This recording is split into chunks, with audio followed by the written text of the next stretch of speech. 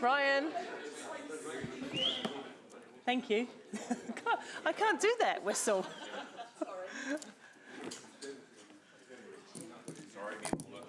No, that's all right. It's just I don't know how to whistle. You don't want to hear my whistling. It's really bad. Really bad. Whistle off the tune. Good morning, everyone. We'll begin the meeting with the karakia, please.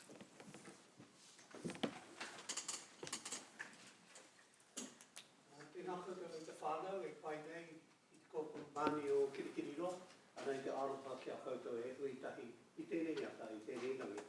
Hei whakatakoto I ngā kōrero mō te rangi. E te atua kaharawa nei mātou e tuku whakamoimiti ki a koe kia pā mai tō ringa ki runga I a mātou katoa me te hāpuri e huitahi nei.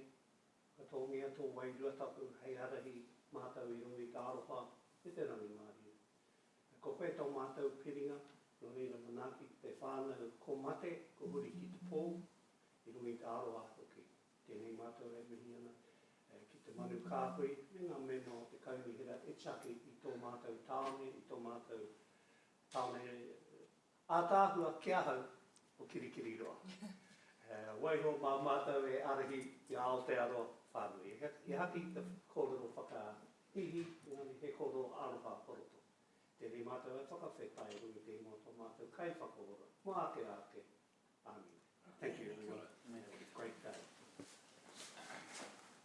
No one liked Councillor Hamilton. Good morning again. Welcome to staff and welcome to our submitters today. We appreciate our submitters in many ways. You took the time to do the written submission and get it in. And you have chosen to add value to your submission by coming before us today. And I know life's busy, so I appreciate the time that you've taken to come and be with us today. So I'm in the hands of democracy as to who's here and how we run the schedule. Get 5 minutes to speak, unless you've been notified that you're a group, and then you get 10 minutes. You can if you want. So we're going to start with the apologies. The apologies first. So we have a few, but they're more to do with people zooming in, either in part or in full. So zooming in full today, we have Councillor Thompson, Councillor Wilson, Councillor Bunting, Councillor Taylor, and we have partial zooming in for Councillor Forsyth. So just note those. I don't think I need to. Do I need to move them be received? Move that Margaret's apology for partial attendance be accepted. I'll move it. Councillor Maxwell second. All in favour? Okay, thank you. And now that brings us to the confirmation of the agenda, which is as circulated. Just noting, of course, that sometimes when you're relying on people coming in to give a verbal presentation, there'll be some movement. People might not arrive on time or whatever. So I'll move that the confirmation agenda. Councillor Maxwell second. All in favour? Opposed? Carried. Declaration of interest. Are there any declarations of interest today? No. Good. Confirmation of the Council Annual Plan Open Minutes of March the 12th, which was circulated for information. We need to move and second those. I'll move. Councillor Van Oosten is going to second. Any questions? All in favour say aye. Confirmation of the Council Annual Plan Open Minutes of the 10th of June. Also move. Councillor Van Oosten will second. Any questions, comments? All in favour say aye. And now we're on to the first item we're going to have spoken to. Of course, we're here now after a very long process post-COVID, during COVID, post-COVID, to hear responses to the Back on Track COVID-19 Recovery Budget Annual Plan. And the reason it has a title like that is because we do think that this is very different from what an ordinary run of an annual plan might have looked like. In fact, at some stage we thought that our annual plan would be so unchanged from the long-term plan we wouldn't be consulting. Times change, we've got new pressures, new things to consider, and so that's why we've into a bigger process. So Julie, do you want to make a few comments on that, please? Okay, thanks. Good, you might have to remind me how long it's here. Morena councillors, and Mayor Paula. We have provided a very brief report, just basically outlining the process, and there was a late report which gave an overview of the submissions that were received and the profile of those submissions. I'm happy to take any questions. Are there any questions? I have a question from Councillor Bunting. Yeah, sorry, it's just, I think it's more of a technical question. We're getting the audio through the Zoom is really bad. We're getting a lot of, David, I presume you're quite near the camera because we can hear you sort of talking quietly and rustling papers and things. So can we maybe get that addressed quite clearly because I really want to hear these submissions. Okay, so, yeah, we've moved the camera away a bit. The microphone, so it should be better. Let us know if it gets worse and you start to not be able to hear, and then we'll make some further adjustments. Okay, thank you. Okay, thank you everyone. So that brings us to the first of our verbal submitters, who I don't believe has arrived, Margaret Campbell. Okay, so we'll hold her over and, oops, I've gone on the wrong page. And now we'll go to Mark Flyger. Nope. Now, there's somebody I do remember and recognise. Good morning, Tony. Tony Armstrong, who's going to speak in 10 minutes on the Hamilton Residents and Ratepayers Association. So if you want to come forward, please, Tony. And if you want some time for questions at the end, you might need to leave a few minutes. Yeah. Is there a chair there? Hello, you folks over there. Are you real? Wave if you're real. Oh, no, they can't see me. No, they can see you. Oh, okay. The camera's behind you, Tony. Hey? They're looking from your side. Oh. Oh, good morning. Right, Moana. So this is a presentation to the Hamilton annual plan, and I've written it up. There's some notes that I've given to the person around here, and hopefully they're distributed to the people who are here. Yeah, we do have it. Yeah, just for you to follow and maybe make some notes on it, and of course keep this paper forever. It might be valid somewhere. Thank you for allowing this presentation. I am Tony Armstrong, have been elected as the President of the Hamilton Residents and Ratepayers Association. This is a well-respected and trustworthy group that holds at its core common community values: transparency, integrity, democracy, accountability, and expertise. My working experience includes 35 years as a primary teacher. I was taught at Ngarawahia and at Whatawhara, and did a lot of relief teaching within all the intermediates in Hamilton because I was relief teaching and farming at the same time. So that really adds to the experience of understanding what community is all about, I guess. 40 years at dry stock farming on a 250-acre farm, and I just live out at Whatawhara, and I have a dry stock farm and just run fat cattle. And this morning I got up and I fed some carbs on cows. So that's what the kind of thing I do on a daily basis. And my business also includes several rental properties. And I also have spent 6 years as a regional councillor representing Hamilton. So with the rental properties, how does that add to a lot of things? Is that I do a lot of court work because if people don't pay their rent, I expect them to pay. And what was interesting the other day, I went to the court and I said, well, how many people actually go there and try and retrieve some of their past rents? And she said only 3 people that week. And that's not very many. So that's sort of a very interesting thing to happen. Just be said. Many momentous events are unfolding right now. A global pandemic, violent social unrest, frightening socialism, and the unleashing of the most destructive monetary policy in our history. 5,000 years, whatever. Never in New Zealand's history society carried so much debt, much of which will not or cannot be repaid. Maybe there's no intention. In the days and months ahead, there will likely be much less stability of any kind for everyone. All the government's COVID regulations have broken supply links, and I noticed that on the farm. I just went in the other day just to buy some gate material, some bolts and nuts, all gone. I was the last one to get some. So it is actually quite serious out there.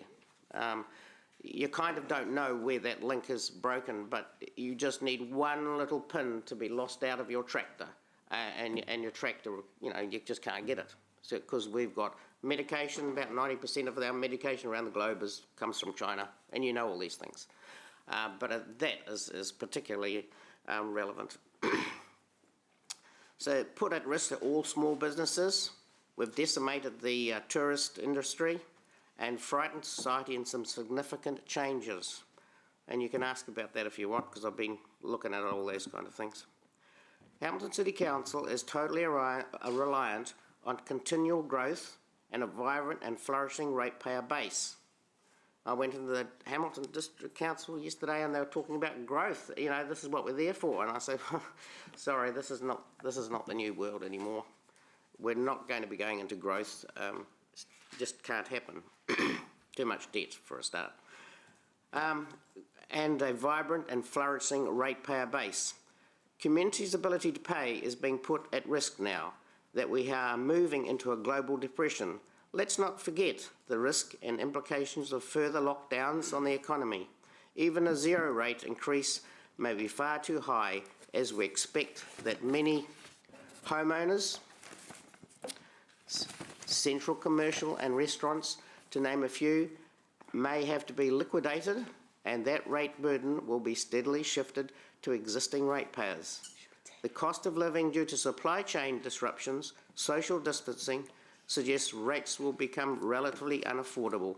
And I don't know, when you start owning a lot of properties, the rates are quite substantial. I won't tell you what mine are, but hell, they just come in at they're thousands of dollars three times a year, whatever it is. It's and what it does just slows my production down. I don't spend it in the direction of productivity.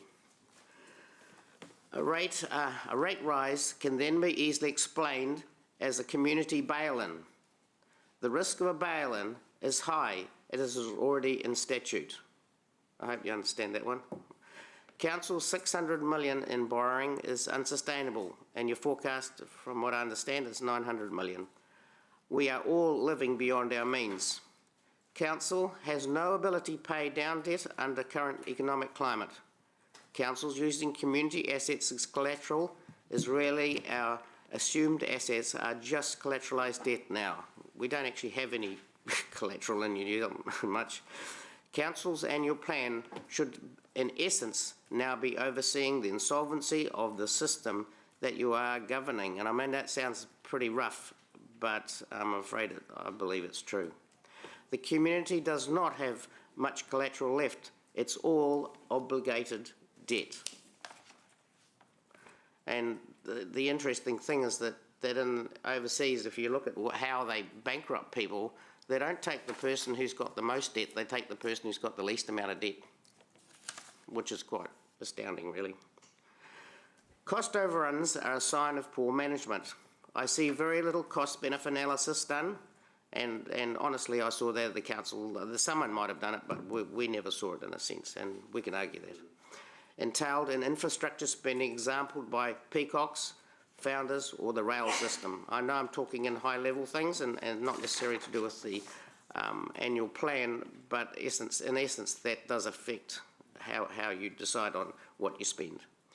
Neither council nor government can work out an equitable apportionment system around the contribution process. And in council, we heard a lot about that, where you have to, up in the Coromandel, have enough sewage treatment plant for the 5,000 people who come for the 10 days. And that's the example that I'm sort of running across here, which it does happen. You're pressured by the government. Businesses who apply for consent are up against over-engineering the design work by the consultants with huge added costs, so as to simply get it through council processes easily. And I've got actually a lot of examples. I've just done some subdivision, and you'd go around and you'd talk to the engineers and so on and so forth. Designing the water systems for the overflow on your house is so far over-engineered that a few leaves in the gutter just waste your money. You know, it just honestly is terrible. to such a point you say, well, would I do it again? I say, oh, not really. And then you're helping community anyway if you have a rental property. So that over-engineering, I hope you understand that, but ask a question if you need some clarity. Examples are the earthquake remedial work, engineers' reports, health and safety, and PS3 report. I'd like to talk about those things if you wanted to ask some. All this extra non-productive charges gets added each year, one way or another, to ratepayers and the public. That's the point. Government, which includes local government, is nearly spending half of all money the country earns. So how do you expect the country to produce? This is a crushing and productive sector, this is crushing the productive sector, which is our honest market indicator and is the only sector that actually creates wealth for our well-being. Unfortunately, there's another point. Unfortunately, the public good aspirational concept has turned into a public sad. The promises of filling our A to Z of council promises to community are becoming a burden to us all and will sadly be written down as stranded assets. Common core community values of transparency, integrity, democracy, accountability and expertise are being called into question. When I was young, it was common to chat about the weather. Now it is about the public loss of confidence in politicians' decision-making process. And this is right across the globe, not necessarily in this room, okay? Everyone needs to take a look at these fundamental core values and readjust, otherwise it's all going to end badly. and something that I live by, and this is not my statement, but I thought it was quite poignant. When someone criticises you, you should always consider the criticism accurate. Is that the 5 minutes?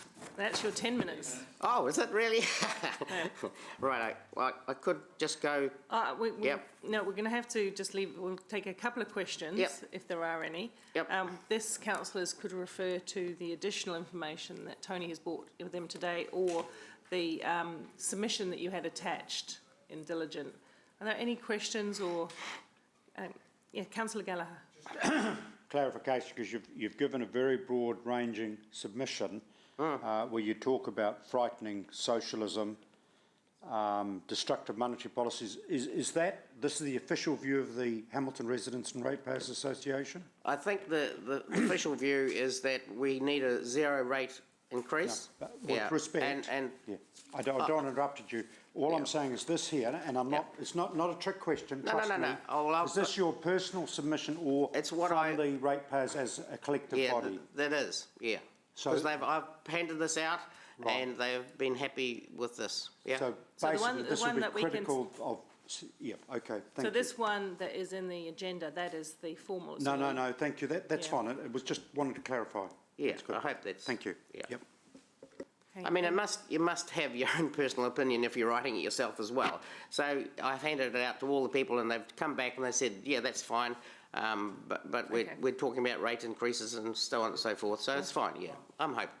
Yeah. Thank you, and we have all read your formal submission as well, so thank you very much for that. Okay. Thank you. All good? Thanks. Thank you. And we don't still have Margaret, so we have Rod's here.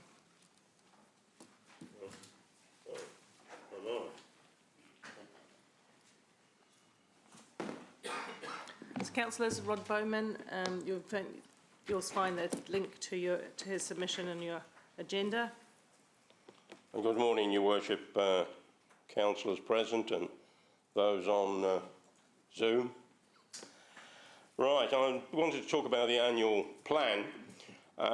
What I am really concerned about is the fact that by the year 27-28, you will be collecting on an annual basis $306 million. That is from the ratepayer, the rank and file ratepayer. That is almost double what you were collecting in the 2017-18 year. Not only that, the total rate revenue for that year, 27-28, is 476 million. That is more than double what you were collecting in the 17-18 year. So somebody along the line has got double the rates. I know my rates will be more than double by that time. And I've already seen, with this year, I was looking at something in the region of around about $1,200 increase in 3 years. That doesn't bode well with me.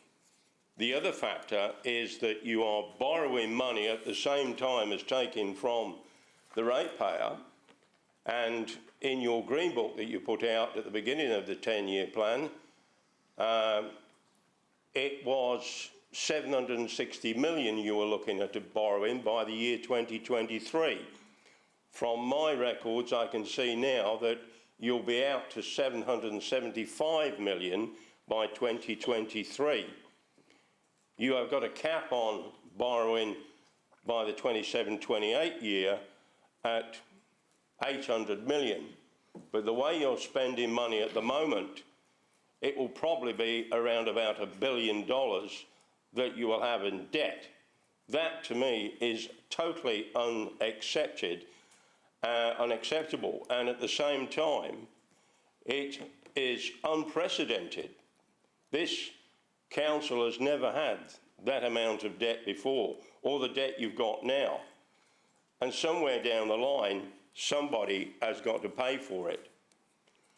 And there could be a hiccup, and that is my major concern is peacock, or peacocks. And that is that if you don't get the developers in there shortly to bring in more ratepayers to take the burden of the debt and the rates, then you're going to have big problems. And that will mean that the money that you are, which is 182 million, which I believe next year you've got the first payment, if I stand corrected, back to the government.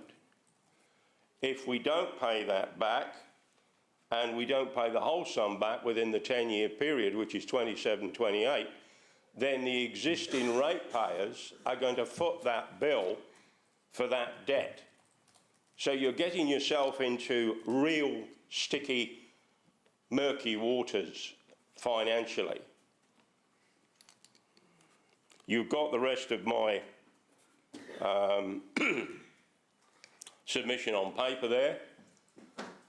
I wrote it in a very angry mood, and I'm very angry today that the ratepayers' money is being spent. You're throwing money around like the banking with a brainstorm, and it's got to really stop, because at the end of the day, it's the ratepayer that foots the bill. Any questions? There's time for a few questions. I have Councillor Bunting for question. Mark? Got a question? Question? His hand up.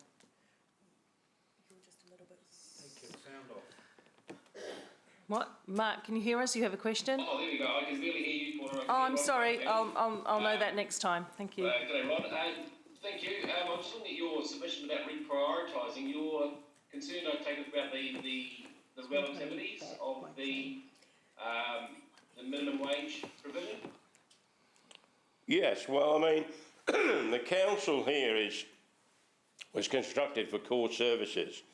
You should not be looking at people's wages outside of council, and that's one thing I was talking about, the contractors. You don't know when they bring in a tender, you don't know whether they've included the actual wage and the living wage in that tender, and yet you go out of your way to make sure that you're paying that. This is nothing to do with council. It's up to the businesses, what they submit and in their tenders. If you start to raise the wages to the living wage, then you are skewing the tender process. Is that what you were asking? Yeah, no, I was just clarifying that first sentence in your reprioritising thing. Thank you for that. That's, yeah, no, I get your concern. Thank you. Yeah. I mean, quite honestly, you're going broke by spending this, that and the other. And somewhere along the line, you've got to hold your foot up. And I think it's well past that time. So, sorry, we're running out of time. Did you have a quick question, Mark? Councillor Pascoe had one. Oh, sorry, didn't see you, councillor. Thank you, Chair. Just a very quick question. Thanks, Rod, for your submission. Your assessment of $1 billion in debt, and I forget the year in which you... 27-28. 27-28. In your assessment, which you haven't given us, has that come about through continued operating deficits rather than borrowing for capital projects? I think it comes about over and above what we had previously projected in the long term. I think it's the projects that are being added on bit by bit, $1 million here and 500,000 there. It's ramping up that way. Already you have stated that you're going to be looking at 800 million by the 27-28 year. With the way you're going, I mean, you're not even covering the day-to-day running costs yet, and I believe you're about another year behind in doing that. And I brought this up with Brian Haskell and myself back in 2013-14 when we saw that the day-to-day running costs were not being met. And it took a while. I mean, we had a private meeting, you were there, with the Mayor at the time, Julie Hardacre, on the finances, because we'd worked out that you weren't covering the day-to-day running costs and you were using the developing fees as income, when it shouldn't have been used as an income and shouldn't be now. I think you've changed all that. But I mean, yes, it's all these additional projects that you keep coming up with that are going to take the debt out further than 800 million. Thank you. Thank you very much. Thank you very much for coming in today. Thank you, Your Worship. Now we're going to take Jeff.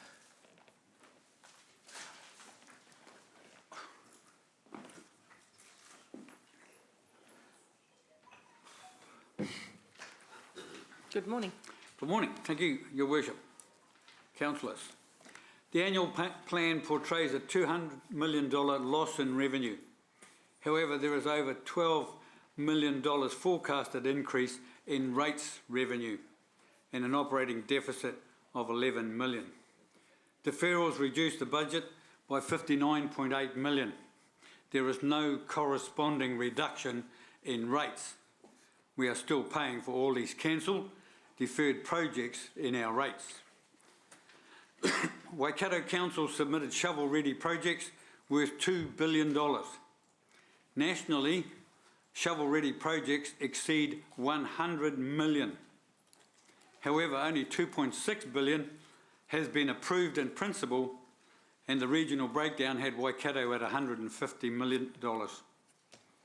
The purpose of local government is to enable democratic local decision-making and action by and on behalf of communities. The shovel-ready projects are not financially prudent because they do not achieve or maintain the predicted levels of service provision set out in the long-term plan. To spend $302.8 million on a capital program in these austere times is fiscally and morally corrupt. The statement from the Finance Committee on the 16th of June says it is likely this year's financial results will report an operating deficit. The Local Government Act clearly states a local authority must ensure that each year's projected operating revenues are set at a level sufficient to meet that year's projected operating expenses. The 2.245 million added to the draft budget is of dubious value. For example, 353,000 to increase the minimum wage for all council staff. No mention of the cost of the minimum wage to contractors, passed on the 28th of May. 75,000 for a Maori strategy and for extending existing partnerships. Are Maori not part of the community? 50,000 to support the Waikato Community Lands Trust. It was to be $1 million. To name a few, none will create jobs. Debt is to increase 69.5% to $630 million. The interest rate is omitted from the annual plan. However, at 4.7%, the debt will incur $29.61 million in interest. It appears that the Council has no concept of the effect of escalating rates on the homeowner. In 12 years, my rates have increased $1,424, or 116%. Overall, the annual plan information is more rhetoric than substance, spread over many pages and links, and could have been summarised in a lot less. Only a political tragic would navigate the pages and links. Joe Public would be lost and give up, but that may have been the intent.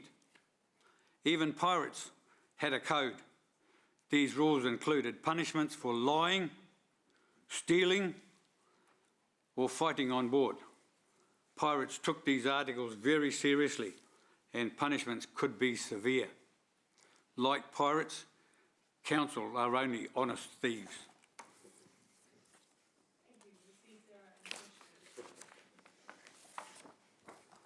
No, no questions, so thank you very much. Who is unique? Okay, Nancy. Nancy, you're next, if you're ready to go. Don't rush. I didn't know, because you've come up as unique ID.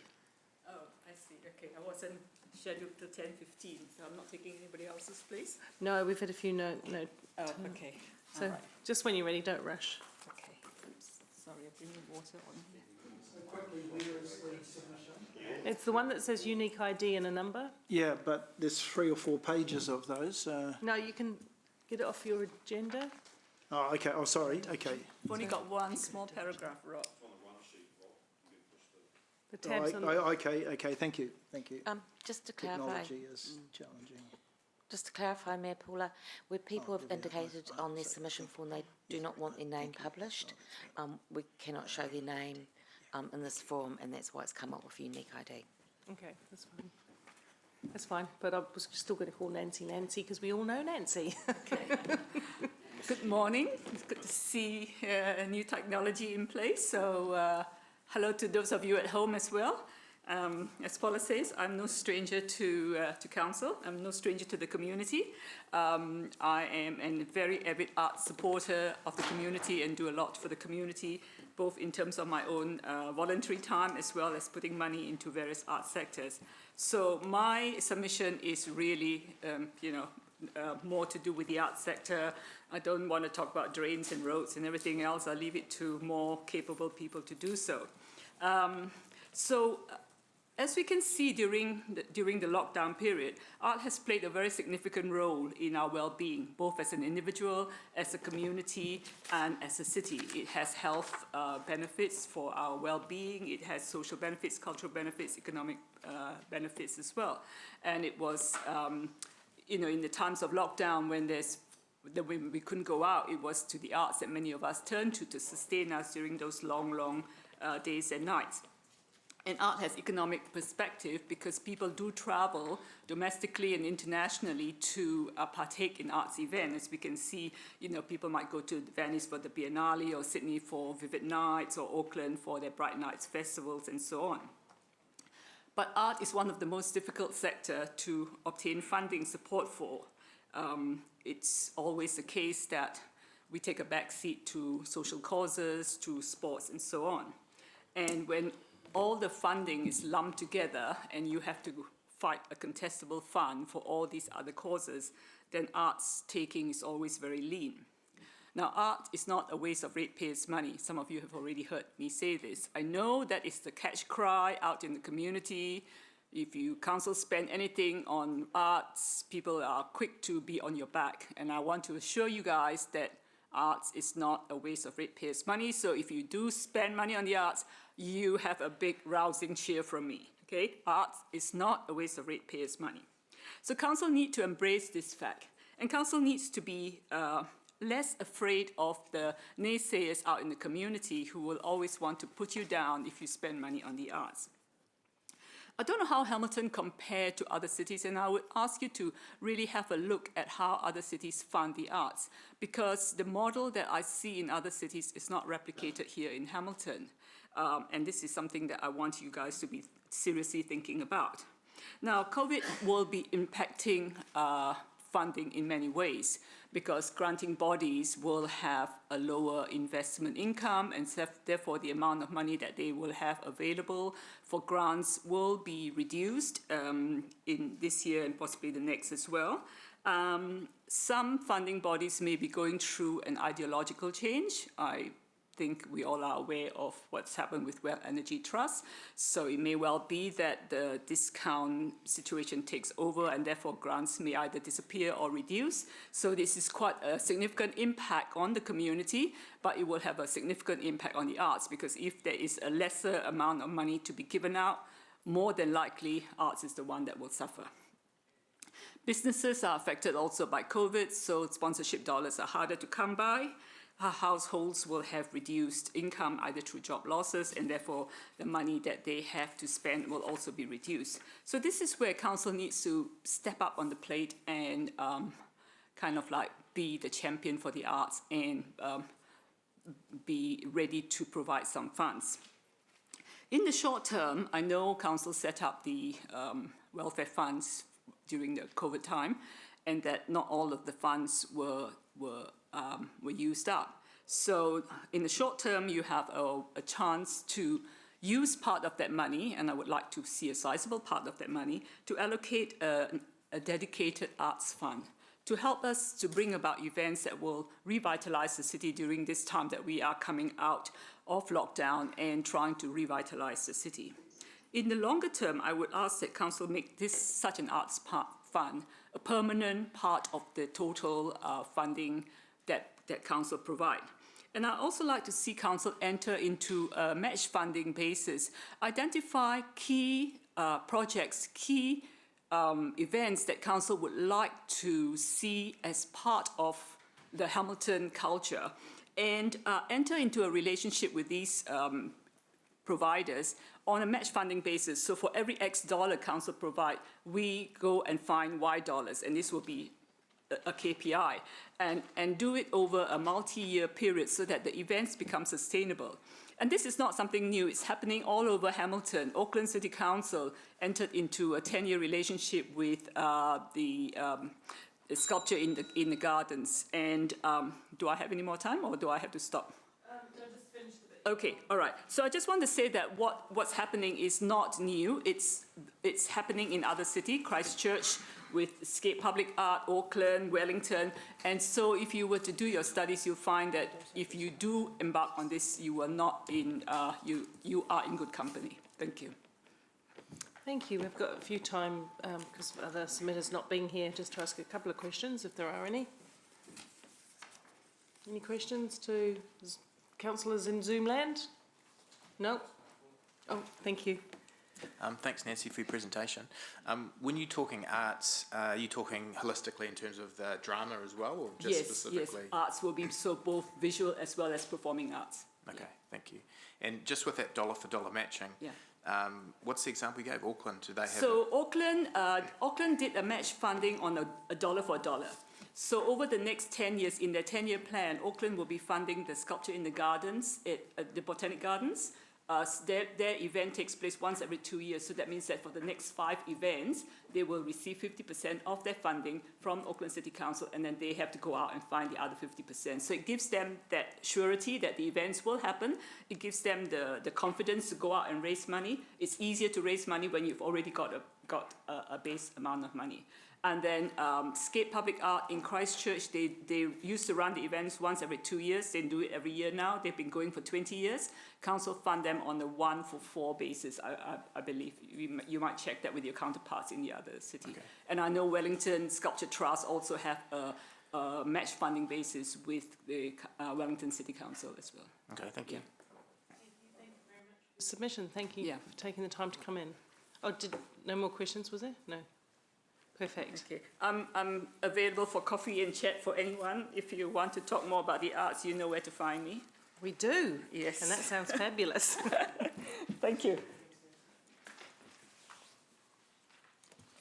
So just to let you know, Mark Flyger will not be attending today, and we've got a did not show for Margaret Campbell at the moment, but we've left that open. But Mark won't be coming in. Do we have Sam here? No.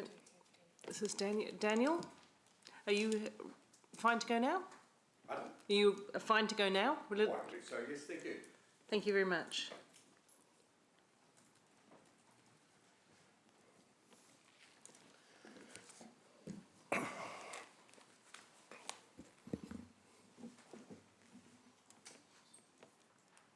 Thank you. First of all, let me thank the council. I'm a refugee from Wellington, some period ago, arrived in Hamilton, but my family's had connections with Hamilton since the 1960s, or Cambridge anyway. And the very professional and easy manner it has been to make a submission to the city. And looking at the 10-year plan and the effect of the worldwide disaster which has been visited on Hamilton equally as Vladivostok or Copenhagen, and your contingency plans to cater for it. I have to admit I was triggered. This is a modern phenomenon that doesn't happen to old people like me, but I was deeply triggered by the word invest in your contingency document, the COVID-19 recover. And the word was invest. And I've spent many years in the civil service, Auckland Airport, various places where public considerations had to be taken into account. And I have to warn you, on 4,000 years of Confucian philosophy, that if you use the wrong word, you wind up with a wrong result. This city does not invest. It compulsorily acquires money from people who earn their living in businesses, employment, the arts, and whatever. You spend. I can tell you the political origin of the word invest. It's only recently become endemic in political discussion since a chap called Carver advised Bill Clinton in the 1996 election. He said, Bill, he said, you can't go around using the word spend. It's not looking good. People think you're a spender. Spenders in politics aren't popular. Use the word invest. And he did. And he was re-elected in 1996. But I implore you to have the courage to use the word spend, because you're not a business and you're not getting a return on your investment. If you like to look at a return on investment, consider the City of Wellington. It gets a higher return on its public car parks than the commercial buildings beside it. But the net result is that the City of Wellington is loathed and hated by anyone who ever parks there. That's not a public amenity. Yes, they get money. So you have permission from the public, your mandate as an elected council, to spend money on the arts, as the previous person submitted, unashamedly. And how do you measure whether you've got good public amenities? Well, you can't. You don't get, 5% return and your money back. People may or may not like a seat that you've put in a public park or the beautiful gardens that are in the city. And then you have to say, well, compared to what? Can I commend the good citizens of Hamilton for the spending they've spent in the last 100 years? The sewage is not running down your main street as it is in Wellington. There are articles now that are saying that young professionals may not wish to settle in Wellington because the amenities that should have been spent in Wellington were not. I don't believe that you're suffering from a 200-year drought. Apparently, if you pass Papakura up there, the fields turn brown, the cattle are gaunt and starving from this drought. Or is it more likely they didn't spend money curing the leak problem? I think that's more likely, is it not? For instance, you are going to refurbish the bus depot. You have a bus depot. I recall being involved in the arguments in Auckland in 1986 about this magnificent piece of land in Federal Street that was going to be Auckland's public bus depot. And they sold the citizens down the river, and they have a casino there. Casinos may add value, they may add employment, but they don't have a bus depot in Auckland. The buses are scattered all over the places, and no one knows where or when they come and go. So the word invest, if you look at the word spend and have the courage to spend, because Hamilton has an enormous number of advantages now. You're not crippled by the lack of cruise ships, I understand, as some cities are. It is. Oh, they might put the new harbour up by Tuakau, but who knows, you know. Decisions like that on spending require a great deal of public wisdom, as you know. But you have a public transport terminal. Your streets are as clean as one thing, the water is supplied. True, the wisdom of the councils before you taking a wise public amenities. And the only way that you'll suffer from this spending rather than investment is that the citizens get annoyed with you and vote you out of office. Well, you know, that's politics. And you're involved in politics, not investment.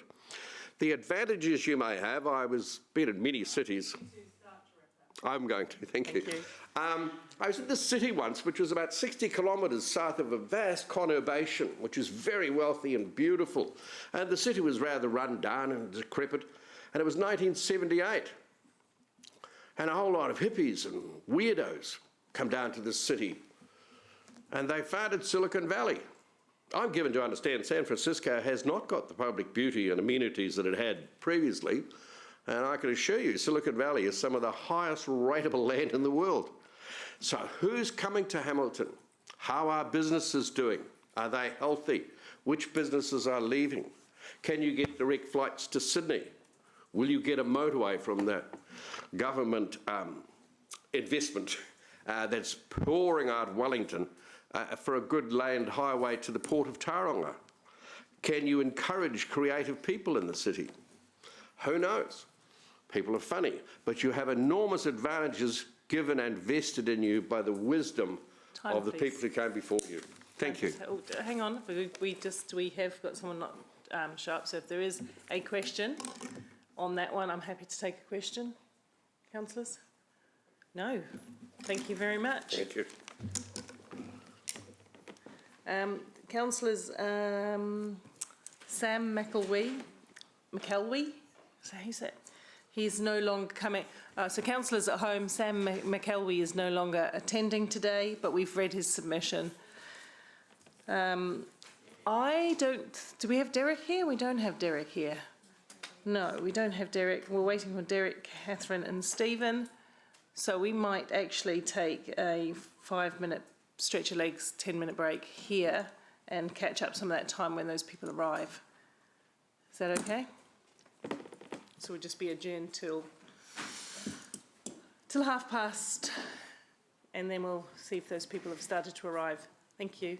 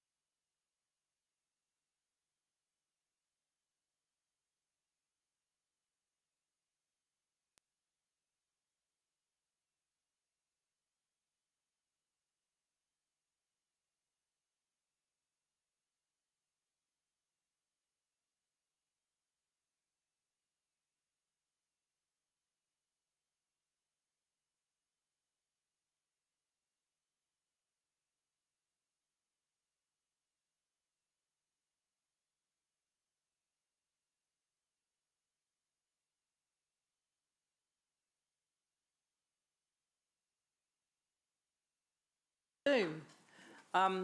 We see you, Catherine. You won't be able to see us very well, but we welcome you on Zoom.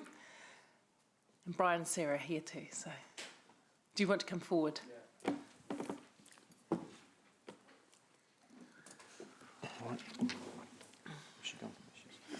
Okay. Yeah. Welcome. Thank you for coming. And thank you for your very comprehensive emailed submission. Thanks very much, and thank you, Mayor Southgate. Councillors, thanks for having us today.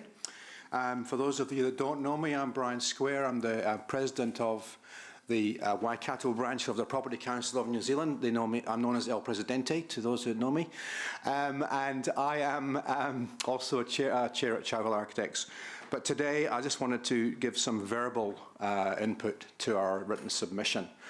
So thanks again, and I'm joined by Catherine Wilson. She's our advocacy specialist, our senior advocacy advisor with the Property Council, and she will probably be, she's the brains, I'm the arm waver, and she will no doubt field questions as I will at the end of this.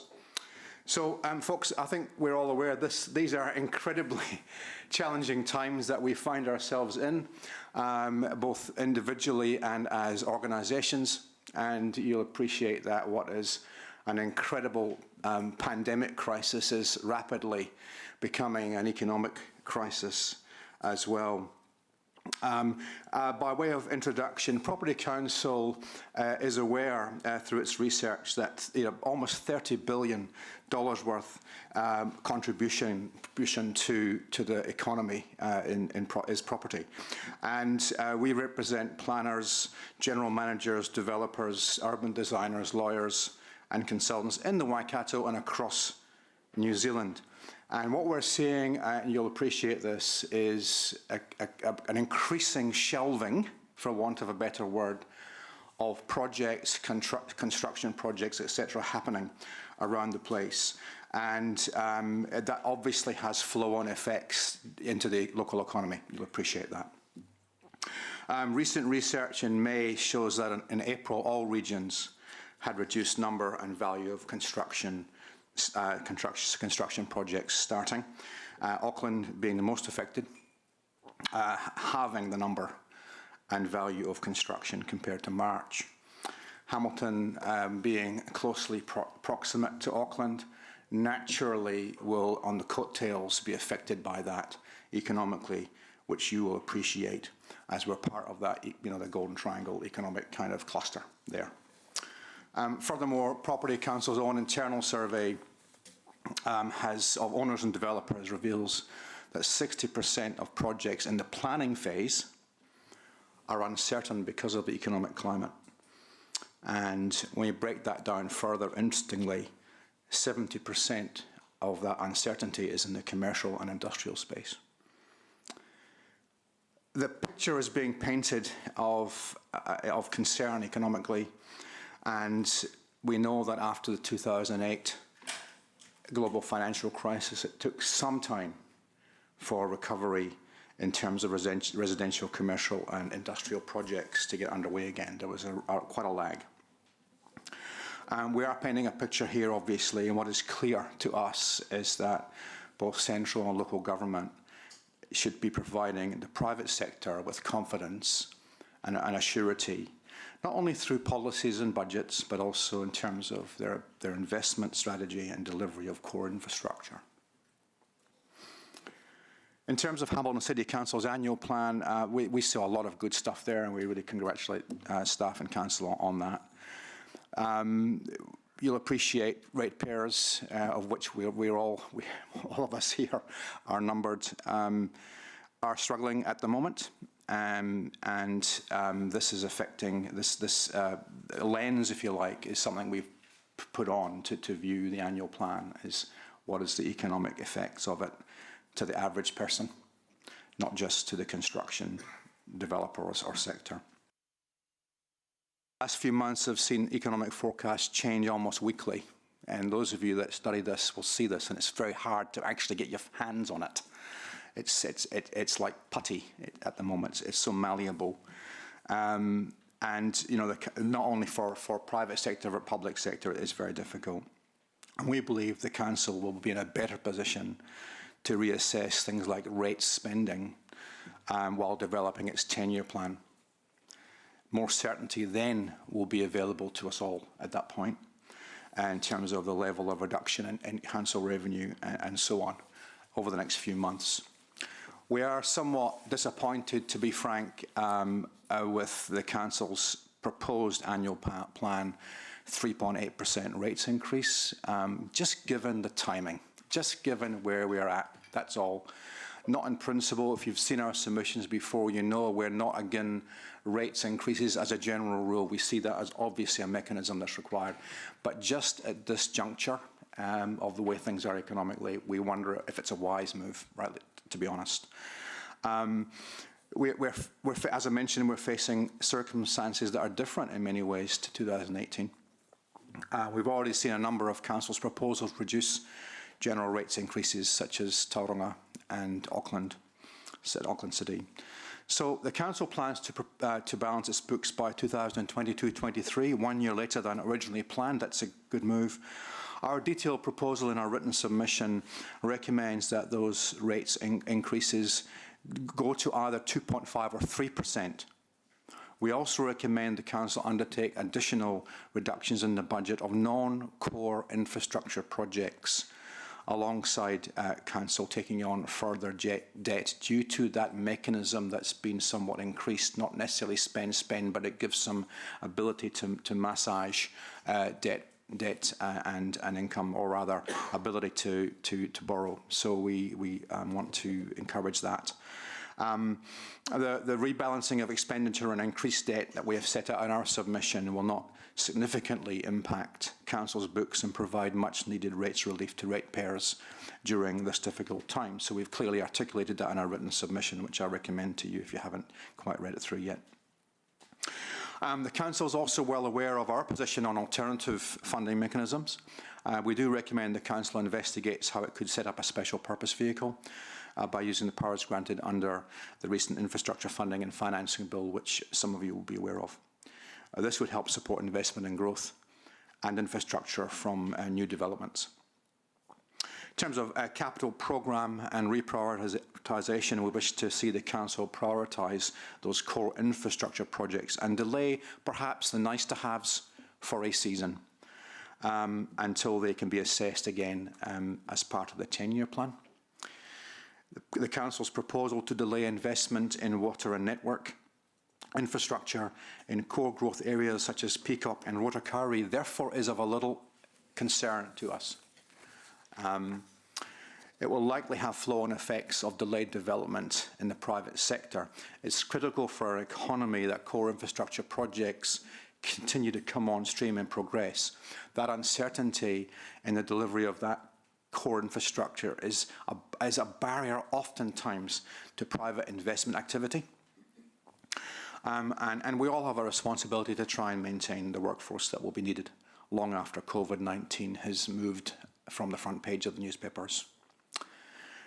We recommend then that the council balance the requirement of exercising fiscal responsibility with the need to continue to invest in key infrastructure projects as well as existing contracted capital projects to ensure continuity of work post-lockdown.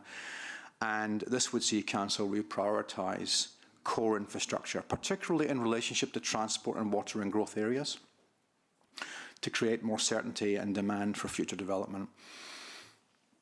Targeted relief package COVID-19.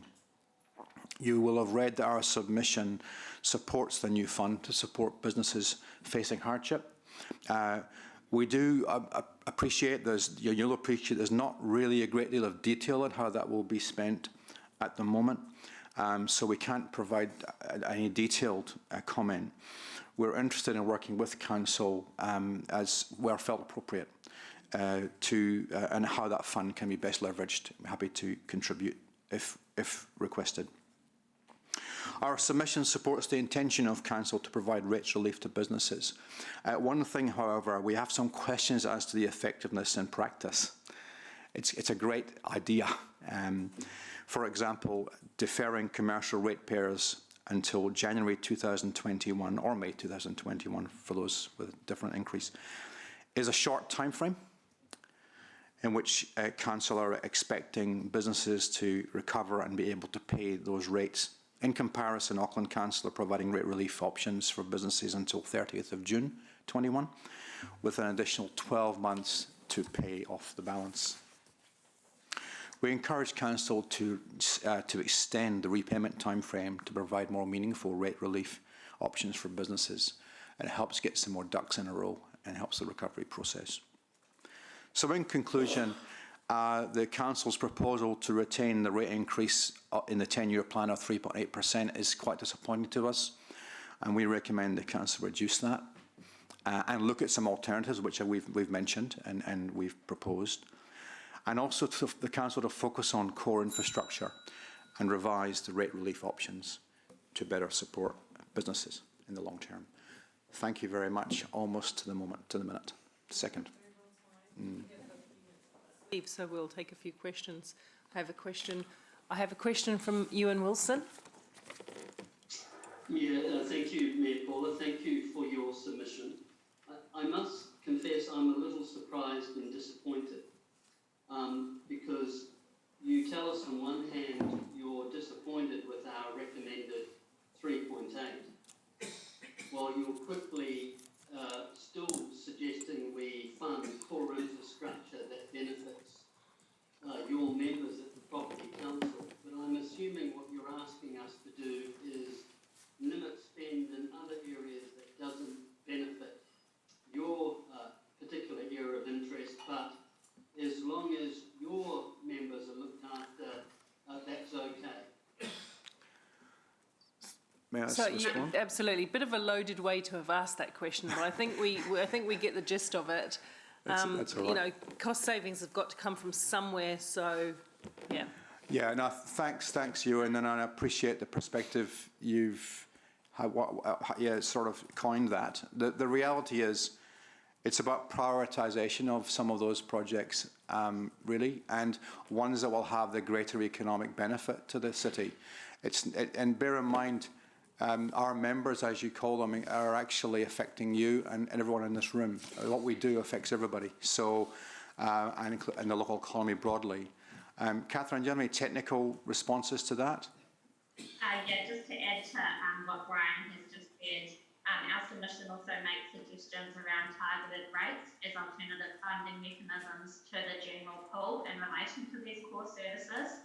So, you know, the Council is well aware of where we stand on alternative funding mechanisms, but targeted rates are a beneficiary pay type model. So those who pay benefit from the service, and our experience with this is that ratepayers are more happy to contribute towards projects that they can physically see a benefit from. So it might be an additional road, transport lane, or additional public transport services being added on to the currently good service. So it's not just in relation to water and roads, it's also that wider public transport lens as well. Thank you very much. Any other questions, councillors? Councillor Hamilton. Thanks, Chair. Yeah, Brian, I sort of had a similar question in that you encourage staff or council to use our debt capacity given the lifting of the LGFA ceiling, but are you aware that by reducing our rates revenue, it also impedes our ability to realise that debt capacity? It's a real balancing act, Councillor Hamilton. Ryan, it is a bit of a balancing act. We do appreciate that. We just think that it needs to be reviewed so that that balancing could be done better. I get that. And we're not advocating just take it to the ceiling. You know, I think that would be wrong, frankly. I know it's a balancing act. So once again, I come back to the language of prioritisation, and also we're talking about not reducing it long term. We're only talking about a short term, a season of reducing from 3.8, not totally forever and a day. Okay, thank you. Councillors, just a reminder, because I can see facial expressions on the board, when we're speaking to our councillors, the question, they're hearing it through that microphone, which is something I didn't realise. So, Ryan, if you're wanting your colleagues to hear too, just direct your, project your voice a bit, just to make it a bit easier, because I can hear them all going, see them trying to listen to me as well. Okay, thank you very much. I don't think there are any other questions. You've certainly put a very detailed submission together with a few points to consider, and you're right, it is about balance, so, yeah. Sorry, Your Worship, I did raise my hand again. I have one Sorry? question. One very short question, if that's okay. Ewan? Yeah, look, thank you, Your Worship. Look, my question to help me prioritise which of the infrastructural projects you would like us to slow down. Should we focus on Peacocks? Would you be comfortable if we slowed that down by 12 or 18 months to try to get the balance right for you? It's an option to be considered, Ewan. Sorry, Councillor Wilson, sorry. And unfortunately, I know most of you. It's a problem, isn't it? That's fine. It's an option to consider. I just think we need to draw back and begin to prioritise with a finer grain, to be honest. There's a lot of knock-on consequentials around this. I totally get that. And it could be that that is prioritised, actually, particularly around the infrastructure readiness for private investment, as opposed to deferred. Okay, thank you. Yeah, thank you. Add as well that we completely sympathise with what Hamilton City Council is having to go through in terms of reprioritisation. Many of our members are businesses who are having to look at their books in terms of their operating expenses and capital expenses, and take a really hard look at themselves and what they're going to consider as a core service of their business or organisation and what is more of a nice to have. So we can sympathise. We know that central government, local government and businesses are all going to be in the same boat doing the same thing. Thank you. Thank you very much. Thank you Thank you, for coming in. Mayor Southgate. Councillors. Great. Thank you. I don't think we have Derek here, but we do have Steve Hamilton. Yes. Sure. Are you okay to come up now? Yes. Thank you. Now, we did read your submission. Just remind you to be factual in your presentation, factual and polite. That would be very yes. good. Thank you. Good morning, everybody. I'm just here just to say I'm a father. I guess a lot of you guys are fathers or grandfathers or mothers. There's a lot of cell phone towers around the outskirts of Hamilton that are going right over the range, safe range for people.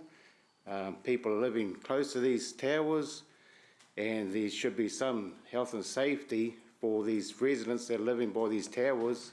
And I think something needs to be done for the welfare of this community. We've also been inundated with all these new street lights. They don't have any covers. So the children, you've got to look at the children. They're the upcoming of us, They're all going to have eye difficulties seeing, surely. They're not going to be able to see.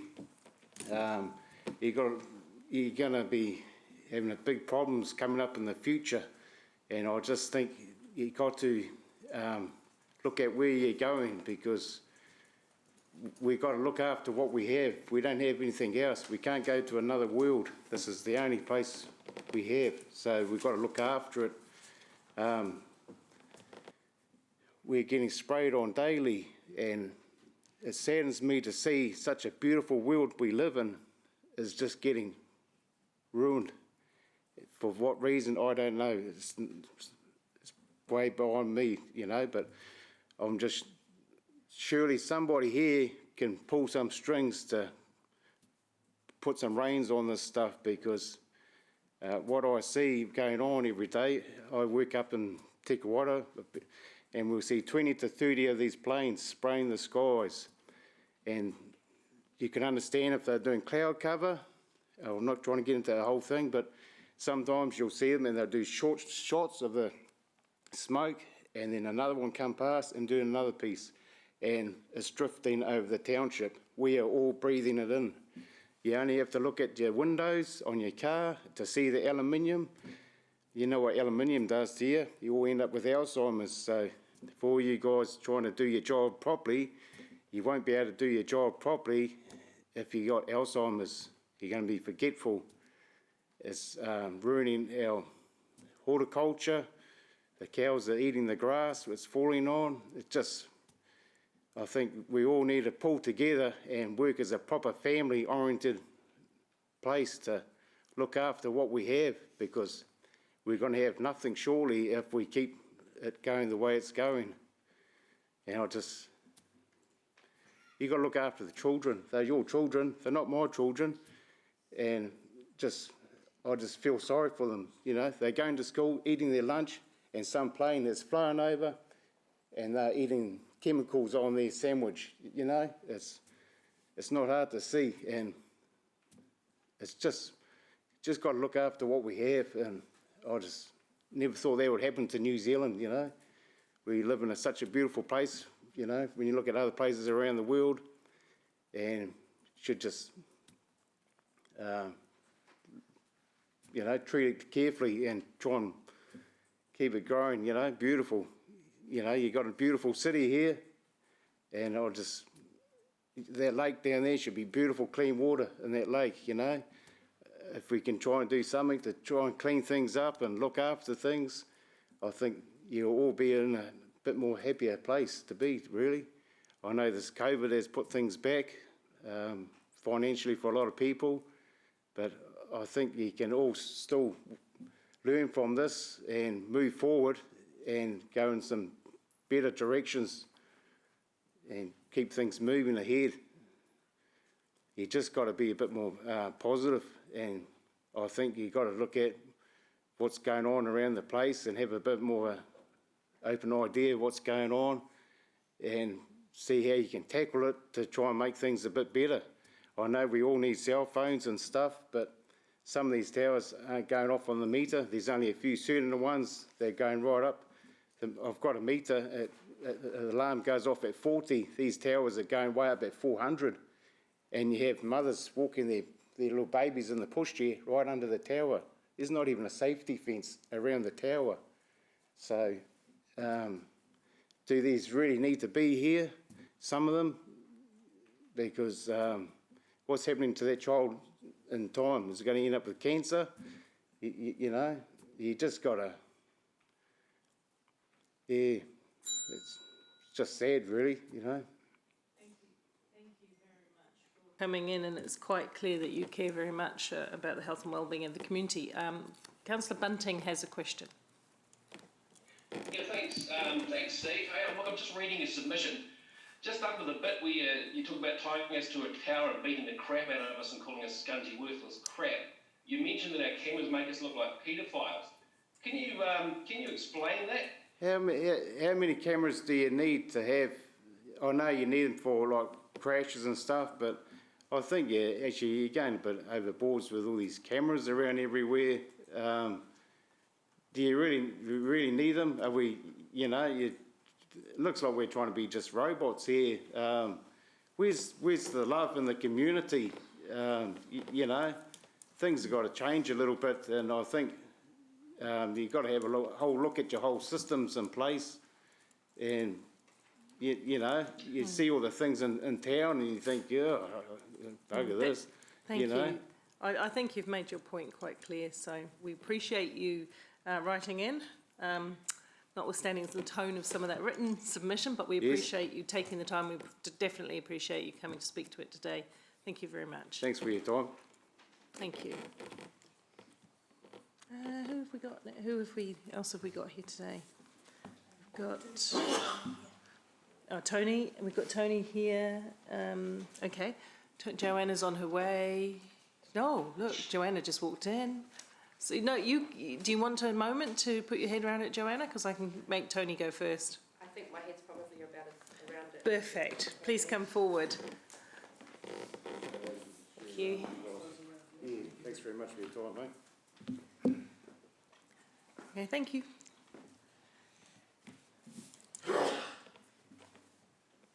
So you happy for me just to start? Yes, and we've got your written submission, so we've had a look at that, but And yes, thank you. And I apologise because I'm going to read from what I've written, just to further expand on the written submission. So good morning, councillors and Mayor Southgate. I appreciate you taking the time to further hear my submission towards your annual plan. First and foremostly, I want to thank you for your continued support over recent years and more recently your COVID response funding. A special thanks to Councillors Bunting and Naidu Rofe, who saw that we received the much needed funding which enabled us to do something we haven't been able to do in 20 years. That is, we've been able to help and look after our guests in a safe 24/7 environment rather than push them out onto the streets during the day. My name is Joanne Turner and I'm the current manager of the Hamilton Christian Night Shelter Trust. I'd also like to acknowledge our trust chair who's here, Ryan Hamilton. The Night Shelter Trust was formed in 1999 when it became apparent that one was required for the Hamilton region. As far as my understanding goes, the last of the boarding houses in Hamilton was found to be in a state of disrepair and there was nowhere else for people to go. And thanks to the good Christians of the Hamilton region and their desire to work together to solve the problem of people sleeping on the streets, the Night Shelter was trust, with the first residents being on Ross Trevor Street. Fast forward to current day, we now have a rented accommodation in Hamilton East that houses now 9 women, although this has proven not to be enough. We have our own property on Anglesey Street where we accommodate up to 29 men at any one time, and of late, this has also proven not to be enough. When I first started my role in August of last year, I was confronted with one particularly difficult issue, and that is when I arrived at work in the morning, none of our guests were there, and when I left for home in the evening, the guests were yet to arrive back into the shelter. Some of the mornings when I arrived, it was bitterly cold, and I felt for the men and women that we had offered our care and support to, but still insisted that they got out first thing in the morning. I would stay around some evenings to offer support, but of an evening there was very little I could do. No support services were open or available at that time. On the 25th of March, all that changed. We went into lockdown with 27 men and 9 women, 2 bubbles that we're told needed to maintain or contain themselves, at least for 4 weeks. Boy, it was one journey. In that journey, we learned of the hopes and dreams, fears and tribulations, and we learned of the desires of the men and women who entered our shelters to receive support. They wanted and needed help. They were battle fatigued, they were tired, they had lost their way and were desperately seeking a listening ear, wisdom and advice about which way to turn. We've seen addicts give up using their drug of choice. Those with anxiety and depression regain their confidence and self-esteem, and now we can assist them to reach for their goals, find accommodation, and aim for the good life that they all aspire to achieve. Prior to the COVID lockdown, myself and the Night Shelter Trust had been working on our strategy moving forward to enable us to work more closely with other agencies that offer help in the community, to generate funding that allows us to accomplish this, and also to figure out a way that we can better support the guests of the night shelters. And this opportunity has now been thrust upon us, and I'm by no means complaining. I have been very enthused with what we've been able to achieve with our guests over the last couple of months, especially since we entered level 1. But as always, the concern regarding the provision of our service to a higher standard than previously is funding. We simply do not generate enough funds for our current operation to remain sustainable. Whilst we have worked hard to establish positive working relationships with other external services, we still need funding to cater for the day-to-day operational needs of attending to our guests, learning about who they are, what their needs are, and assisting them to get their needs met, whilst also providing a shelter that acts as a base, a springboard from which they can go on to live their positive lives. I see that the People's Project have made a strong submission in support of City Safe in the suburbs, and I too support this. In fact, we often receive calls from City Safe to assist when they come across homeless people. We all need to help each other. Council, City Safe, People's Project, the Night Shelter, we're all part of an ecosystem making our city better and getting support for the people that need it.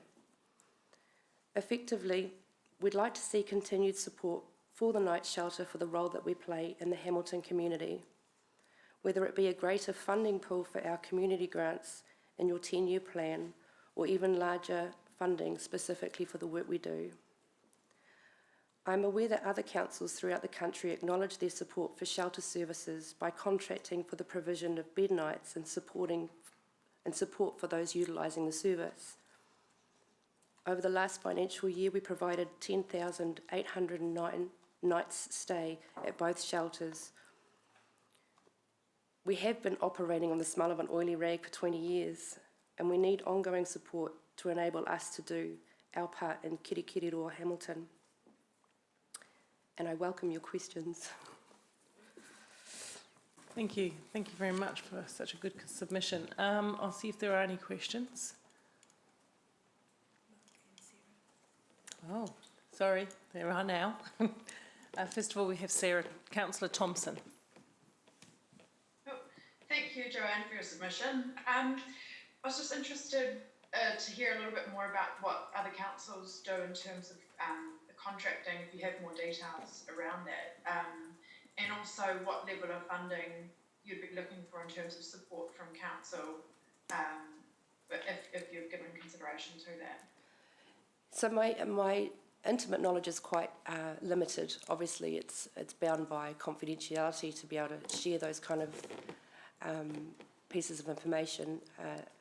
But I do have an example of one city council who provides $150,000 a year to a night shelter as part and parcel of the accommodation and support services that they provide for people who are found on the street, in consideration of the benefit that offers the council in terms of not having homeless people sleeping on the street and at business doorways, that kind of thing. It's not fleshed out, the contract that I've seen in terms of bed nights, but that was just putting that forward that we do over 10,000 bed nights per year. Even if it was something in the way of $10 each towards each person that we took in or something like that, I'm not even too sure about how it would be fleshed out more specifically. Okay, so thank you. Good question. One more question, Paula, was just, if that's all right. Yep, sure. Thank you. And I'm also interested, in terms of City Safe, you've given feedback that it's part of the ecosystem, that it's helpful. What do you see the balance being in terms of funding for City Safe, and then funding for things like night shelters or other, initiatives to assist with homelessness? If I was to be completely honest, I haven't actually given that any thought. Okay, no, all good. Thank you. Thank you. Councillor Bunting? Thank you, and Sarah, thanks for being a question stealer. That was exactly my question about the other city councils, but I did have one about Joanne. First of all, thank you for what you've done over COVID. Really, really appreciate you and the team. But capacity-wise, how big is the problem? How many beds have you got? So currently we have 9 beds at the women's shelter that's consistently full, and we've got 29 beds at the men's shelter, which has run at capacity since October last year, excluding the COVID when we had our sinking lid. So we've currently, as of today, we have got our 29 beds full, and we're turning people away. Okay. Thank you. Thank you. And thank you very much for your submission, but also we do acknowledge the really good work that you do in the city. We appreciate it. Thank you. So we have Joanne and Tony here. So Joanne has been saying we've got Tony there. Tony and then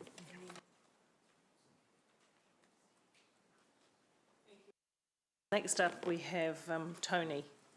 Thank you.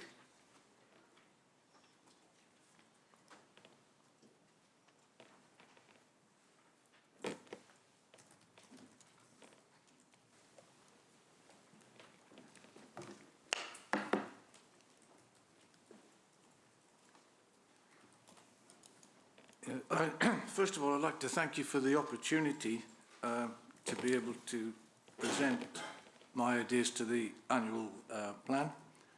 And I trust that this process of consultation is not just a process, so that you will take heed of some of the important things that people are saying. I wish to start with the final point in the questionnaire, which deals with the finances. The City Council has a spending problem which will not be fixed by rate increases. Increasing rates, this time on the pretext of having to help those in most need, is masking a real problem and is basically an insult to our intelligence. The real reason is that you are insolvent and need to make the books look good so you can borrow more for your pet projects. Any decrease in the debt to revenue ratio, that's a favourite statistic of yours, is because of increased revenue from the ratepayers, not from good fiscal management on your part. During the lockdown, you denied ratepayers the use of about 40% of the services we pay for: gardens, parks, library, swimming pool. Even recycling was shown to be unsustainable.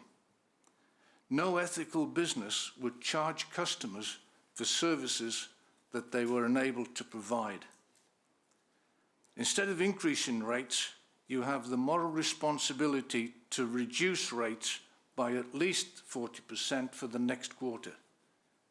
That way, everyone will get a little relief from the inconvenience of the penalties imposed on us by a government reacting to a virus. Further, it would reduce the likelihood of a rate strike by people who have had to pay for services not provided. Any targeted relief has to be closely audited and not cover what the government has already provided. Your total relief package is less than what ratepayers are forking out every 3 months for the privilege of council persisting with its pet projects. The theatre, rail link to Auckland and cycleways, for example. That lost opportunity cost of funding these instead of reducing debt. Why should the ratepayer subsidise the travel of people who choose to work in Auckland? And why should a council be involved in competing against a private bus service which is cheaper and more efficient? Further, the so-called free parking in the CBD has cost ratepayers about $2 million so far. Again, why should hard-pressed ratepayers subsidise those wanting to bring their cars into the city? Also, I would suggest that you carefully look at the availability of goods which need to be imported. Many businesses are struggling to get manufactured goods because of factories in lockdown overseas. There's little point in ploughing ahead with some of these projects if you cannot get what you need. I'll leave it there. Thank you. I'll just see if there are any questions. Your submission was fairly straightforward. Councillor Pascoe. Thanks, and thanks, Tony, for your submission. I'm just wanting to get a little bit of some oversight on the word, what you mean by insolvent. You said, and it's not in your written submission, but you said in your verbal submission that the city was insolvent. Now, there are various definitions around as to what insolvency means. Perhaps you could tell me what you mean by insolvent. My simplest one is, I haven't checked it this year, but previous years, the current ratio, or the quick ratio of current liabilities to current assets to current liabilities. So that's the definition. And that is what any business with that problem would be regarded as trading as insolvent, I believe. You're the accountant, probably. Okay, not, well, but, yeah, I've certainly not seen that in the last 6 years that I've been on council, but if that's the way that you've defined insolvency, then we'll leave it at that. Thanks. Yeah, effectively, we're dependent on ratepayers paying and increasing the payments they make each year. Thank you. Thank you. Thank you. There are no further questions. Thank you for taking the time to do a submission and come in. Okay, thanks. Next we have Vicky. Welcome. I do believe we're catching up at some time. We had to reschedule that meeting, but I do believe we are. I think it's in my diary, isn't it? Yeah. Welcome, Vicky. Thank you. So I'm Vicky Ravlich-Horan, representing Waikato Food Inc. I'd like you to think of the great food regions in New Zealand, and you're likely to think of the Hawke's Bay, Wellington, Nelson and Marlborough. Yet the Waikato produces more than any of these regions in both quantity and variety. Our restaurants and eateries punch above their weight, so why do these regions have what we don't? It's support from their local government agencies and an understanding that food builds community and pride as well as economic benefits.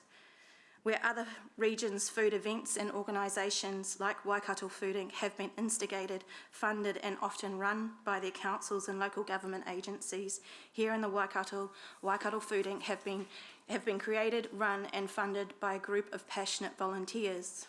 In our 7 years, we have received less than $10,000 in funding from the Hamilton City Council, yet we have built a portfolio of successful events that bring together and highlight our eateries and producers while exciting and engaging the public. At the core of what the Waikato Food Inc. do and our reason for being is to build pride in our region and our city, pride in our cultural heritage, pride in what we grow and produce, and pride in our people. And we think food is the best way to do this, and we have big plans beyond events to ensure Hamilton, the heart of the Waikato, is seen as a great place to live, work, play and eat.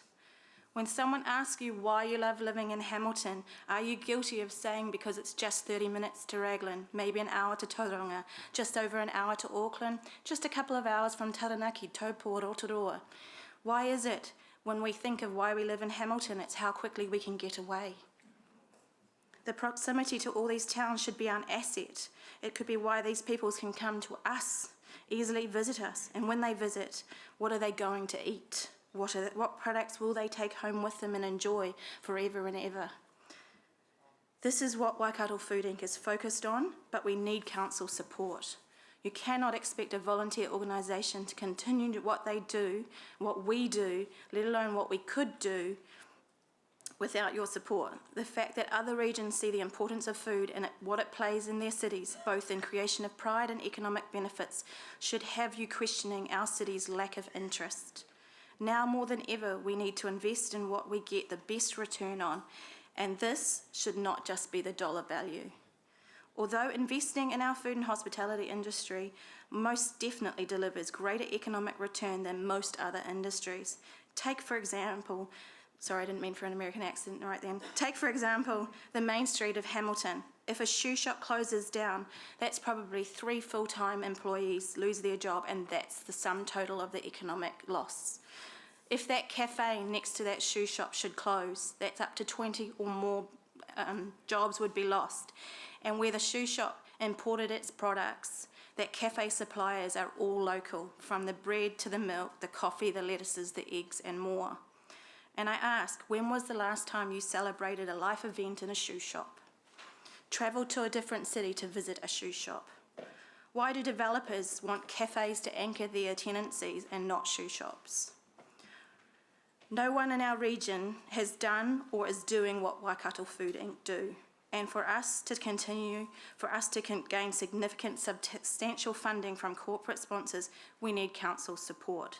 Sarah Meikle from Wellington Culinary Trust says there is no way Visa would put their name to Visa Wellington on a plate unless the council did. Waikato Food Inc. have proven there is a gap, we have proven there is a need, and we have proven we can deliver. Now we ask Council to show your support, prove you care, prove you have a vision of our city and what makes it a great place to work, play and eat.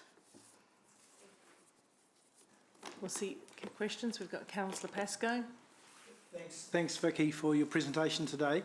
Just as I was reading your submission, the Hamilton Waikato Tourism, have they been a source of support, financial or otherwise? No. In the past? Have you approached them for help? Yes. Yeah. Okay. So to be clear, moral support, no financial support whatsoever, and if anything, they have taken what we have done as their own, if I'm frank. There's been occasions where they have claimed that they have achieved this or they have done this, and it's what we have done. So you're aware that we're a substantial funder of Hamilton Waikato Tourism? Yeah.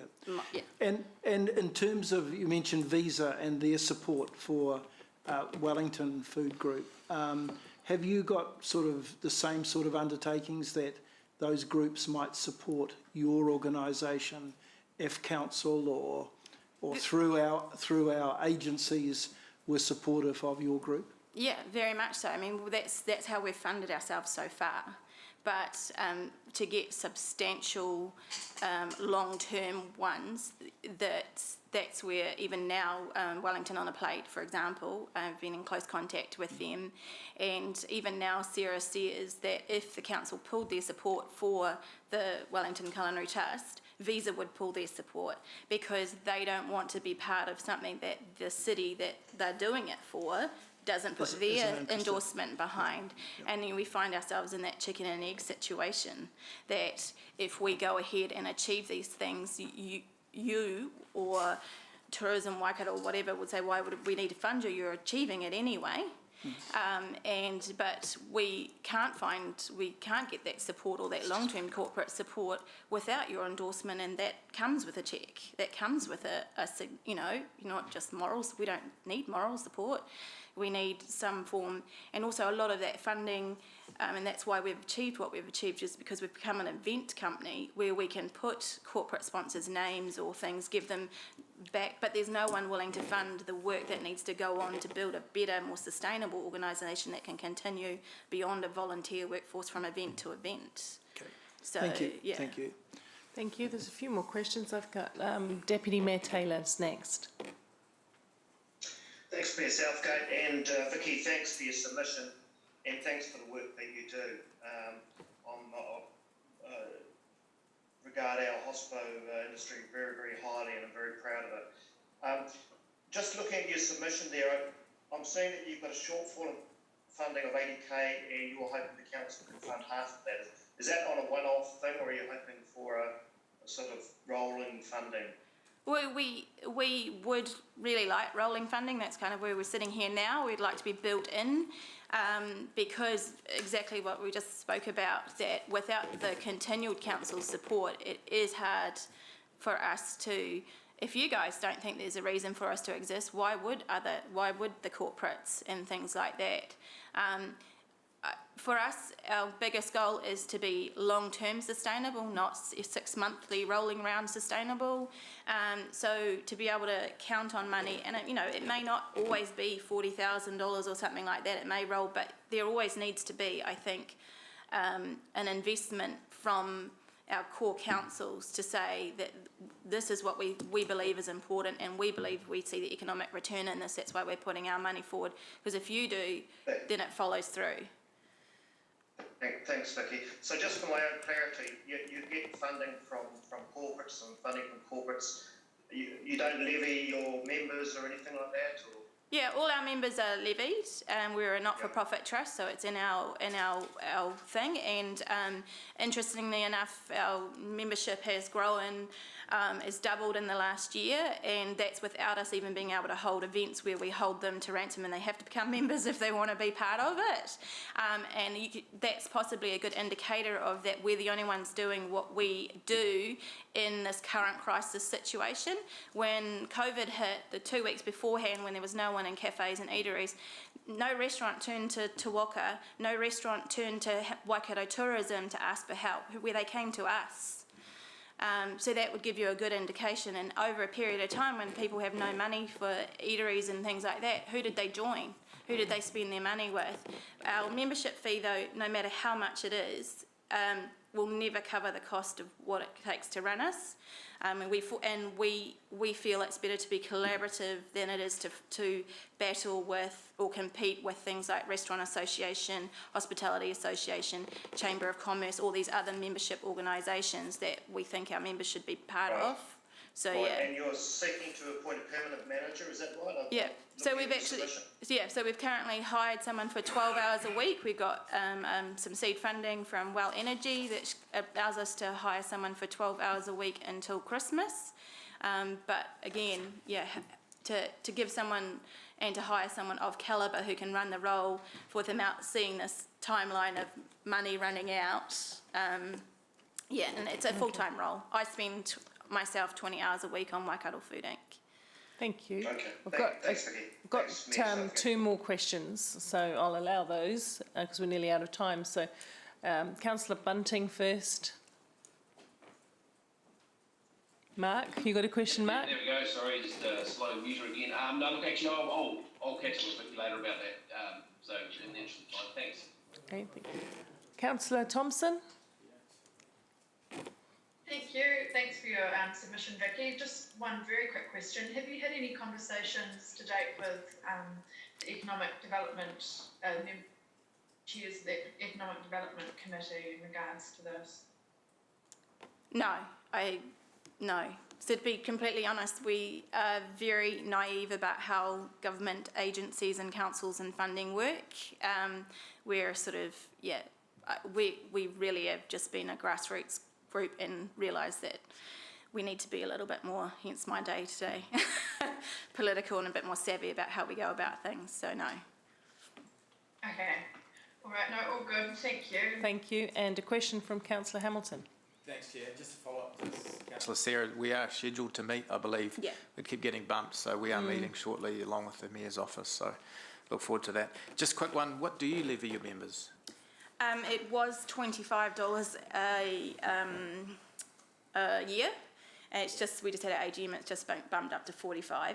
Basically, what we want from our members, because it wouldn't really matter, it used to be 100, and it made no difference. Because as soon as, our theory was, when it was 100, we became salespeople, and they would say, what do I get from $100 that I wouldn't get at the chamber or what have you? And we'd spend all our time spinning our wheels trying to give them value as opposed to achieving anything. So now when people say, what do I get for your membership? I say, all. And they, and then I'll turn around to them and say, what are you going to do for Waikato Food Inc? Because for us, it's about engagement more than that membership fee, because that membership fee is never going to fund us sustainably. So it's more about if we have, so we currently have about 130 members. There's 130 members who've just, joined because they want to be involved. We know that we can grow that probably to about 250 this time next year. And our goal, so that suddenly we then can achieve a lot more just by having all these people join in. Cool, thank you. Thank you. Thank you, Vicky. And the number of us are meeting you shortly, so we're looking forward to that. Yeah. Diaries are a tricky thing to manage. Yeah. Thank you so much. We do actually have, Bruce Clarkson emailed in, he's not turning up in person. Through the chair, we've recirculated his submission just to focus your minds as an email, so that's been done. Yeah, he asked that be recirculated. Yeah. You do have it, so we do have Martin here today though, so we're going to go on to you, Martin. Yeah, is that okay? It's a little bit early, but you're here, so all good. This is just Greta Stumberg here. Mustn't forget. Well, it's good that she can be virtually here with us, isn't it? Yeah. Yeah. Yeah, that's right. No air miles. Thank you, Martin, for your submission. In fact, you do submit regularly, and we do appreciate that, and that you take the time to come and talk to us too.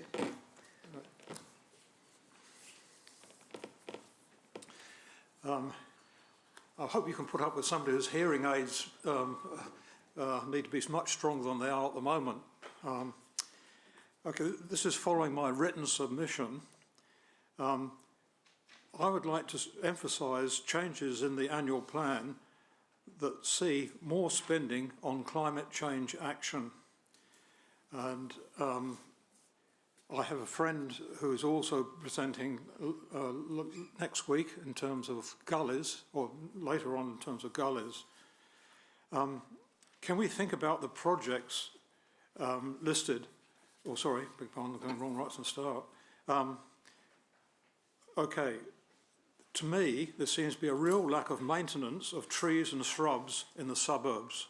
I've got lots of photographs I've taken where the trees are dying or it's not staked properly, etc., etc. And also, wandering around, there's much more room for trees in the gullies, sorry, in the parks, etc. Moonlight Drive and Parkside Drive stand out. So many berm trees there are dead and dying, and they've been like that for years. Where's the maintenance? Where is the maintenance, the regular maintenance? 50% of the trees planted by the city this year around the new Corrie Park will be dead next summer. Guarantee it. Tauhara and Te Manatu parks have not been developed for 10 years at least, and I've mentioned this many times. Can we actually think about the projects listed by the Labour government, listed by National, and Hamilton City Council? Here they go. Project 1, blah, blah, blah, blah. Project 2, blah, blah, blah, blah. Project 3, Project 4, Project 5, oh yes, and Project 6, yes, climate change, we're going to act on that, you know, and you always get the impression that there seems to be an afterthought. I just also wonder, has the number of the city's tree planting staff kept pace with the rapid expansion of streets and parks in recent years? How do they, you get the impression that there's not enough staff there to do the jobs. Now, around the world, forests are being planted to absorb CO2. We all realise that this is good to do, but surely, please, surely logic says, why can't we plant as many trees as possible for all reasons? We don't have to just, it's not just a matter of forests, we can plant them all around Hamilton and across the green grasslands of New Zealand. We can plant orchards, special timbers, fodder trees for stock to reduce endless grasslands. We can plant trees in the city for our health, enjoyable walks, tourism, etc. Can the city make a survey of all the green spaces, streets and etc., in terms of more spending on trees for climate change? Oh, by the way, look, don't shop at Rotatuna when the car park is full. I recommend that to you because the air pollution will be so great, and we now know that it affects COVID-19 patients. Most of the shrubs planted in the car park there are dead. We've just got the remnants, something that could be done there. Now, on the bright side, what about Walwiri Drive? In places, it's a tunnel of trees. Hamilton used to be the cow town. Are we still the cow town? We can show farmers we're doing our bit. Can our city's action of planting for climate change spread throughout New Zealand and the world? Around the world it's not being done as much as it can be done. I'm sure all these people in India, China, they can be planting trees everywhere. People in Africa can be planting trees everywhere. They're doing some in Mexico. I'm getting some good results. Now, I've read a number of magazines which are saying that COVID-19 is really a chance to act big time on climate change. Our city centre gets all the green spending. It's spotless in Victoria Street, Pembroke Street, the Rose Garden and around here. It's wonderful shrubbery at the entrance to the city lake. What about the suburbs? Costs of increased investment in trees will give a good return. Why don't we take on board that tree planting is the #1 priority, much more effective than electric cars? Do you have concerns for our young people's future? I've got 4 grandchildren, that's why I'm here. We've got a super volcano bubbling away in Taupo. But do you know how close we are to the Antarctic ice? Here's the Antarctic. You can spot where New Zealand is and compared with that. We've got the largest population that's closest to Antarctic. Each night, on the Weatherman, Dan, on TV1 shows how our westerlies come all the way from the Amundsen Sea, currents that curl round Tasmania. 3 massive glaciers are melting on our side of Antarctica. Can we really predict the direction of sea and wind currents for the next 10 years? Going over time, so if you can just get your final point, then we might have a few minutes for a question. You done? Okay, that's done. Yep. If you had, I was going to just say, wrap up your final point if you like. Oh, well, the final point is simply that why aren't we acting on an emergency basis? And the annual plan doesn't sort of indicate to me that there's real big-time action on it. The Gully money that's coming in won't go very far. Thank you. We have a question from Councillor Thompson. Sorry, I changed your name. Thank you, Mayor Paula. Thank you, Martin, for your submission.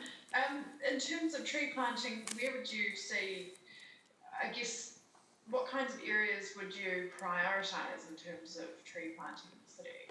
That's a good question. Good one. In actual fact, I prioritise schools, make sure schools have got good trees planting. Southall School has, and Hamilton Girls is pretty good. And that would set an example. After that, I think I would like to see work on Tauhara Park. That's the half between Waiwiri Drive and the river. If you haven't been there, go and have a look at it, because it's a massive area. It's got a few horses in it. There's room for planting along the Gully side there, and also Tamanatu Park. I've been 15 years in Hamilton and it hasn't been developed, really. Thank you. Okay. Thank you. Thank you. Thank you. And Martin has circulated a little bit of some articles and a map that I will make sure that councillors get to see. Yeah. Thank you again for coming. Actually, it looks like there's no one else here right now, so don't go far, but you can stretch your legs. We've got 5 minutes we're waiting on at Rangi Mahora. And who else? So we have 3 more reasonably long presentations. Well, before lunch, we've got 30 minutes worth if the people turn up on time.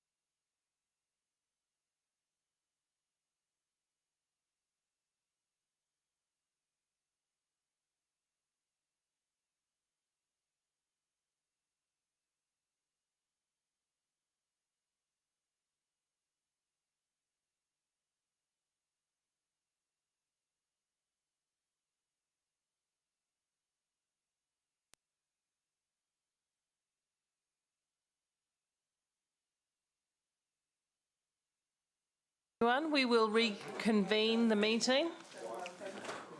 And so welcome to the team from our Charitable Trust and Rangi Mahora. Welcome. It's very impressive to see such a good team turn out to support you. So if you want to come forward, whoever is going to contribute to the speaking.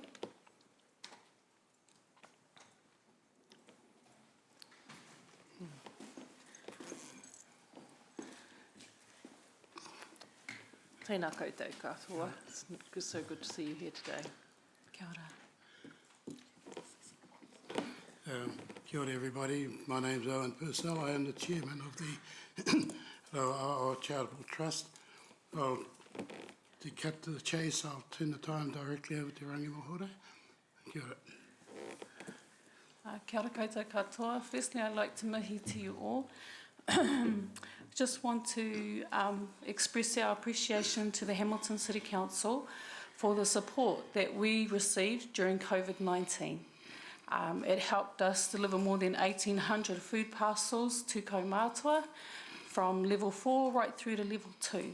And I'll be forwarding an accountability report so that you know what where your resourcing went to.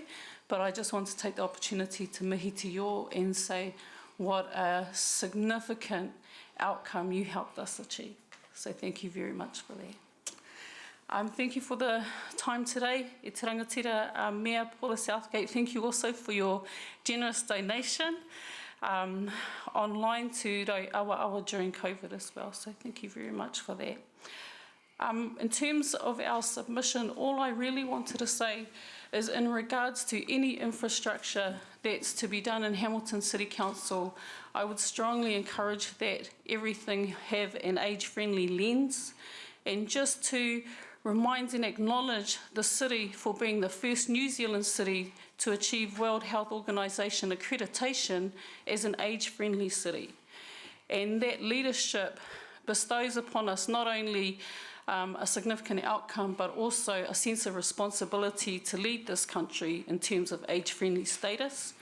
Ireland as a country has just received acknowledgement as a country for its age-friendly commitment, and I think that Hamilton has a wonderful opportunity to demonstrate and continue to show leadership in that space.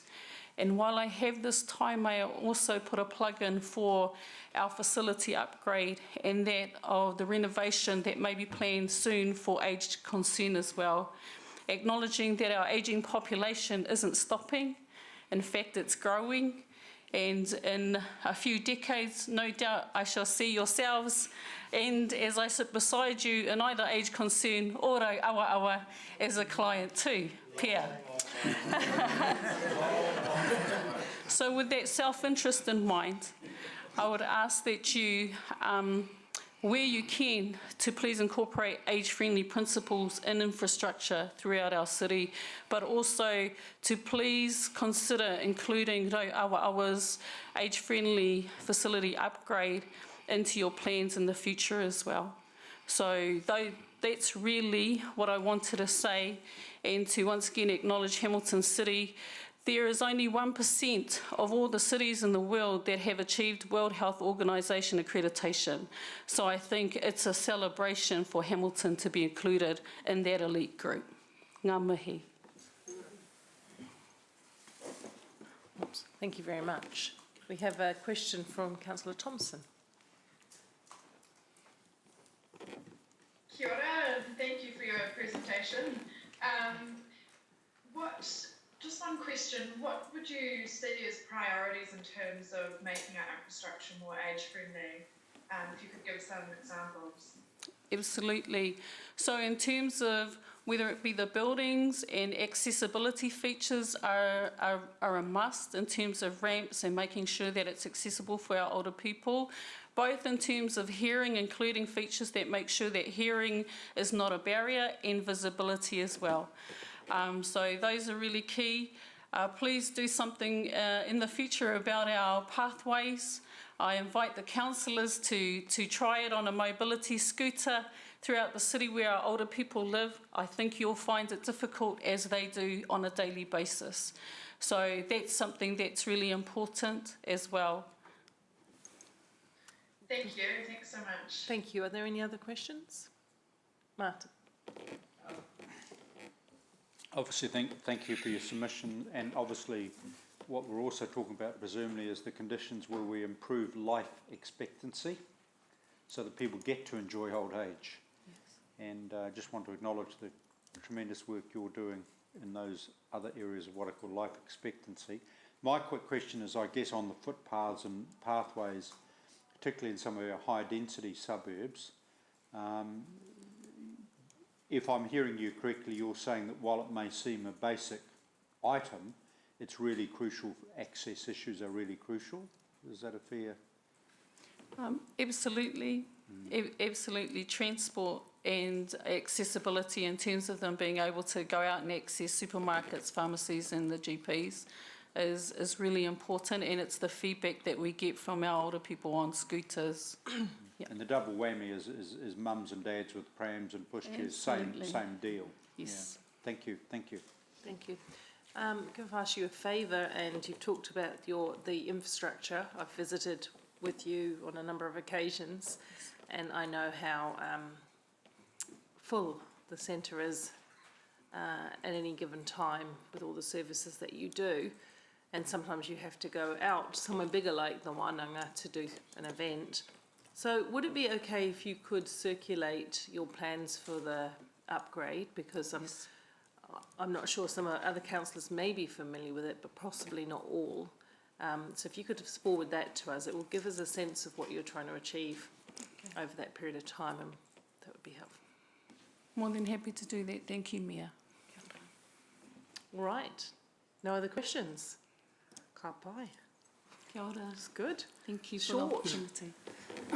And thank you. Look, thank you for all that you've done during COVID, because we do acknowledge that while we were able to help organisations, there were people underneath that doing all the mahi. So we do appreciate that. And your Kaumātua Games. I'm sure Mark, who's listening, Mark, you're listening, aren't you, on the phone, will agree that the Kaumātua Games is a most amazing event and very heartwarming and very empowering to our seniors. We've had a lot of fun going there. I'm looking forward to seeing Rob on the next ones. Yeah, I think we should go down and join in some of the lovely activities. Thank you. Thank you.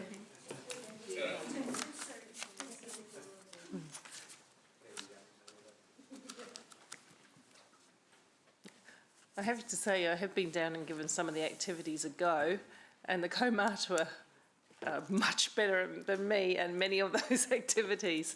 But I've never smiled as much in an hour as I did watching. Hey, Mark, it was just so uplifting to see them come from all around the region and participate together. It was wonderful. That's great. There's nothing more fun than watching about 16 people trying to beat the heck out of each other with pool noodles. Yeah, that's a kind of inline hockey, I think. Anyway, we'll move on. So much fun. It was excellent. Okay, who have I got here now? I've got Ariana Simpson here. Yes? You're speaking in place of Karen from Te Whakaruru Hau. Sorry, I don't know your colleague's name. My name's Linnell Wharekura. Welcome to you both. Thank you.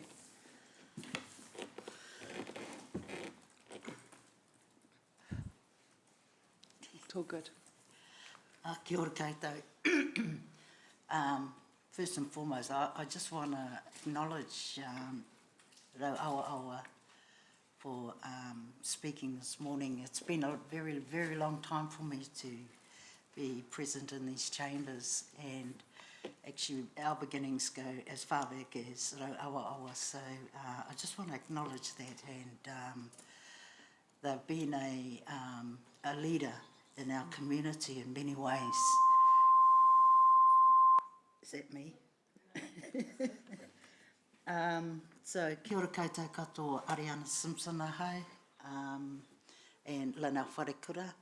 Lynelle is the team leader and manages the residential service of Waikato Women's Refuge. Hey, we've had a name change. We did the, what do you call it? We changed, upped our name, I guess. Yeah, rebranded. We rebranded. I'm a little bit nervous. It's been a long time. You have received a submission on our behalf in regard to wanting to look at a full-time FTE for our residential. Basically, we were looking at 4.2 FTEs. However, this is not what the submission will cover. It will only basically look at 1 FTE.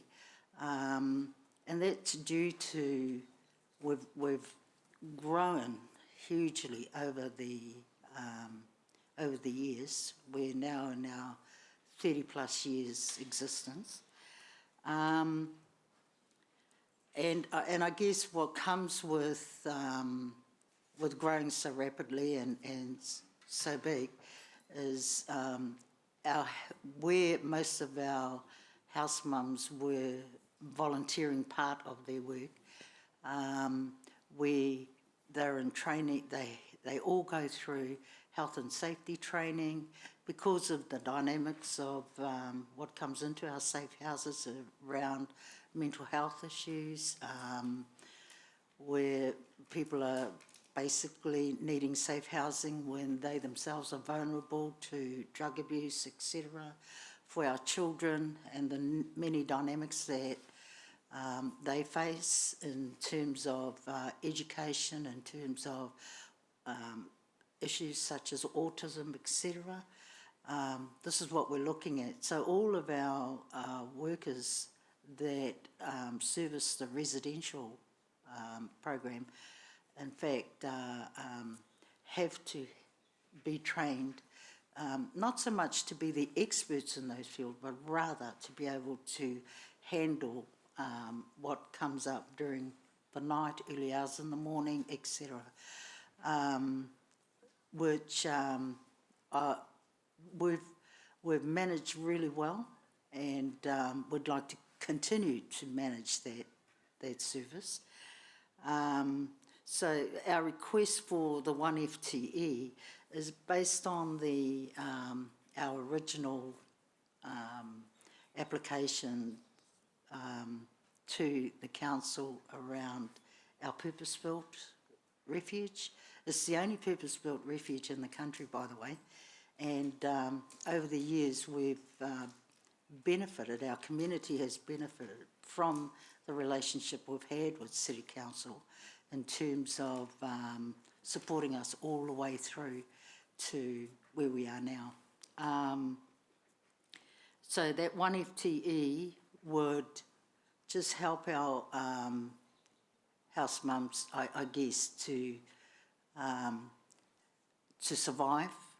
It's not an easy world out there, and so many people have lost their jobs over the COVID period, and so far we've retained our staff, but it's not getting easier to be able to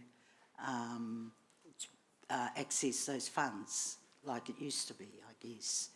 So if I know I've only got a few minutes, and I'm looking down at this paper and thinking I can't see a word. So I just basically wanted to, if you have any questions, I also understand it was only submitted as a paragraph. Karen has said that any further information that you need, please do so. Please request that, and she'll ensure that you're given that information. From what I take from your submission is that it's the consent for the purpose-built facility that has required a certain level of staffing. and you're unable to fund that entire staffing, so you're asking council for partnership for one staff. Yes. Yes. Thank you. We will still be working toward how we can supplement, because we have, basically, we need 11 staff on board. We're running 6 safe houses, and 3 of those are emergency crisis facilities, and they're all in the one complex. So our work is specialist work, and the residential side, you're looking at stability and you're looking at long-term change and growth with families there. Thank you. Councillor Hamilton? Thanks, Mayor Paula. Kia ora, thanks for your submission. You answered part of my question just before. You said you've got 6 safe houses. You've got one permanent one somewhere? Like, did you say? Oh, that's the purpose built. It's got 3 houses on site. Oh, it is currently, you've got that in place now? Yes. Whereabouts is that? That's down East Street. Downing Street, okay. It's in East Street. We opened that facility in 2011, and so we've been operating from that site for about 11 years, but that's the 24/7. Appropriate for us to know. Yeah. Thank you. Okay. Thank you very much. Thank you for taking the time to come. Oh, sorry, Councillor Pascoe. Yeah, thanks, Chair, and thank you for your presentation today. One question, have you looked towards other funders who might co-share the $80,000 rather than the request solely from council? Yes, we have, and we're still doing that as well. So we're mindful that the council has also supported us through the multi-grant yes, I see that in your submission, yes. But with our growth and just the sheer numbers of families that we're getting in. Understand. With the philanthropic funding, it's actually we're getting less of that these days. Yep. We had a relationship with one philanthropic organisation, and it's now come to its final year, where we're hoping to be able to work a partnership with them, but at this stage they've got so many others to support as well. But this is certainly not the only place that we'll be looking. Thank you. Thank you, Chair. Thank you very much. Thank you, There are Mayor. no further questions. Thank you. Thank you for taking the time to come speak to that.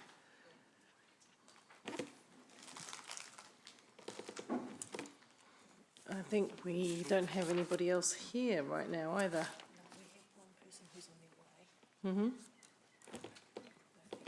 So we've got one more before lunch, so I guess you just do your emails or hang around for a bit. He shouldn't be, well, he should be here by now. Mr. Jones. Mr. Jones? Yeah, it's a fairly long submission to get in front of you.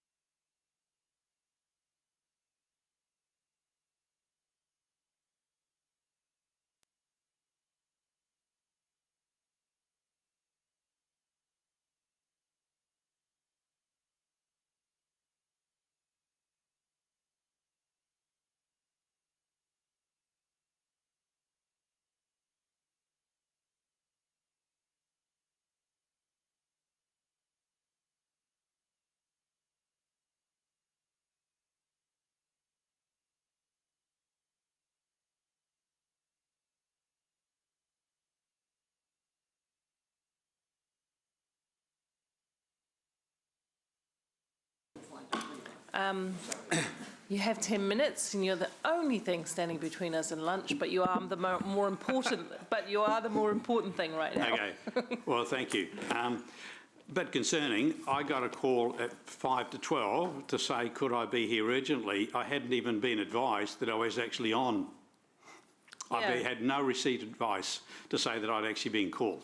Well, we understand an email went to you, but we're just trying to follow that up. So no, okay. It would be unusual to have it scheduled and not have an email, but we'll follow that up. I never received advice. Okay. Let's not waste time on that. Okay, so my concern really is for the last 2.5 years I've been investigating affordable housing, and I was asked by a party last Thursday to put together a submission for the annual plan, and that's what I pulled in. Now, the information that I've given you is only about 10% of the information I've collected about the council. It is really, really concerning, the information I've collected, and it's concerning because I don't believe you as elected representatives are being given a true factual position of what is happening in council. I've been through staff reports, etc., etc. So I don't know if any of you have actually read my full submission. Yes, I have. Okay. Fairly concerning stuff, because all that is actually from the council's own records.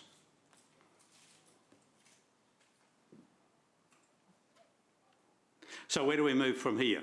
Okay. So we know that this is an annual plan review. We know that the council's accounts are stretched to the limit. We also know that there's going to have to be some pretty hard decisions made in the next little while. Last week I was in Wellington. I met Alan Bollard, ex-governor of the Reserve Bank. I had a cup of tea with him for half an hour, and he said Treasury and Reserve Bank have no idea of where the economy's going. And that is really, really concerning. So you people now have got to make decisions on something we have no idea of what effect COVID's going to have on the economy. The economy at the moment is on a sugar fix. It's being stimulated purely by government spending. I spoke to my bank manager the other day, and he's saying that there's some major redundancies coming here in the Waikato he goes and he has 50 customers, and I'm his smallest one. And he said there's going to be some really severe ramifications. So all I'm asking for you is, I think, number one, is that you need independent expert advice on the information that you're being given by staff. Because you can't make decisions on the information that you're being given that I've seen to date. So that's my number one. Number two is that I think standing orders needs to be changed so that you as councillors have sufficient time to read the information that's been given to you. 4 days is insufficient time to make an intelligent decision when you're reading 350 or 1,500 pages as according to the 10-year plan. And so that's really, I mean, look, I've got no aspirations to be a politician or anything like that. My concern primarily is affordable housing. And if we haven't got affordable housing, we don't have a stable society. And the way that the structure has been done for the last basically 15 years, what we're trying to do is push up land prices to make people have to buy into the CBD or go into high density residential type things. And that is not what most people want. And most of the properties that are being built today are not houses, they're apartments. And that is really, really concerning, because your own report that you employed an economist in 2011 said 81% of people want houses, and the last thing I saw from Future Proof, it was down to something like 38%. So yes, so like my presentation is pretty brief. All I'm saying is that you need enough time to actually get the information together to make an intelligent decision. Okay, councillors, do you have any questions on that? Thank you, Councillor Pascoe. Thanks, Chair, and thanks, Colin, for the presentation. 45 pages was a fair bit of reading there, and I don't think I fully understood all of it. But I'm wanting to ask a question around the restrictive covenants, and that's covered in your sort of executive summary right at the beginning there. And your comments about affordable housing. if we were to remove, and if we were, because I'm not sure whether we're able to, reduce restrictive covenants. You can't. On titles. You can't. Okay. It's a legally. We raised that with Mr. Caston and Gary Mallett about February last year, and Mr. Caston asked the question, what is a restrictive covenant?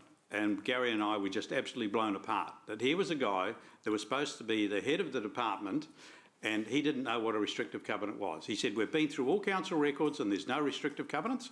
I said, look, I've been in real estate since 1970. In 1970, most of the sections we were selling had some sort of restrictive covenant.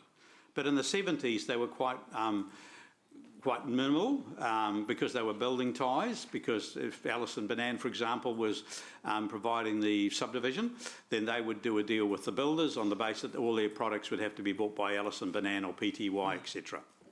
But since about 1990, what's been happening is because there's been a shortage of land, infrastructured land available, the people that have actually got that land have discovered that if they put a restrictive covenant on, then they can sell that land at a premium price. So those restrictive covenants, and in one of my reports that I gave to Richard Briggs, Gary Mallett, etc., 15 months ago, actually spelled out. It was actually a restrictive covenant that David Lugden is currently using. It ran to about 30 pages. It was quite descriptive. You had to get the developer's consent for the house you were building, the tiles you were putting on, the brick veneer, etc., etc. And most of them actually had restrictive covenants that said you cannot build additional houses on the land. And when I read the market economics report that the council were obliged, they employed market economics as their economic advisor under the national policy statement, I just couldn't work out that, number one, is their methodology was fundamentally flawed, in my opinion, at that time, and it's since been confirmed by both the ministry and also an independent economist, because they're saying that wages will increase faster than building prices, and that's going to achieve affordability. And the other thing was that they never addressed restrictive covenants. Now, it took me nearly 18 months of OIA requests to the council here to acknowledge that council had never got any restrictive covenant report incorporated in their presentation to the ministry. And that's the reason why I spent another $3,500 and got Urban Economics to do a report as a sample of, and there's a 10% margin of error, and there's about 27% of the city is covered by restrictive covenants. Does that make sense? Yeah. I'm looking for a solution here. Well, that's the problem. There's no solution, and that's why the national. So what about new land coming into new land coming in? Yep. Then. And this goes back. The national policy statement talks about, and the legislation was supposed to come through in April, but it hasn't because of COVID. Effectively, if that had come through, there had to be a new district plan operational within 18 months, and affordable land had to be one of the keys to that. And reading the background documents from Becca Carter, Becca's at least, what I'm picking is they were probably going to pull out either the Auckland or the Christchurch or a combination, and that would be imposed on Hamilton, Tauranga and Queenstown, and that was then going to be rolled out through the rest of the country in time. So that's a prohibition in our district plan to stop the developer. No, you can't stop, because that's a private agreement between the developer. Now, I'm not a lawyer, but I would suspect that probably the council, the only thing they could do is say, well, you have to provide so many sections at that price range or something to be affordable as part of your private developer agreements. Okay. I mean, look, that's an area of, that's not my area of expertise, okay? You would need to get proper technical legal advice on that point. I would be surprised if the council could actually enforce that. I have been asking for the last 6 months, because I've just sold a big property out of Peacocks for a retirement village, for the private developer agreement between Adair and the City Council, and I've been told that there's still no private developer agreement, but there's a major dispute about the DCs, and now the latest thing that I saw, and I haven't been through it in detail, is the council are now saying that they need to have more intense housing options. Now, were you aware of that? At Peacocks? At Peacocks. So at the moment, under your old rules, you had 10 household units per hectare. In the current district plan, it's around about 15 household units per hectare. The national policy statement is talking about in hubs, that the council would be able to designate hubs. So within 1.5 kgs, you had to have 60 household units a hectare, and also likes of probably 5 Crossroads, Hamilton East, possibly Dinsdale, you had to be 60 household units a hectare within 500 metres of that point. And that was going to be up to the councils to designate where that 500 metre circle was, okay? But now what I've seen at Peacocks is they're talking about having 40 household units at Peacocks, which is absolutely bizarre when Peacocks is basically a low, a low intensity area. And this is all being driven by the planners that are saying we've got to have this compact city model. And compact city models is great if you're in someone like Tokyo, etc. But hey, we haven't got a land shortage in Hamilton.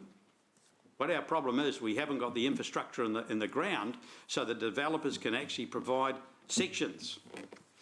Okay, thanks, Mr. Jones. Look, can I just defer further comment on this until we have our wrap up tomorrow? Yep. Yep. Okay. Thank you. Thank you. Tomorrow afternoon. Yep. Tomorrow afternoon's councillor. Yeah, tomorrow. Afternoon is set aside, isn't it? Yeah, for that's right. us to ask questions of staff. That's right. Yep. Absolutely right. Yep. Thank you. Councillor Gallagher. I think Councillor Pass has covered most points. I'm just obviously reading through the report, Christchurch versus Hamilton. Is there any sort of take-home sentences you want to leave us with? Because I'm obviously intrigued at the Absolutely. At the so in both the National Policy Statement report and the Urban Economics report, we're talking about Christchurch has 600 developers with developer-ready land. Hamilton has 16 with 6 controlling about 60%, I think it is, of the land area. Now, I mean, I've got one party that's got they've got 120 hectares of land just outside the city boundary, but it's included within the strategic agreement. They have been asking for the last 3 years from staff to how can they fast track that land to come into the city?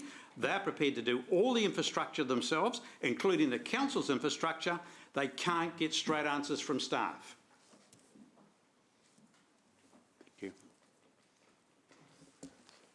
There are no further questions that I can see.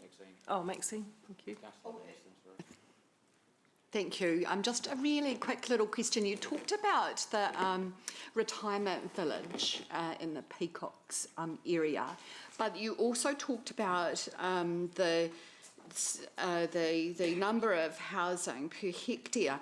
I wonder if you can give us a bit of an understanding about what retirement villages have per hectare. Depends on, like, the new one that's just gone ahead at, on River Road. I understand that's in the north there, River Road that's the Ryman, I think it is, Ryman. Okay. I understand, and I don't know, I understand it's about 60 household units per hectare, I understand.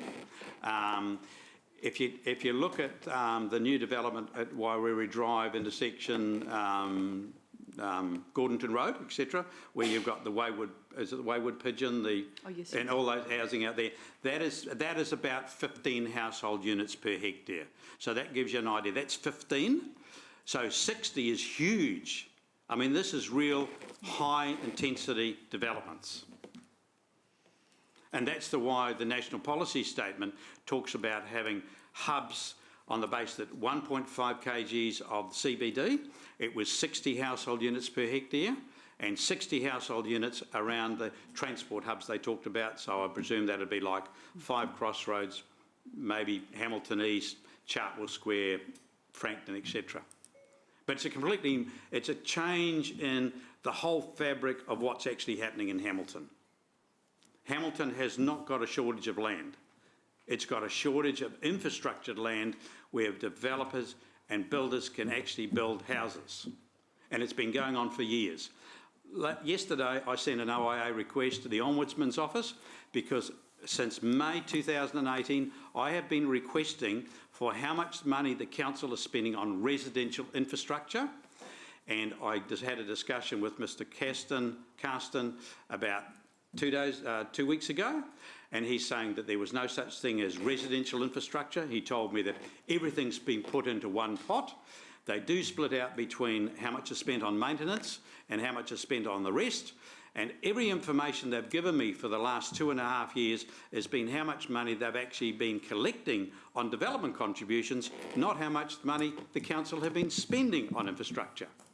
And the reports in 2005 talks about there was a shortage even then of the council not spending enough money on core infrastructure. Thank you. Thank you for your submission, and there's a lot in it to digest, and as Rob says, we'll be able to question staff on what we need from them tomorrow. Thank you for your time. Okay, bye-bye. Thank you. Okay, councillors, we now have a lunch break till 1:30. What, is that right? Till 1:30, but if you come back a few minutes before that, because, you know, there might be an opportunity to get cracking and get off earlier. So if you look to come back at about 1:20, with the view that there might be some arrivals, that would be good. Right, thanks everyone.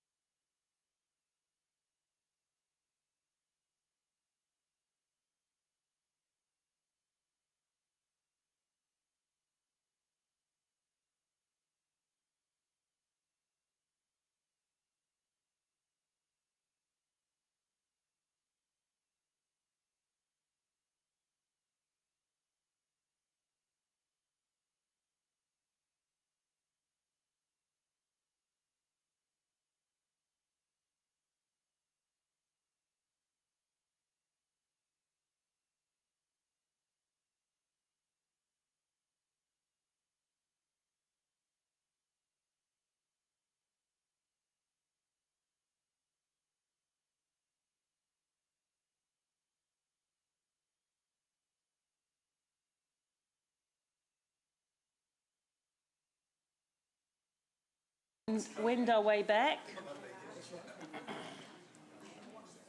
Who have we got? Where's Rob and where's Max gone? They were here before. Rob is there. Oh, Rob, there he is. Okay, councillors, if we can all come back as soon as possible, that would be really good. In your own best interest for an early depart, maybe.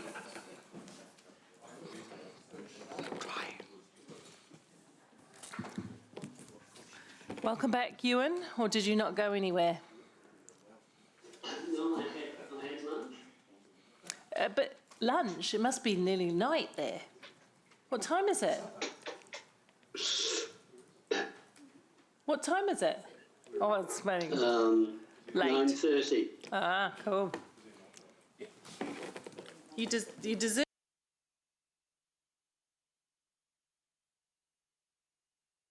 Okay. All right. Now I've lost Martin and Maxine. So. Okay.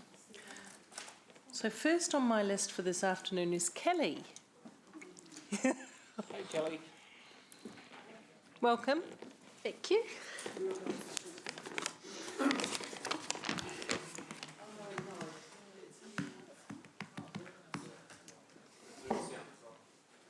The Zoom sound is on.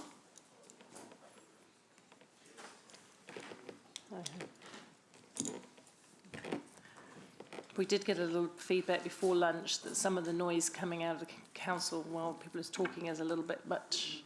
So if you have your Zoom camera on, just turn off the noise. And it's quite hard having a microphone here and a microphone there. We'll improve on that in good time. Thank you, Kelly. Should I just go? Yep. Kia ora koutou, ko Kelly Park tōku ingoa. There's not actually a lot more I can say about the living wage. You've heard me a few times in the past, and in fact the living wage network submission will come shortly. But I mean, for me, being a part of this movement is about reducing poverty and inequality in Aotearoa. So I'm asking for you to prioritise this and keep it in your annual plan, despite the number of people who are probably telling you to keep the rates low and to not prioritise things like this.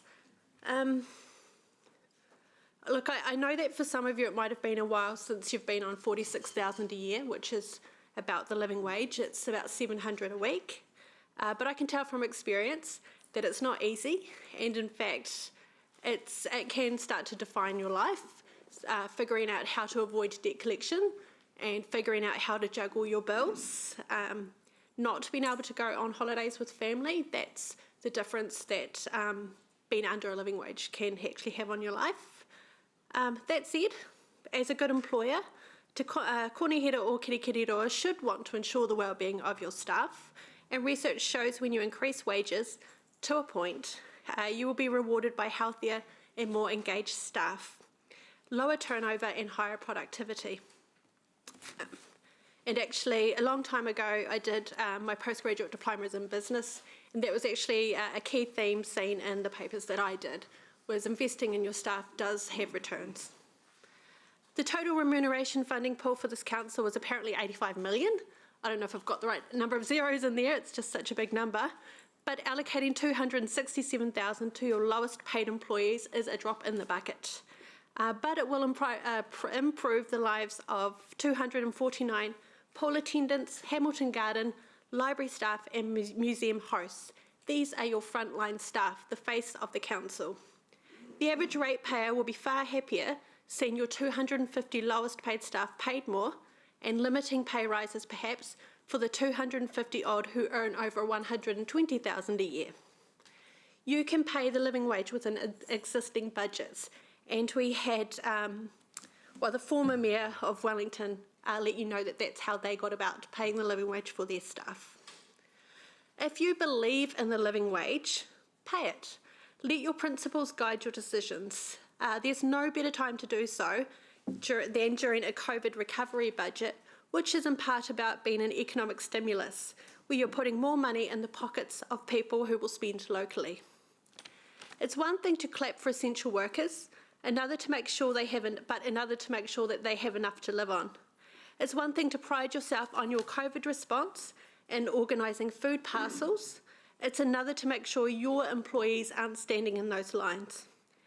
We as a nation have been asked to support local, but not all of us can afford to do so. You can't expect people budgeting on less than a living wage to buy coffees on the way to work, eat in local cafes or visit council facilities like your zoo or Claudelands Event Centre. Poverty wages limits choices. But while COVID-19 is a crisis, we have another one looming larger, the climate and biodiversity crisis, which will surpass this. And preparing needs to start now with making sure people have what they need to be resilient and empowered. And that does start with taking them out of poverty now. Please don't defer this again. The Living Wage Network have been advocating for this for 7 years, though I should point out this is an individual submission, because people being paid enough to live on is the right thing to do.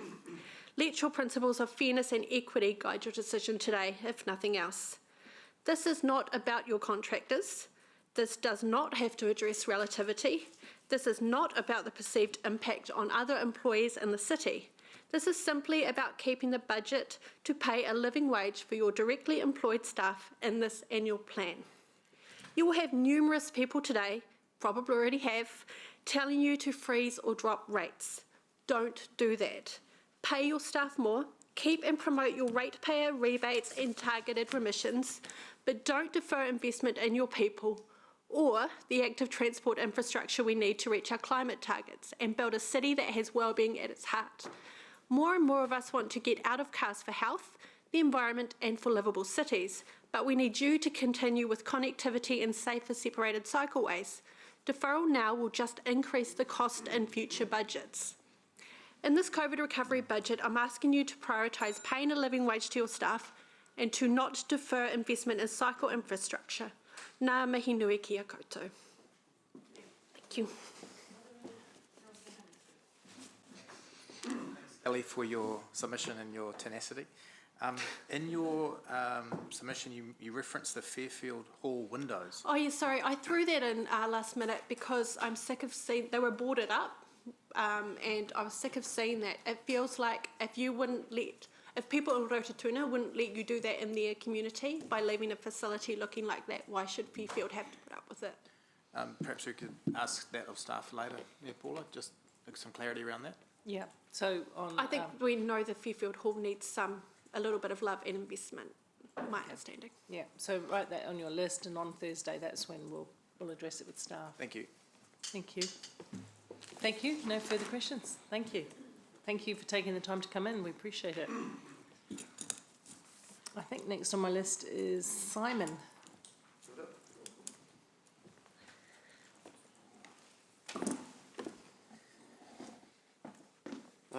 Tēnā koutou, Mayor Southgate, councillors and Mango Māori. My name is Simon Leadley, Simon Takuinga. I'm here representing the Living Wage Movement and supported by Kelly. Now, probably has been said by Kelly, but I'm here to tautoko and awhi what she said. So thank you for the opportunity to make a submission to the Back on Track Hamilton's COVID-19 response budget and draft annual plan.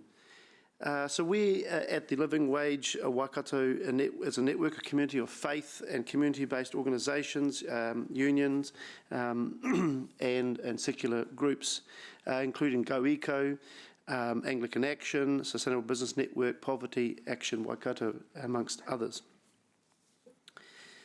So like I said, Kelly has said a lot that I'm not sure I will cover that again, but paying a living wage to your city councillors can bring up their pride, their mana, their spirit, their access to income.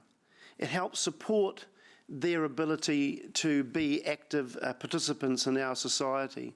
Having that extra amount of income gives them access to their healthcare needs, the transport, for their childcare, for holidays, for all the little things that we often take for granted. Just that little bit of extra income makes a difference, particularly when you don't have a lot of disposable extra income. And I think on the participation note, I think that's quite important because we all know that a little bit of extra money in our pocket can help in how we engage in occupations. Whether that's family time, with just a little bit more time in our hands, we're just not working quite as hard, participation in recreations or clubs or cultural activities that we're part of in the community. As I said, even the little treats that we can have can be part of living a well life. Also, we're aware from the research that's been published, the Burl Institute and others, there's been a lot done by Living Wage. Having a little bit extra in your pocket for your councillors also contributes to business and to the local economy, and there's evidence how that can be a stimulus to the community business and economy. So we believe that the decision to pay the living wage to all your workers will act as a catalyst for other large institutions. And there are a number of existing businesses on Living Wage website who are already doing their bit to be registered employers, such as KiwiBank, ASB, there's a number of banks, Cooperative Bank, Genesis, Parliamentary Services, just to name a few. So the Hamilton City Council could be one of those. And you, in the end, as a council and councillors, will be showing the type of leadership our city needs. That Kirikiriroa Hamilton lead the way in being an equitable and just community. Ngā mihi ki a koutou. Thank you very much for listening. Any questions, councillors? No, there are no questions. It's very clear. Thank you, Mayor. And thank you for... Oh, no, there is a question. Councillor. That there are a number of elected members that deeply admire the work your organisation does. Yes. Thank you. Kia ora, Martin. Thank you. That's a good question. I was going to say we appreciate the submission and that you did before and your presentation earlier to council. But that was a good way to put it, in through a question. Hoping it's the last. Kia ora, councillors. Thank you. That brings us on now to Lynn. Welcome. I bet you're glad you're not out planting trees today. Definitely. You're all going to be out there Saturday, though, aren't you? Yeah, I've got my gum boots. Yes, I think they've got, if it's going to be torrential rain, they've got an alternative date, which I can't remember. But the Interfaith Chat organises a good function. Yeah. Okay, so today I'm here on behalf of Tui 2000, which you're probably all sick of me being here on their behalf. There's two items that in your budget documents that we really support. The first one is the Hamilton Zoo and Waiwhakareki Natural Heritage Park shovel-ready project infrastructure, and this will be supported by a submission from the Friends of the Zoo shortly. And thanks for giving me the opportunity to talk on it. As you're aware, Tui 2000 has been a key partner in the establishment of Waiwhakareki Natural Heritage Park. We've worked tirelessly to obtain funding, source and grow plants and support monthly working bees by the Friends of Waiwhakareki. Last working bee we planted kauri, which is a good sign. Really nice specimens. It was a milestone event when the park was opened to the public last November. The park is now regularly visited by residents of Hamilton City Council and visitors to the city. The gate counts are increasing all the time. The expenditure of by the council to build the lookouts over the lake, the tracks and the toilet have proved to be money well spent. Because of COVID-19, council staff have assisted and completed the planting of 17,000 plants this last Arbor Day, as the involvement of the school children and volunteers was not an option. This effort has been appreciated by Tui 2000, and it was great to see everyone out there for a full week getting all those trees in so well. The pushing forward of the upgrade to the entrance of the precinct of the zoo in Waiwhakareki under the recovery plan is welcomed and is ready to proceed. So we've been told in the Waiwhakareki advisory group meetings. The benefits of the project to Hamilton City are significant economically, socially and environmentally. As stated in the application that the council put to the Crown Infrastructure, The existing visitor arrival building and cafe at the zoo are at the end of their life. They've got poor functionality and does not meet the expectations of a modern visitor destination. The current car parking capacity is significantly under what is required, and there are many safety issues when trying to cross that road. And we've had quite a few incidents where people leaving working bees at Waiwhakareke are met by hoons coming up over the hill. And the community of Rotakari has grown as well and needs community infrastructure work. The program of the works will deliver enhanced visitor arrival precinct, enhanced visitor experiences, and creates a visitor destination within the city. The locals, the infrastructure upgrades will have a local community cafe and function spaces and a nice education facility, which, as some of you here have noticed last week, it's a very small, pokey little room, the current education room. And there'll be jobs created at the zoo and at the park. You'll be hearing a submission from the Friends of the Zoo, as I said, later on. And we encourage the members of the council to support this shovel-ready project as much as you can. The second item that I saw in the budget was the reprioritising of the Kirikiri, reprioritising you added into the list to the Kirikiri Raw Restoration Forum coordinated by GoEco, that the forum and restoration groups could restore and enhance the biodiversity with a $100,000 grant. And this has been added to your draft annual plan. And it will assist the members of the forum to improve the Gully areas. Unfortunately, you haven't heard from the forum this afternoon. I understand that the oral submission person couldn't attend. But so, as Tui 2000 is a member of the forum, and so I can speak on their behalf in that the funds are primarily going to be used for plantings and the removal of pest plants. And we're hoping to employ a coordinator by GoEco who will share that funding between Mangaonua, Mangakotukutuku, Mangaiti, AJ Selly Reserve and Hammond Park. And they will work with the specialist to get rid of their pest plants. Tui 2000 is a member of the forum, and we fully support the disbursement of the funds to those groups I mentioned. It is in the council documents that Tui 2000 is to share in the funds, but I just wanted to clarify that we've not. We feel it's better for the gullies to have the share of that 100,000. So there's just a little amendment in your budget. So that's all I have to say today. Thank you. Are there any questions, councillors? So I do have one. So you declined to be a portion of that funding for what reason? Or you? We just feel that the council, it's vital to for the person employed by GoEco to work with those gully people groups. And we've got Waiwhakareke over this side, and there's council staff who do our pest plant work. So we've got no claim really, we feel, to that part of that 100,000. Okay, thank you. Thank you. Any other questions, councillors? No? Right. No? Thank you very much. See you on a soggy Saturday or Sunday or whatever day it is. Saturday. 10:30. You get fed this time though. Thank you.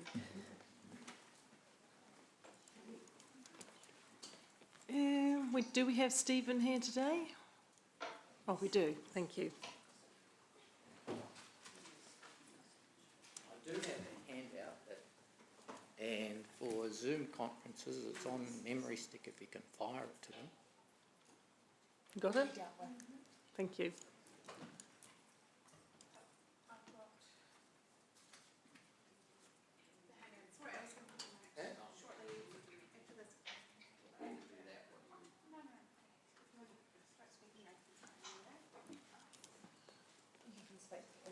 will all be online in their system.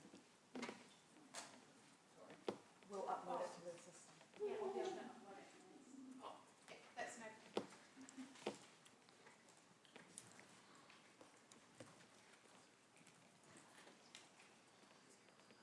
Welcome, Stephen. Thank you for taking the time to come. Thank you for the opportunity to make a submission. There's a handout coming around, and the way I'd like to do this is just to read a commentary and then allow time for you to read the unbold parts of the text. And that might speed things up and stop me being talking for too long. So I'll wait till that's distributed. Just pause the time, please. We'll just reset the time, so we'll get this in front of us. I think that's only fair.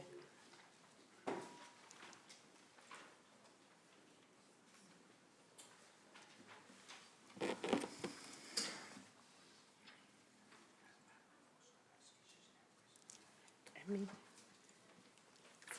Thank you. Okay, thank you. We all have it now, so. Right, hi, I'm Steve Atkins, teacher of science and biology in Hamilton for over 40 years.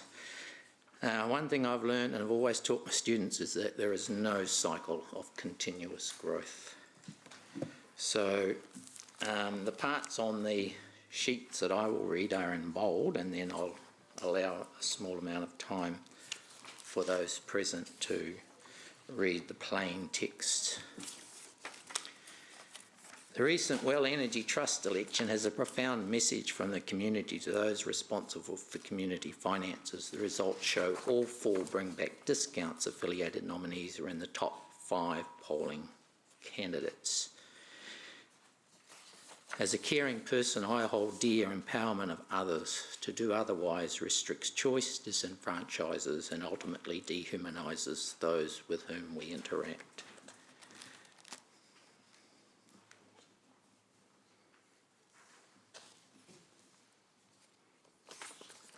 Point 2, as a caring person, as a senior today, I think of those who struggle with rising costs of living and who may in this city be forced from their home just to survive financially. Please take your hands off my money. Revisit the 1% reduction in the rates increase, and indeed the full 3.8% increase in rates for 2021. These years should be wiped as one of Council's first responses to COVID. The government assistance and cost savings during lockdown adequately allow for this.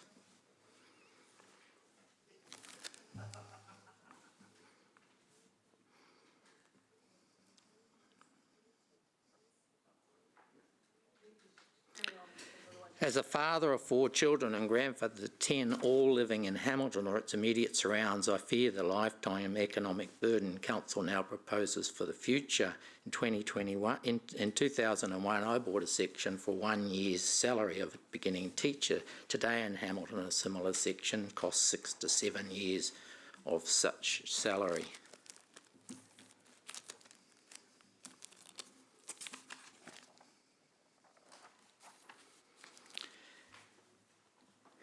As point 4, as a recent teacher in one of Hamilton's lowest decile secondary schools, I recognise the inequality within our economic system, the disillusionment it begets, and many of the unfortunate consequences that result. The large increases in remuneration among top earners in the council need to be reined in to help address council costs and alleviate the burden imposed on all ratepayers. And there are examples cited in there.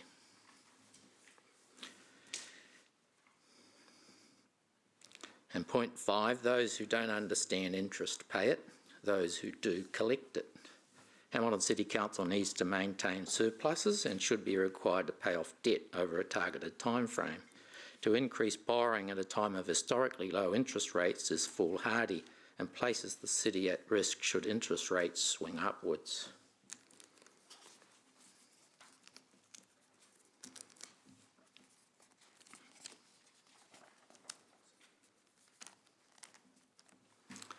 And point 6, there is no tangible mandate to increase Hamilton City Council's net debt. As such, growth needs to be cut back.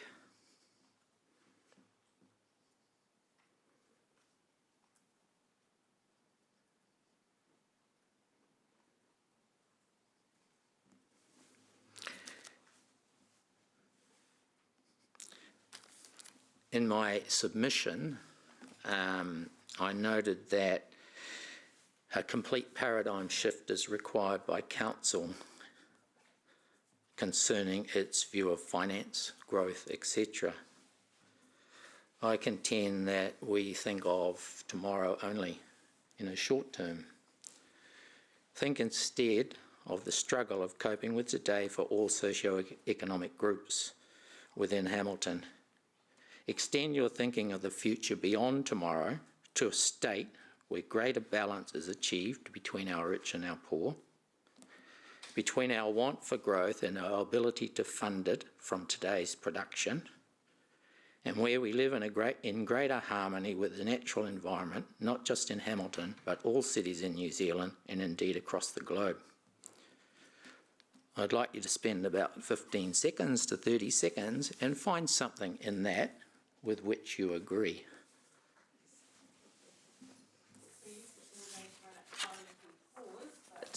We've got it in front of us now and we've heard your points. I'll go to questions for councillors.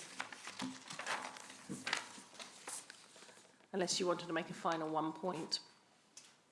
No? Any questions, councillors? No, there are no questions. Thank you very much. Thank you. We will read this in more depth.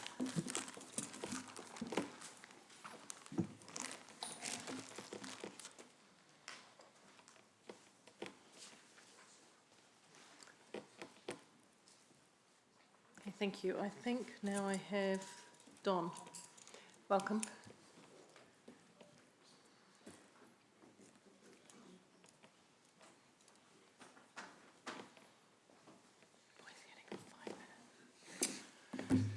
Thank you.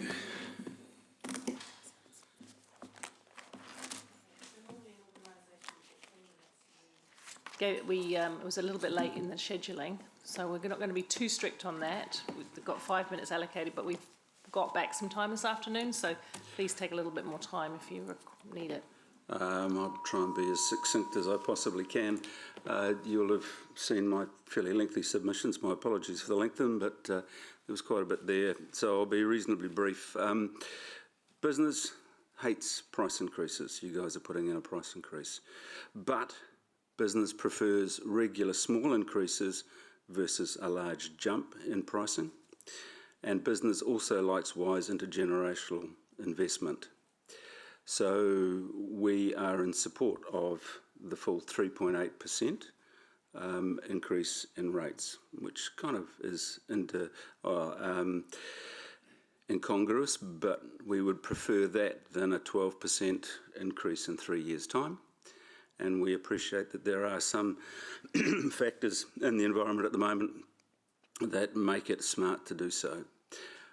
Business likes central government co-funding, and if Mr. Twyford is to be believed, if you do your or hold your rates increase, he will find favour in terms of co-investing with you in some of the necessary infrastructure we believe is required for Hamilton to control the growth that it is currently undergoing. The growth is not something that we should be afraid of. In fact, it's actually very good for the city in terms of its business. And business underpins your community. If you look at any derelict town, it's usually business that is left first and the rest follows thereafter. Business also likes low interest rates, and I'm assuming local government funding will be certainly lower than what we would have to pay for residential, so let's pick it at under 2%, and those are very, very attractive rates, especially if you can lock them in for a decent length of time, which I'm sure you can do.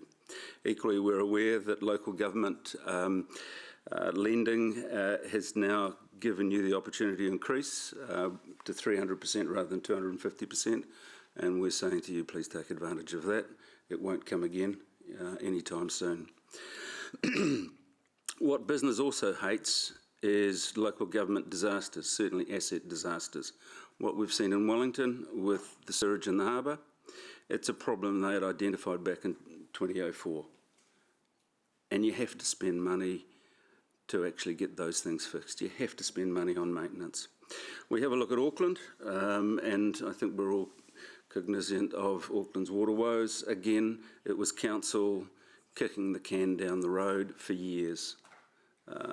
When Mayor, I think it was Mayor Robbie back in years, shifted the sewage outlet from Aoraki and started the process with the Mangere sewage ponds, everyone was up in arms over it. But what a remarkable piece of investment that has been for Auckland. Sad it hasn't had the same sort of thing with its water investments. So we would ask you as councillors not to kick the can down the road. We will berate you if you do. Times like this, you have to make tough decisions. This may be reasonably tough, but business actually understands it, appreciates it, may not like paying, but you guys have got systems by where we can, if there is someone struggling, have some form of relief.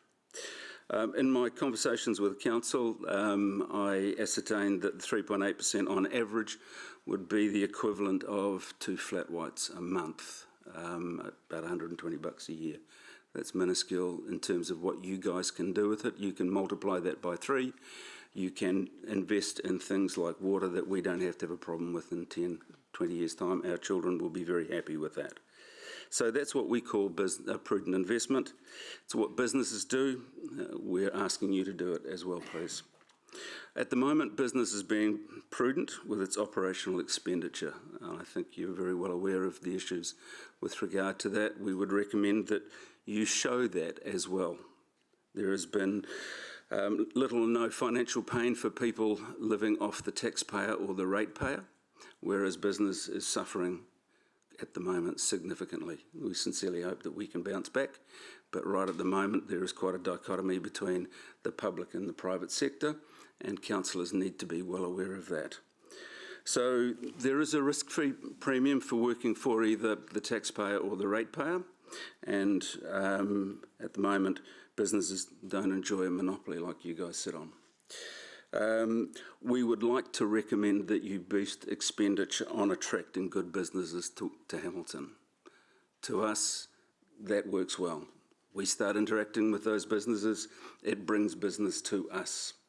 It shares the load in terms of the expenditure, and at the moment we see Hamilton City losing companies like APL to other jurisdictions outside it, for example, like Waipa, and possibly even Sleepyhead up to the Waikato district. So, in essence, we support the 3.8% rise. We do not support an increase in operational expenditure, certainly not on remuneration. Thank you.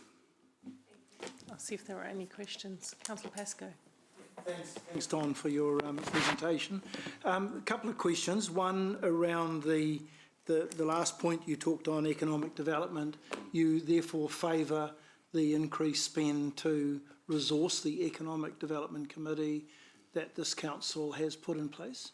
Oh, absolutely. In fact, a doubling of it in whatever form you see fit, it would be superb. I think there's 280,000, I think, in our budget specifically for that. Excellent. Getting business in here does a range of things for the community. You've got more people here. They spend money in Hamilton. They spend money with our businesses.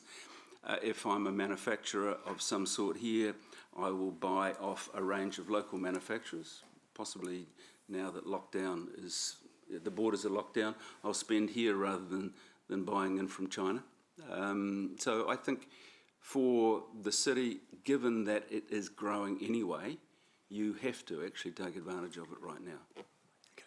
Thank you. And the second question, in paragraph 3.6, you talk about local government incompetence, and you quote 3 councils there. I presume that this is a general comment rather than pointing the stick directly at Hamilton City Council, or are there some examples of incompetence that... I'm sure any organisation I look at I can find some, but it was really the 3 that I looked at that had been excruciatingly painful for their ratepayers. Yep. One was Wellington with the sewage, and that, as I said earlier, was something that I identified back in 2004, and subsequent bureaucrats had not done anything with it, or councillors had ignored it. And to me, that's incompetence at both levels. With Auckland and its water woes, this has been something that's been coming for a long time. Those sorts of things don't happen overnight. You have to accept that there's a bit of a drought, but that's the sort of thing that you expect your staff to be able to predict and do something about. Tauranga has always been a victim of its growth, and I think it's probably a good example for the council. People have moved from Auckland to Tauranga in droves over the last 10 years, and Tauranga has not kept pace with that growth. So I'm saying to you, if you don't keep pace with the growth, you will suffer, and we will suffer a 12%, which I think is the one that 10B is actually proposing in Tauranga, and we would hate that. We would hate that with a passion. Thank you. Thank you, Chair. Further questions? No, thank you. Oh, apologies. Yes, Deputy Mayor Taylor. Thank you. Don, thanks for your submission. I'm beginning to enjoy your straight talking style. It's really good. I've just got a question about 6.5 DCs, where you're suggesting getting rid of DCs, if I'm reading that right. Yeah.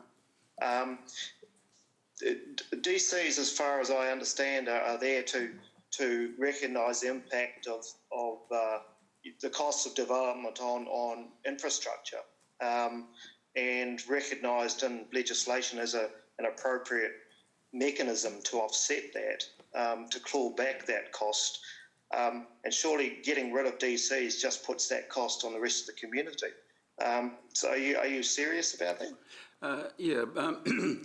You have to understand that the development contribution, what you actually create, has a intergenerational life. So the effect of DCs in the short term is to actually increase the price of the product that's being sold. And that makes Hamilton less attractive to someone who may wish to develop.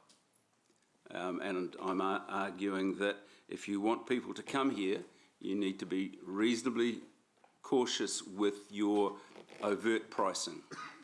You've got a product to sell, and whilst you may be cheaper than Auckland, certainly the surrounding councils, Matamata Piako, for example, have got plenty of land that they would love to see developed, and they're only a 10 to 15 minute commute from Hamilton. So recognise that you have competitors out there who would be looking to cut your lunch with cheap prices.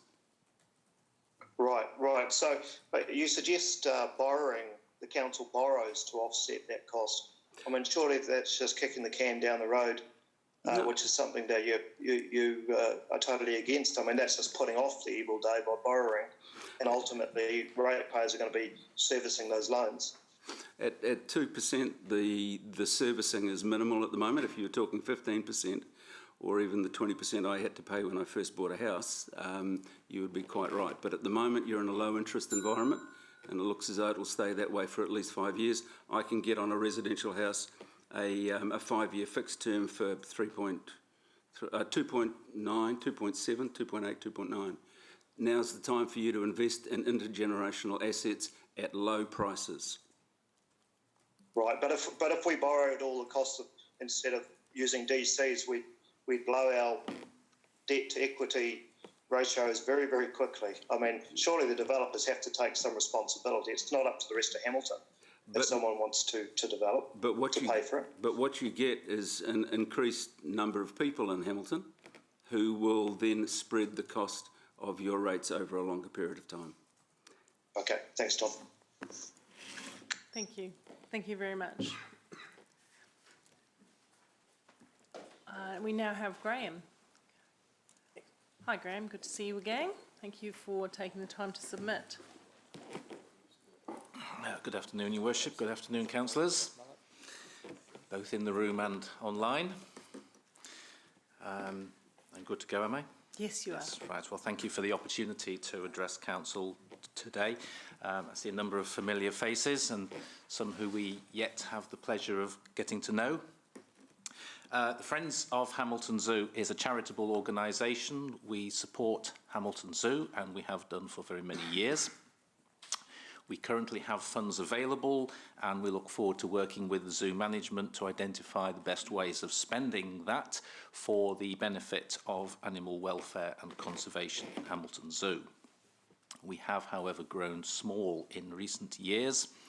Fundraising is not in itself an attractive way of spending one's leisure time, even for such a worthy cause as Hamilton Zoo, the welfare of its animals and the conservation of their species. Be that as it may, it is more important that Hamilton Zoo itself can embark on a bright new future. The new entrance precinct must go ahead as planned. If it's not funded through the Crown infrastructure projects as hoped for, Council must ensure that funding is available in 2020-2021 and that the project moves forward swiftly. A warm, welcoming entranceway is critical to any visitor's first impressions. It's the equivalent of a residential property on the market having great street appeal. It draws people in. It's essential that visitors can move through the entranceway and into the zoo quickly and efficiently. This currently can't happen if there are several visitors turning up simultaneously. Rapid and easy transition into the zoo is hugely important for the visitor experience and by itself can help attract visitors to come back again. Repeat visits are always good for business. The whole entrance precinct is of even greater significance to the success of Hamilton Zoo. It provides community space, drawing local people to the zoo, maybe initially for reasons other than the zoo itself, but inevitably they will get drawn in. It provides education space, and education is critical in these days of diminishing and changing habitats, biodiversity loss, climate change, sustainable living. How do we overcome people's sense of helplessness? How do we empower them to make differences? Through education.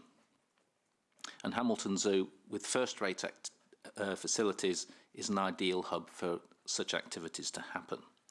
The current education room really is not fit for purpose anymore. A combination of community and education spaces provides opportunities for meetings, seminars, perhaps even conferences. That means business, promoting Hamilton. They provide opportunities for the Friends of Hamilton Zoo and others to develop one-off or programs of talks to members or zoo supporters or the public. If we can combine all our 3 groups of supporters that we currently have for the zoo into a single large group, then that gives a ready-made audience. And these talks help to promote the zoo. The entranceway also links Hamilton Zoo with the Waiwhakariki Heritage Park, which is important because these 2 conservation projects are not mutually exclusive. As I say, they are both conservation projects. Neither are ends in themselves. They are parts of a mosaic of conservation and sustainability efforts across Hamilton, the Waikato, New Zealand, and internationally. So this is why Hamilton Zoo is important. National and international conservation efforts. This capacity to do more in conjunction with Waiwhakariki and with other zoos. Zoos cater for tourism big time. They remain popular throughout the world, especially when you get the combination right of animal welfare, conservation, education, and a good day out. Hamilton Zoo can be a draw card for Hamilton in its own right, just as Hamilton Gardens are already. But by combining with Hamilton Gardens, providing zoological and botanical experiences, plus all the science base of Waikato University, Hamilton has the opportunity to become a biological centre of excellence in New Zealand. That means tourists, means money. Hopefully that means jobs, services and reduced welfare dependency. And in conjunction with concepts such as the 20-minute city, Hamilton has a further opportunity to be a city of increasingly sustainable living. So Hamilton Zoo can play a major part in this development, but it needs to have investment. So please make sure that investment happens. Commit to the entranceway project in 2020-2021 and other project phases beyond, on time and in next year's LTP. You may see me again this time next year. Please build up Hamilton Zoo's and Hamilton City's science and education credentials. Use the zoo for this. Please be consistent in your messaging. Don't cut out or be tempted to cut out the community and education spaces to save money if and when the inevitable cost overruns occur.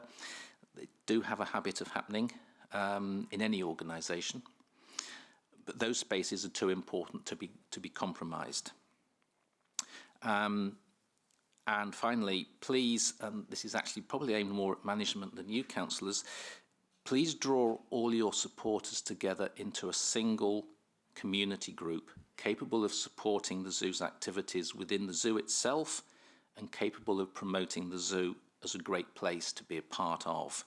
We already have the zoo hosts, the Friends of Hamilton Zoo, and some 1,400 supporters who have annual passes. So Hamilton Zoo already has potentially its own volunteer army. Together we can mobilise it for the future good of Hamilton Zoo. But that future good of Hamilton Zoo is in your hands, councillors. So please make sure the investment in this annual plan actually happens. Thank you very much. I think we have a question from Deputy Mayor Taylor. No. Apologies, I left my hand up from the last one, Okay. sorry. Yes, Southgate. Thank you. Are there questions? Councillor Hamilton. Thanks, Mayor Paula. Thanks, Graham, for your submission. Very good. Two questions, if I may. You talk about the three groups, the supporters, the friends and the hosts. Is it possible to bring them together? Have you tried? Is it a work in progress? I had a discussion with the acting zoo director and we were looking at that, and then a thing called COVID-19 happened and we weren't able to progress that any further for obvious reasons. So it's still a discussion to be had. We're certainly very keen to progress those discussions. There have previously been discussions with the zoo hosts around trying to come together as a single group, and there was some agreement in principle on that. But there are some 1,400 annual pass holders who pay money directly to council, which is not a problem that I can see as far as Friends of Hamilton Zoo are concerned. But we want to broaden the scope of that discussion to include everyone who is a supporter of the zoo and wants to enjoy going there and see it continue. Are you aware of the PGG or Project Governance Group that the Hamilton Gardens has used? And do you have any views around that in terms of a funding entity to support your work? This is one of the things that we want to look at in just what a single group of supporters would look like and what it can be doing. So I am very conscious that the Friends of Hamilton Zoo is now so small we're almost critically endangered. And we need to evolve into a life form that is more sustainable. So we want to have that discussion with management so that we can achieve that and become useful again for the zoo. Thank you, Graham. Cheers. Thank you. Thank you. Graham, the Friends of the Zoo have contributed quite a considerable sum of money over the time, haven't they? That 2 projects, and you still just approved a project recently. Martin and I were at your AGM. Mm-hmm. We have really since the unfortunate accident in 2015, I think it was now, we've still been raising funds. We have funds sitting there looking for projects. Again, just before COVID-19, we had a list of potential projects and we asked for further details on some of those so we can try and move the money from our account into the zoos, and so that they'll hopefully be of benefit for the animals up at the zoo. So we're looking to move that forward, but we do need our own resources now to be able to go out and raise some more. So there are almost too few of us now to actually do that effectively. Okay. So we're almost as endangered as some of the animals. Thank you. But I will just say thank you. Well, I've got the floor for the amount of money you have over many, many years brought into the zoo. It's certainly into six figures. Pardon? It's certainly into six figures. Yeah. The amount that we've raised over the years. And you believe strengthened with the people who are pass holders plus the hosts, strengthened into an organisation, you can once again become a substantial co-funder of projects. I believe we can, and I believe that we can get involved in more ways of supporting the zoo as well, which the hosts already do within the zoo itself. But I'm sure there's a lot more that we can do to help Hamilton Zoo be an attractive place to go, but also to be an attractive organisation to be a part of. And I see here you're asking us to elevate the importance of the zoo by not referring it to it as the third tourist, but to a key attraction. So that in the one document, it was referred to as the second attraction and later as the third attraction. But some consistency, I think, would be helpful there. Otherwise, someone that you're trying to get money from might not be quite sure what you think the status of the zoo is. So. Okay, oh, that's clear. Councillor, no, you've not got a question anymore, Martin? Yeah, I mean, I think just a key message I've got is very much the focused on the joined-up approach in terms of Lake Whakauriki and the zoo in terms of the science, sustainability, conservation mission.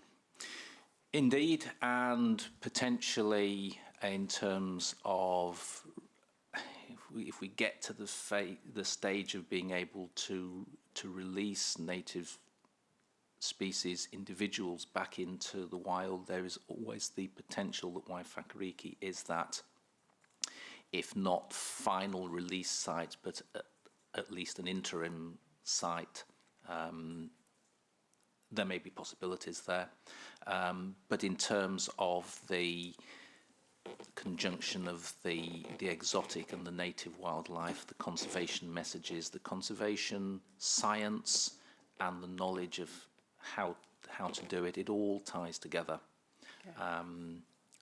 Some people are attracted by the exotic, some are more attracted by the native.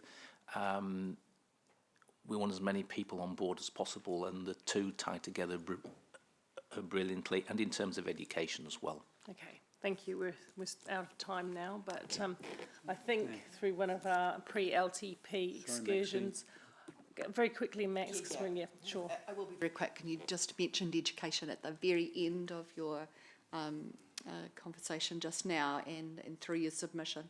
It's exciting to see science and education as credentials. I wonder what relationships you've developed with our primary education sector, and whether that's an opportunity for friends of the Hamilton Zoo to grow your influence. There's nothing better than excited children to get your messages into households. Indeed, and if we had enough resource within our group to be able to do this, wouldn't it be great to be able to promote things like Science Week or Biology Week and go and try to excite young people to come and use places like the zoo, like the gardens, the arboretum, or wherever, but for us, to our mind, the zoo is a key place because you've got fluffy animals and nice birds and things like that as well. And what better place to go and see them? Far better than on the television. I think what we'll do, councillors, on that point is when we talk to staff about refreshing our understanding of the first suite of improvements, because Martin and I were in that classroom about a week and a half, 2 weeks ago, something like that. Yeah. And, there was a couple of, sorry, Mark. And we were there with the stuffed stoat and, it's not exactly a modern, is it a stoat or a ferret, but it was stuffed and dead. And, it wasn't inspiring, I think I was trying to make the point, it wasn't an inspiring educational facility, was it? No, but those things do have their uses, at least being able to see what the size of these creatures are. Yeah, I'm all for dead stoats, let's face it, as opposed to alive ones. Let's see, if you think seeing on television a white furry animal set against the snow. Well, hey, it could be a polar bear, but it could be a stoat in its white coat. Two completely different sizes. So, yeah. It's less about the stoat, more about the room, really, but there we go. Yeah. Okay, thank you very much, Graham, and thank you for the good work that you have been doing at the zoo. No, I was there when you were running a very successful fundraising barbecue and other things that you do. Thank you. thank you very much. Next up on our list is Jason. Welcome.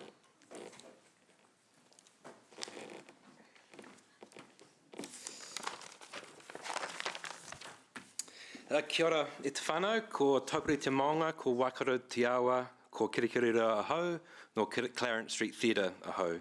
Ko Jason Wade, toka ingoa, kia ora. Thank you for the opportunity to speak to our submission by Clarence Street Theatre Trust. Please bear with me for a brief moment while I paint a picture of a possible future. Please take no offence if you're mentioned. It's meant with kindness and tongue-in-cheek. Humour me if you will, and imagine 10 years into the future.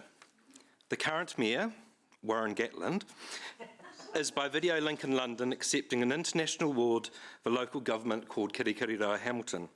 It's a progressive arts and culture centre of excellence held up internationally and beating out places like London, New York, Berlin and Melbourne. Media outlets reports comments from local leaders, many of whom were city councillors during the COVID pandemic. The usual critical media acknowledge that these councillors took brave and sometimes unpopular steps to thrust their community into the future and catapult Kirikirira to be the envy of Aotearoa and become the cultural capital of New Zealand, a title once held by Wellington. The now CEO of Momentum Foundation and former councillor, Angela O'Leary, states, I was proud to be part of the push to have the theatre built and a strong advocate for the arts. Ms O'Leary continues to state, the Waikato Regional Theatre, now known as the Mark Bunting Theatre, as an international centre of excellence, even the Ratepayers Association have been heard saying it was money well spent. The CEO of Hamilton International Airport, Ewan Wilson, comments, it is indeed the reason why Hamilton has become such a huge demand internationally, and due to its arts and culture will continue to drive forward and the need for a third international runway. Current sitting councillor and recently knighted for his service to local government, Sir Martin Gallagher, New Zealand's longest serving local body official states, it was one of the proudest decisions to make in his ongoing long-standing career to invest more heavily in the arts. When asked for comment as the Mayor during the COVID period, the now Governor-General, Paul Southgate, states, I was fortunate to guide a collection of forward-thinking community leaders from, despite their differences in personalities, eventually agreed upon the importance of investment in the arts and the community. The plethora of awards and accolades, nationally and internationally, speak to the success of their bravery at the time. Now that could be the future. And back to our sort of actual submission. I could bleat on about how we need more funding. I could bleat on it how we all know that greater funding into the community and the arts has huge benefits, not just socially and economically, but on many fronts. I could mention how much money Clarence Street Theatre Trust and other theatres in the city have saved the residents by being run independently by charitable trusts. I could say, imagine what more we could achieve if we had actual funding that we needed to create bigger and more positive change. I won't mention any of that, as I'm sure you're all aware. We acknowledge there are finite funds and resources are limited. We would suggest perhaps talk to any of the independent venues on how we make the remote smell of an oily rag work. It could be applied to some of the other areas of the business that relate to community.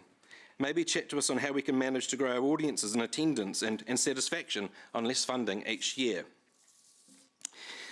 Now, with money and funding being cheapest that we'll probably ever see in our lifetime, it is important to invest and not to pull back.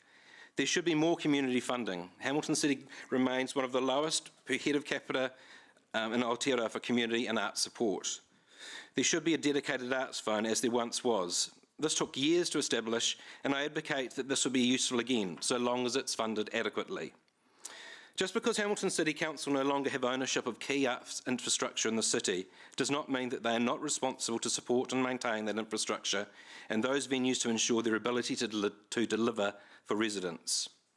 Hamilton is fortunate with its theatres in that each one serves its unique purpose. There is no competition between venues and we all fill different needs. This won't change in the coming years with the addition of another theatre. Each one of the city's venues serves a unique purpose and has an integral part in the overall arts ecology of the city.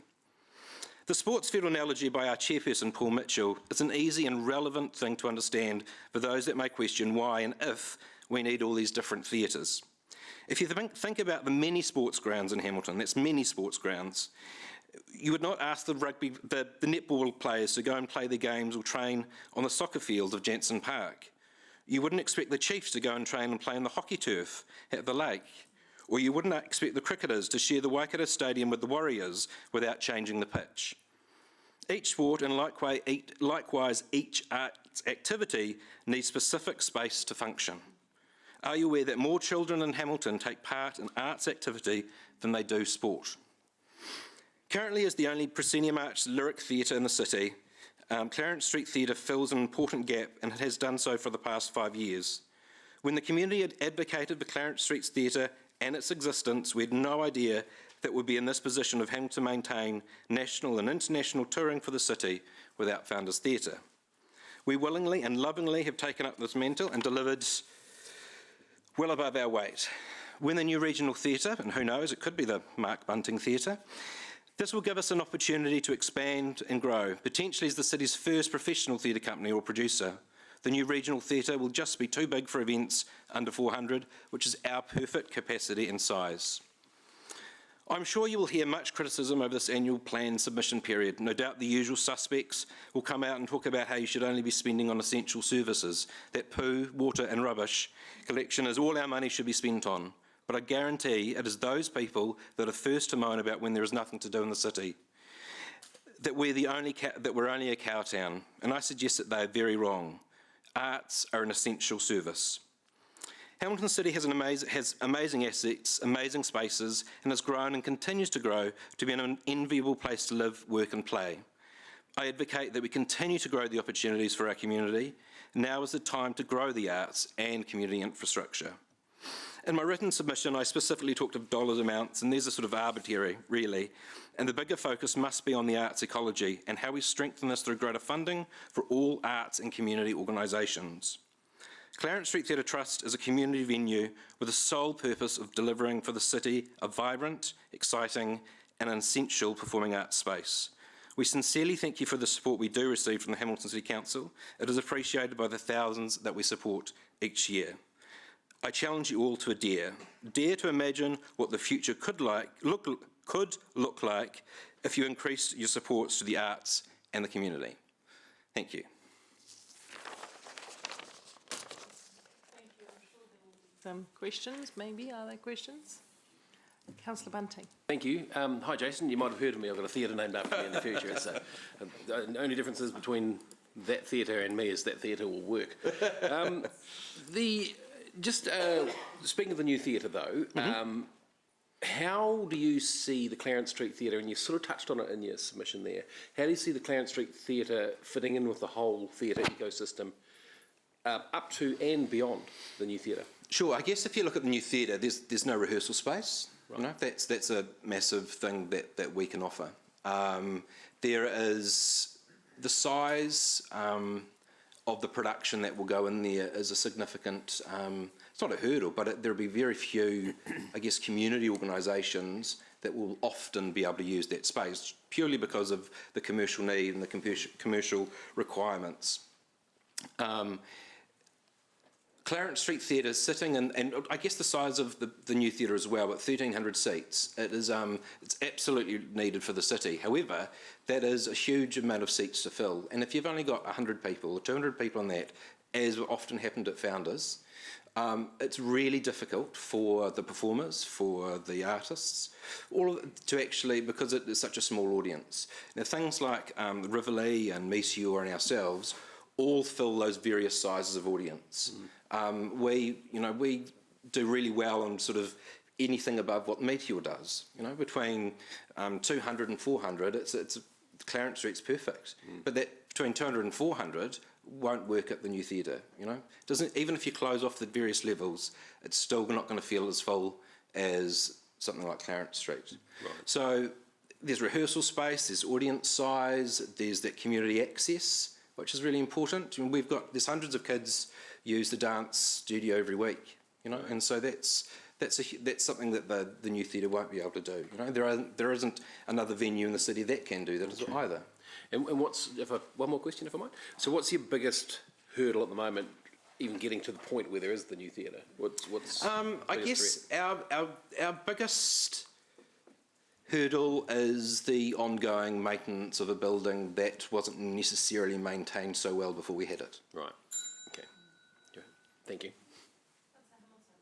Thanks. Just picking up that very point, fill me in the gaps here, Jason, because I thought we paid a bill to fix the roof, but obviously not. But you've got in your submission 35 grand as a one-off, and then there's 15 ongoing. If the one-off is done, would it need the ongoing? Yes, yeah.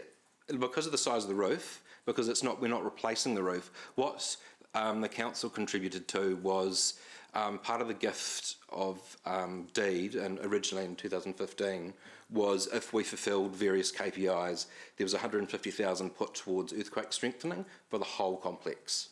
That we managed that, and there was a portion. There's about 35,000 left over from the 150 after the strengthening happened, and that 35 was apportioned to one part of the building to replace that roof, which is the old part of the building. The whole main theatre, auditorium and foyer element the roof has had no maintenance done on it for years, and so that's what this additional money is for. So it's 35,000 to repair it. It's all the rust, all the leaks, the guttering, all of those fun things, and then the ongoing cost is for treatments to stop the mould growing. It's the painting. Because of the height of the roof. It's not as simple as just getting out with your roller and painting it. Okay, thank you. Thank you. Just one quick question from me. You mentioned around moving your multi-year grant from 40,000 to 75,000. You also mentioned the making a dedicated arts fund to bring us up with some of the other cities of a similar size, or, you know, we're being low per capita. Which of those is the most important? I guess if you were to be selfish, then it's, you know, obviously our increase in funding. But I think there has to be a bigger picture, you know, and I think I think it was the last council, or could have been the one before, that abolished that arts fund, that there was a bunch of organisations for quite a number of years advocated for it to be established. It was sort of ring-fenced, especially for the arts, and then that got sort of, I guess, all put into the one fund. So I think it's important that the arts don't get flooded by other requests. I think it's really important. Okay, thank you very much. Thank you, and thank you for the good work that you do in that space. Thank you. Oh. We have David here with us, David Wayne. Welcome, David. Thank you, Your Worship. Councillors, I will be very brief and to the point as I can. You've all had the submission.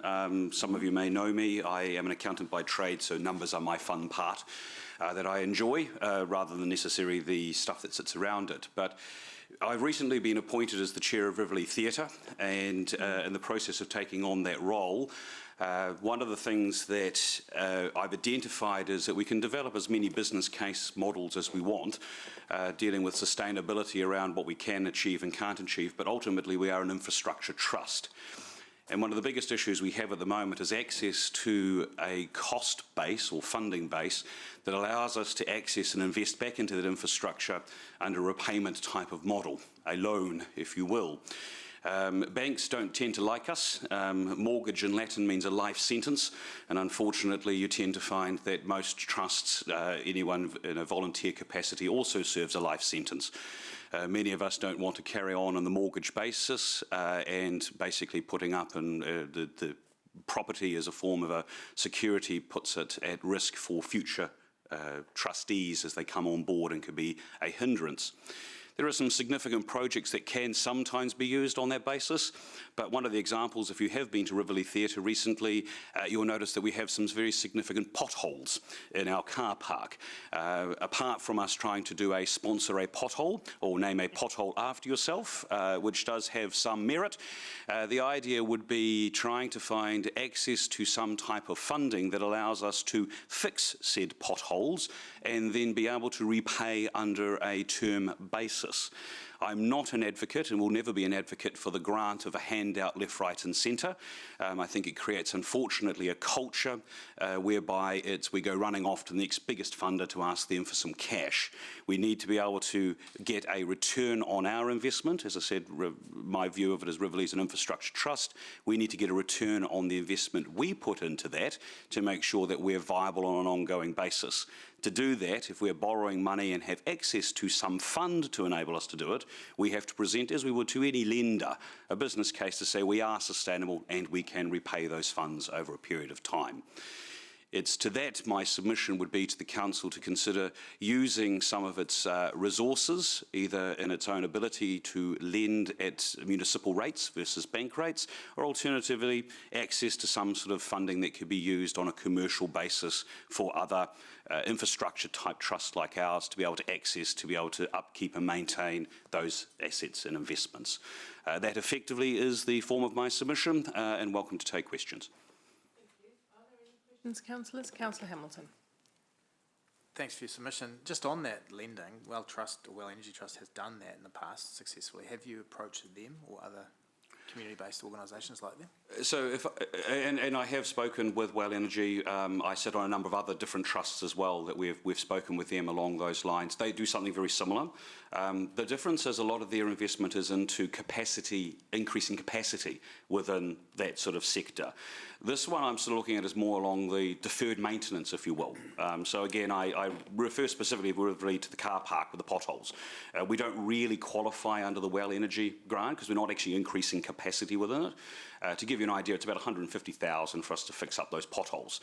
Well Energy, there, and without putting a finer point on it, there is a major project we're looking at with Rivoli as well. Well will be an organisation I'll be discussing as part of that process, but that would be in line with increasing capacity. In terms of fixing a car park, I don't see that as increasing capacity. Certainly it means we don't lose some of our patrons down big holes, but that would be about as much as I could use looking at the criteria that Well use along their sort of community-funded loan scheme. By way of background as well, it's underwritten by the BNZ, so you also have to keep a whole lot of bankers happy in your submission as well, that you know what you're doing. Thanks. You've, Rivoli, I have been there recently quite a few times. You survived, well done. Yeah, I came to one of your quizzes where I'm very proud to say I was last. However, not knowing very much about music and the theatre didn't help there. But you, at that time, that was for the refurb of the building, the considerable plans that you've got for studio space, etc., etc. This loan, however, is to do the bare bones stuff that you need to keep going, isn't it?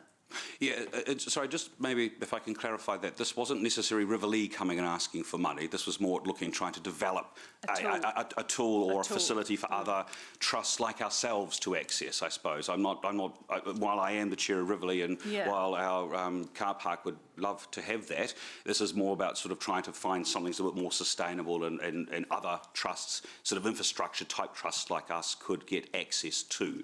I suppose that's more along the lines that I'm sort of looking at in terms of my submission.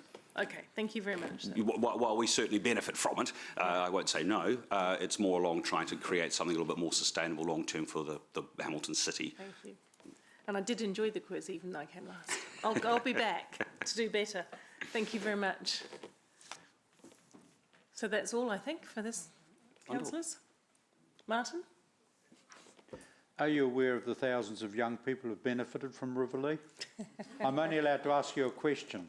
Right. At this point in time, I am aware of some, but as my youngsters are not quite at the stage of getting to Riverlea, and I'm not quite old enough to remember youngsters of Riverlea, but I have had the opportunity to see, as part of the due diligence of taking on the chair role, so I've been in it now for about 2 months. I have had the opportunity to see a lot of the enjoyment the young people get through going through it. I know my predecessor, Nan Russell, has been working a lot with Momentum over the new regional theatre and the feeder through. I know there's been a lot of reference to how the arts sector could replicate the sports sector. And so while we showcase the Chiefs, for example, there's a lot of grassroots stuff that goes on with that. And that's where we firmly see Riverlea sitting. And part of the approach I'm taking with it is that it's my job as chair to ensure that we put the best investment we can into that infrastructure to allow those people to go through. Riverlea won't interfere in developing those people. Music makers, playbox, stagecraft, they all do that. Our job's to make sure they have the best class facility available to help them. Thank you. Thank that you. was a very long answer to a good question. It was a very comprehensive answer. Thank you. Thank you very much. Most informative. Wonderful. We appreciate your time. Thank you. you. So next. Oh, hang on. Sorry. Just wait. I see that Councillor Forsyth has a question. I missed it because she's on Zoom. Sorry, Margaret. I just unmute. Thank you. Thank you, David, for your submission. Can you hear me? Yes, thank you. Great. Look, I was really interested to hear your proposal about having some sort of fund for community groups, etc., to access. And curiously, it's quite an opposing position to what Jason put to us about actually wanting grants, and you're saying to us, well, actually, no, that's not the kind of culture we're after. We're after some sort of a business type proposal. So a couple of questions. Have you had an opportunity to speak to other creative groups in the city, i.e. Clarence Street, Meteor, just to start, so that, just to get some more momentum, I suppose, with your proposal? Not at this stage. This sort of came up as a concept that was thrown around at a meeting with a couple of us through our building project last Thursday. We realised submissions closed last Friday, so it was a little bit of a throw this all together as quickly as we can. We thought it had some legs. We haven't really had an opportunity to discuss it with anyone else. It was just sort of more of a group of 5 of us thought this was a good idea when we fleshed it out a bit.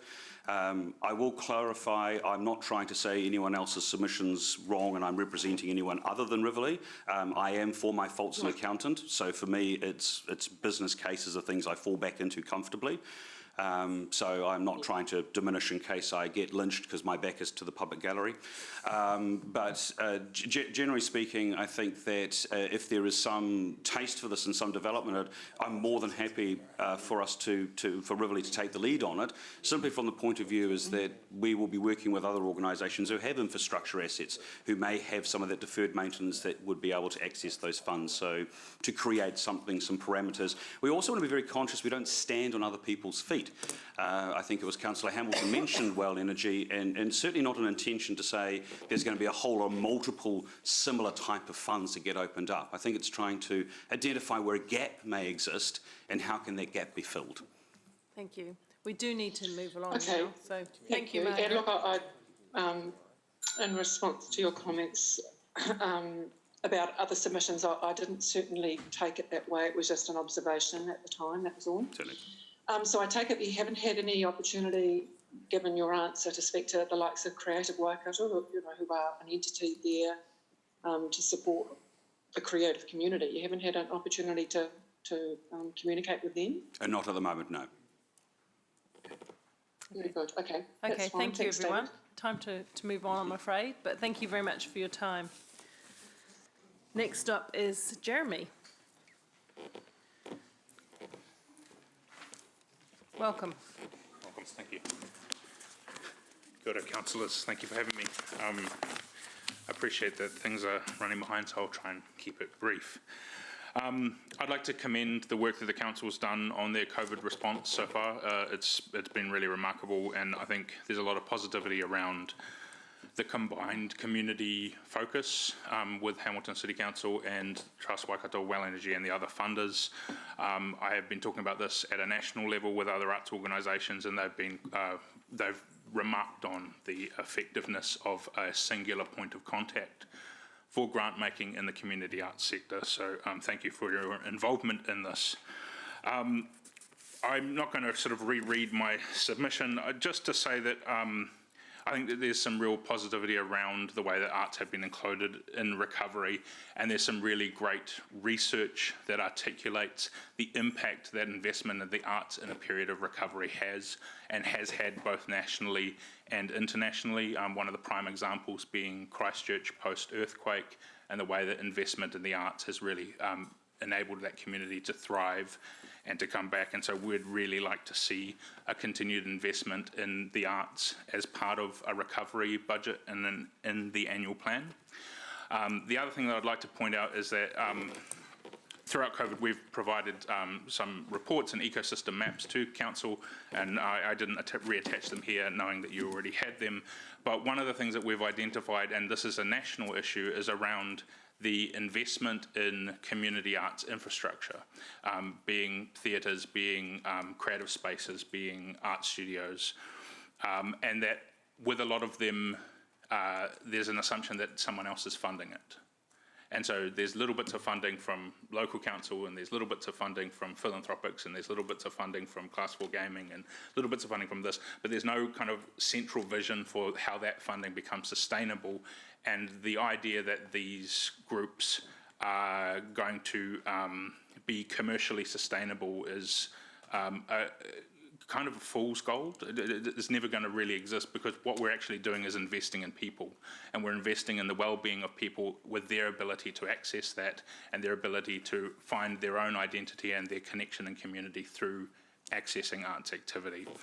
And what I'd really like to see, along with what Jason has said and what Nancy said this morning around that increased investment in the arts and that development of an arts fund, is actually the ability of Hamilton City Council to advocate on a national level for more engagement and investment in community arts. Whether there's a project where for every dollar that the national government puts in, the City Council can put in a matching dollar for that investment, that would be hugely transformative in the long run. The Creative Waikato has a vision for a Waikato region that prospers with diverse and transformative creative activity, and we aim to work with the council and community to lead the elevation of creativity in our region and to collaborate to provide opportunities for cultural well-being, because we know that arts and culture are essential to the well-being of our city and our region. And so this is why this increased investment in the arts, whether that's through a dedicated arts fund, whether that's through increasing the way that the community multi-year and single-year grants work, any of those methods could be applied and be applicable depending on your openness to doing that. And Creative Waikato would be very happy to assist in this area and work with you to provide guidance on how that might be best utilised to support the community in a really meaningful way. The other thing that I will say to close is that I personally, and I know that there are others in the arts community, have a vision for Hamilton as a creative city, an internationally recognised creative city, one that really embraces arts and culture as part of its identity and its core operating. That does require continued and increased investment from council, but we know that that has real tangible benefits for the physical and mental well-being of our people, for our sense of identity, for tourism, for the economy, for all four of the well-beings. And I just think that that is a really transformative and visionary way to work forward into what Hamilton could be in the future. And I thank you for your time. Thanks, Jeremy, for working with us so closely recently. And It's been really exciting to listen to the arts submitters today talking about, rather than just coming in with handout, please give us money, with creative ideas like Nancy had this morning about peer funding and etc. But I guess the elephant in the room is there's been some huge announcements from government recently saying we're throwing so much money at the arts. Where has that filtered down and landed here? I assume none of it's gone to theatres or anything like that. So with the Creative New Zealand grants that happened pre-budget announcement, they were for projects that could happen in the lockdown period.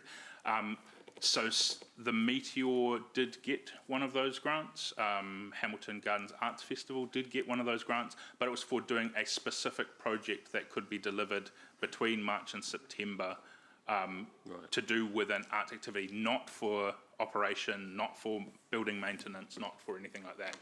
To put it in perspective, there was $24 million or thereabouts invested in that round of Creative New Zealand funding. Approximately 500,000 of it came to the Waikato, and that's the entire Waikato region. So that is an increase in funding that we have had from Creative New Zealand for arts practice in the past, but it's 500,000 out of 24 million in an area that has quite a big population. So there is a real substantial amount of that funding that goes to Wellington and Auckland. There is a new fund that has been announced from Creative New Zealand yesterday called Ngā Toi Arohi, which is Arts in the Region. So that's an arts investment fund for projects still, not for operations, which is the tricky thing with a lot of this funding. But that's up to $150,000 for arts activity and arts organisations that happen anywhere outside of Auckland, Wellington and Christchurch, but it requires some partnership investment from other people towards sustainable activity. So more detail about that comes out on Friday, and then the submissions for that open in August. But again, it doesn't address the fact that there is that gap nationally around infrastructure and operational funding for arts organisations and arts venues and spaces. I have been working with regional arts development organisations and with Creative New Zealand and trying to engage with the Ministry of Culture and Heritage around what the other budget announcements around the Capability Fund, the Innovation Fund, and there's one other fund that I've forgotten the name of. At the moment, there isn't any information around how that's going to be implemented.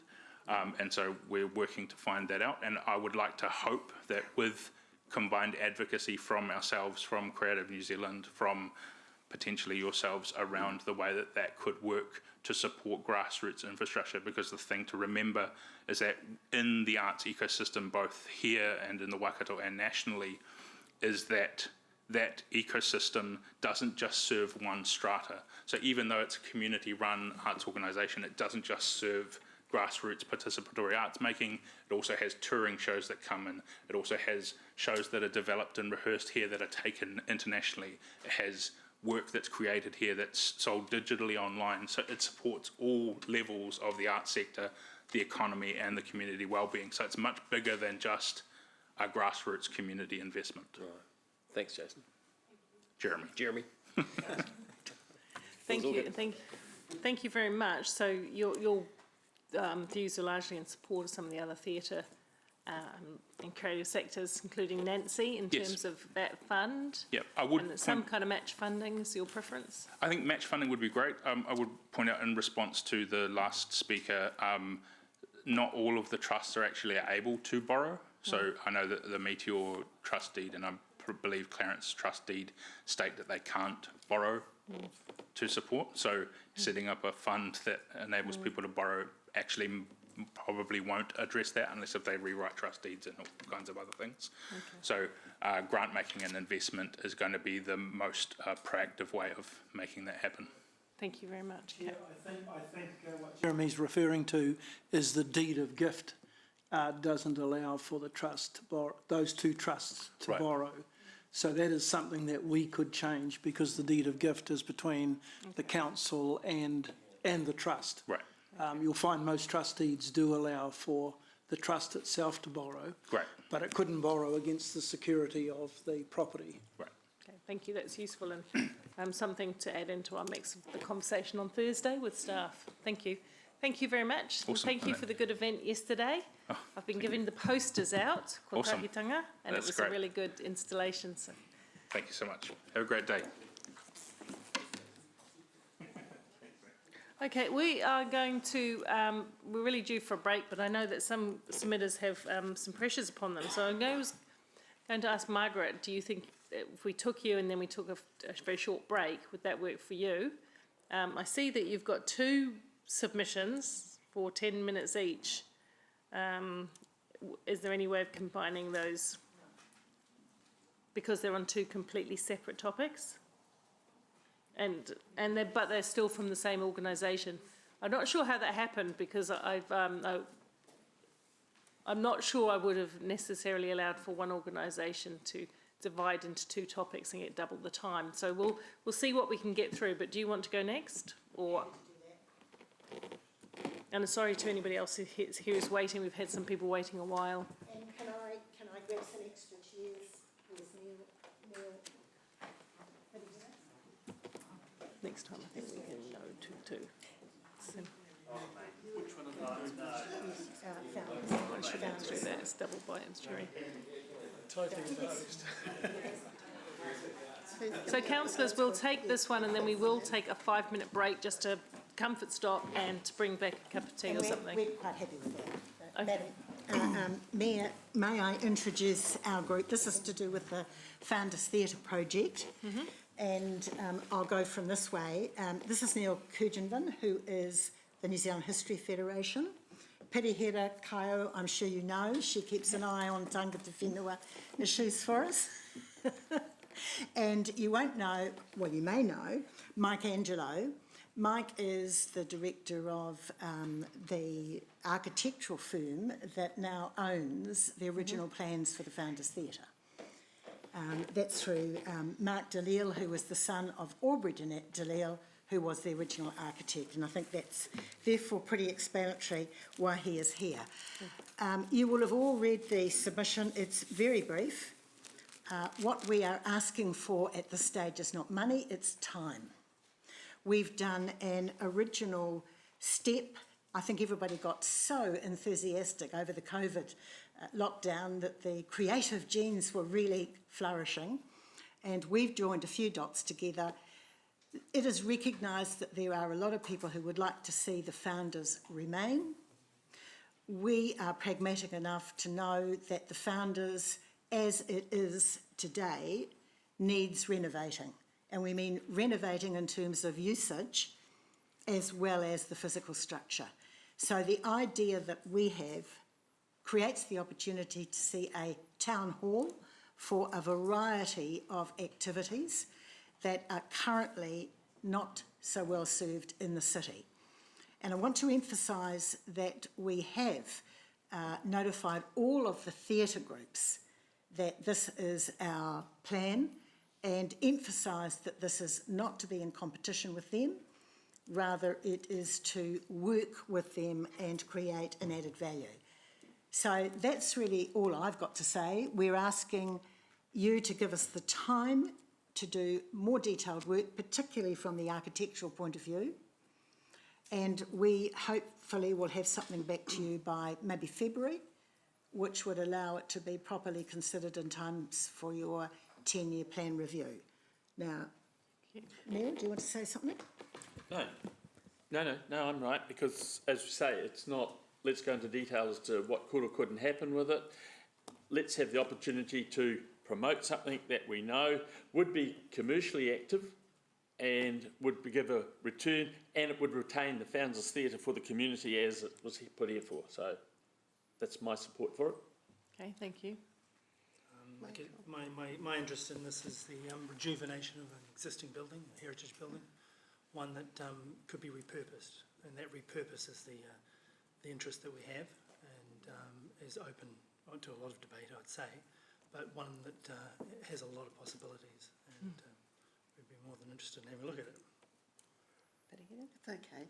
I just have a brief comment to make. It's just that for the number of years that have passed by since the Founders has been closed, it's time that's been wasted, but we would like now to see something really happen.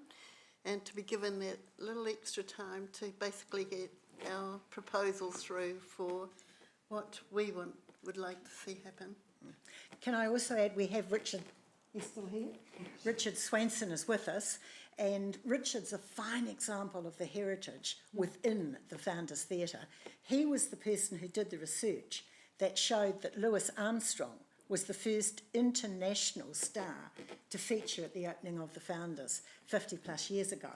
And it was interesting because people denied that it ever happened, but Richard found the photographs.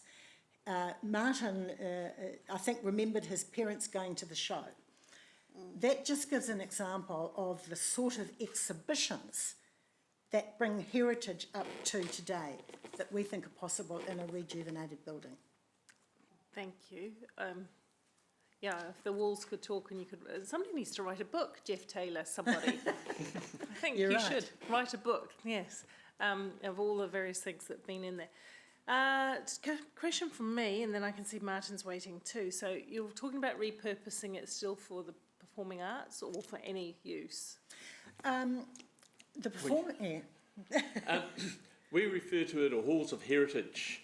Whilst there would be some aspects art, there would be as much archival opportunity for archival space, people to genealogy society type people to have information there for people to come. We want to have a facility that will be used, that's going to have people coming and going, and therefore obviously commercially it will sustain itself. Can I add to that? Initially when we looked at it, we thought it would be good to rip out the whole of the inside, but we've now realised it's solid concrete. We've also looked at the idea of taking off the north-facing back of the stage and creating an outdoor stage, which would be fabulous in the summer, you know, to feed out into the park. That also could lead its way to outdoor film, you know, shows, etc. So we are not discounting anything, but we're also saying that the first stage will be to see what is possible to do with this building. We do know there's a lack of exhibition space of all sorts in the city and elsewhere, and there's some tremendous art collections, there's some tremendous heritage collections that could be accommodated. We know that there's lots of groups who find it difficult to have a place for meetings. Okay. So there is the possibility that that could be the expanded cafe and bar for the drop-in, whether it's groups playing cards, chess, whatever. All we're saying is we are at the stage of gathering ideas, but the first priority is to see what can be done cost effectively with the building. Thank you. And so just one final question for me. Are you aware, have you seen any of the proposed plans for that space, which included, for example, an outside auditorium type of thing? Yes, Sean Murray has shown us so that you have seen those. He would like to see the ruins. We think that before it gets to that stage, it's essential that a proper independent evaluation of what might be done with the existing building, which is the heritage flavour, which reflects your own policies. We would prefer to do that. We may come back to you and say... No, I just wondered if you'd seen those three different options. Yes. That's cool that you have. Thank you. Martin. I think basically what you're saying is this whole area ties into our long-term plan discussions, and you're talking about, when we're talking about coming back to the further discussion with council was March? Yes. Yeah, so I think it basically ties in with our LTP Absolutely. Process. Yeah, thank you. And the new Western Town Belt Management Plan. Right. Thank you. No, it's fine. Angela? Where are they gone? 3 questions. So how much time do you need? We want to fit in with your review of the 10-year plan, which we figure would be perhaps February. Okay. And what kind of access will you need to the building, given the health and safety issues of parts of it? That's all been... You mean to get to the next stage? Well, no, do you actually need physical access to the building? Yes, we do, and we've arranged that through Sean Murray. Okay, so that's able to happen? Thank you, yes. Yeah. And I know you haven't finalised anything, and you're certainly preaching to the choir here because I do not want that building to go. Where do you think the money will come from? Totty's always worked on the basis of wherever the friends are. That can be buy a brick, and I think most of you know for the Warhorse project we raised a lot of money from small donations from people who cared, and that gets engagement, which is always a good thing. Over the last 3 speakers, there's been reference to central government. It does appear that heritage funding is something that's quite popular at the moment, and we got a significant grant for the Dame Hilda Ross project from government heritage funding, and so we think that's an opportunity. Part of the group that's been looking at this proposal include the Braithwaite family and the John Gallagher, so we're confident that with their bit of muscle, that will assist. And as I say, we're good at knocking on doors and asking people. Okay, thank you. Councillor Bunting, then Councillor Pascoe. Oh, okay. Do you want to? I'm happy to. I've been waiting, so I'm happy to continue. Cool, thanks. Just elaborating, or I just want to dig a bit deeper into Councillor Angela's question there. I mean, it's one thing to raise the funds for the Warhorse, and then give it to the city to look after, but this is a bigger thing to look after. The costs are going to be in the maintenance down the track. How do you envisage sustaining that over the years, or is that going to be on the council?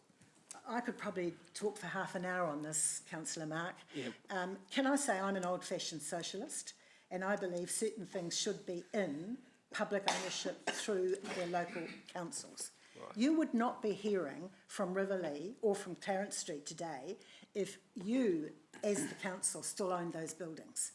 And I say that the Founders is owned by the people through the council. We would be very firmly of the view that that should remain that way, but we would see that there is a representative management group that would be responsible for the operation. Okay, thank you. The council. Does that make Councillor sense? Pascoe, Yeah, and then plainly. Thank you. Councillor Pascoe, and then I do have Deputy Mayor Taylor waiting. Yeah, thank you, Chair. Look, I just through you to the CEO. Isn't there a requirement under the council's significance policy to consult in terms of what we will do with the Founders Theatre, whether it's demolished or repurposed? I think we've already done some consultation on this a couple of times now. We've done it once comprehensively and to satisfy that, and also there's been other consultations over a period of time. Since it was closed down? Mm-hmm. Correct. Oh, okay. Yep. Just another point, sorry, just while I remember, the timetable for the long-term plan will probably require the information back by November rather than February. Just as a heads up, just to make sure we don't lead you down a garden path and then cut you off at the last minute. Okay, well, councillors, to not to hold it up, we can get that information about the cost. With my flagging memory, what was decided as a result of that consultation process? That was the genesis of the 3 ideas for that space, wasn't That's right.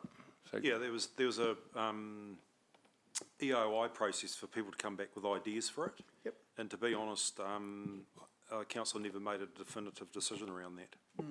Okay.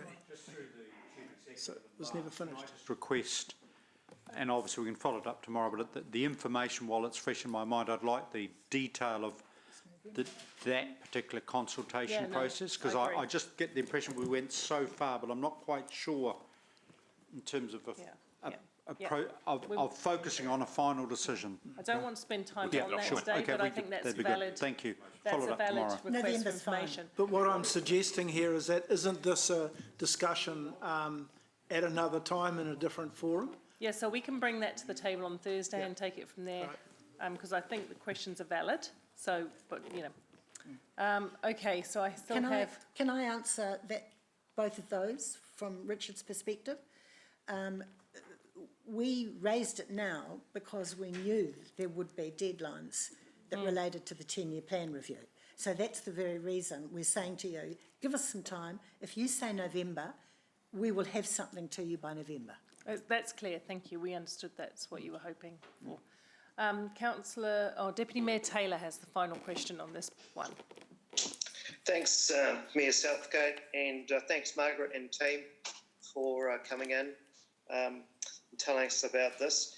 I've got just a few questions, just in regard to the the cost of doing what you would need to do to this building to get it for the use that you're talking about, have you had any estimates on what that might cost, just ballpark estimates? We've had two comments. I won't call them estimates. The first one is the principal cost of doing anything in there is the new carpet and the new seating. That's just one element. The other one is that with the earthquake strengthening plus demolition, we could be somewhere between 5 and 10 million. But that, I hate to say, is just an off-the-cuff comment. By November, we'll have a much better idea. Right, because I've sort of heard figures more in the $20 million range.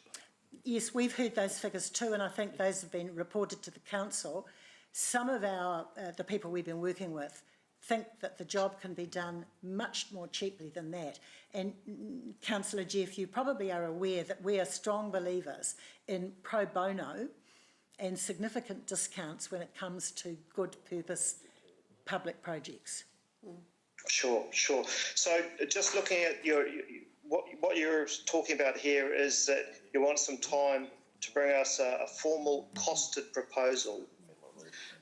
So is the inference in that someone else is going to be paying the 20 million, or are you hoping to come back to the council and want us to contribute to that?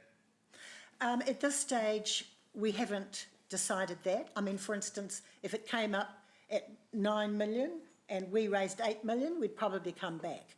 I think we're more concerned. It's easier to raise the capital for an asset at the first stage than it is for ongoing operating costs. And I think you've heard enough of that this afternoon. So we're saying we would do our utmost for a partnership approach, which would be to gather as much input as we can from the outside community. Right. And just from your earlier comment, I gathered that once this thing's up and running, you're suggesting that the council would need to keep funding it, or? It's the Founders Theatre. It's currently owned by the council on behalf of the people.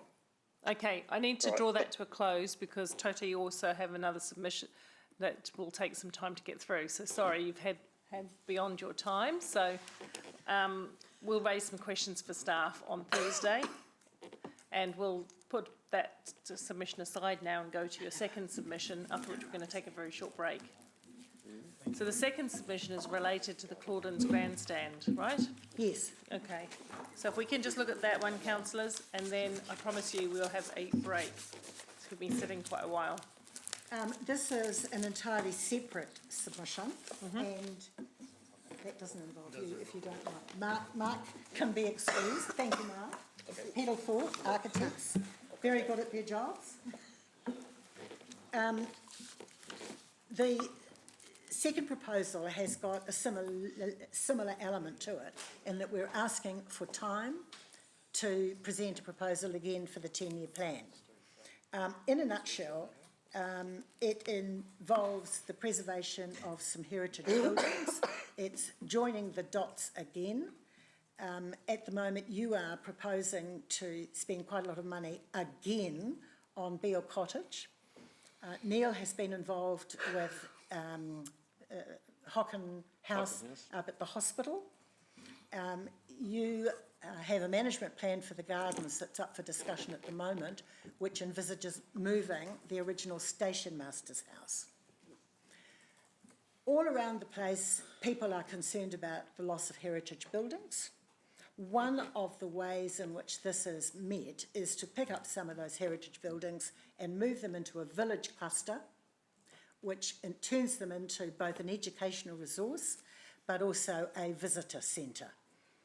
The Claudlands Showgrounds building is a beautiful, beautiful building. It has been sited in the wrong spot.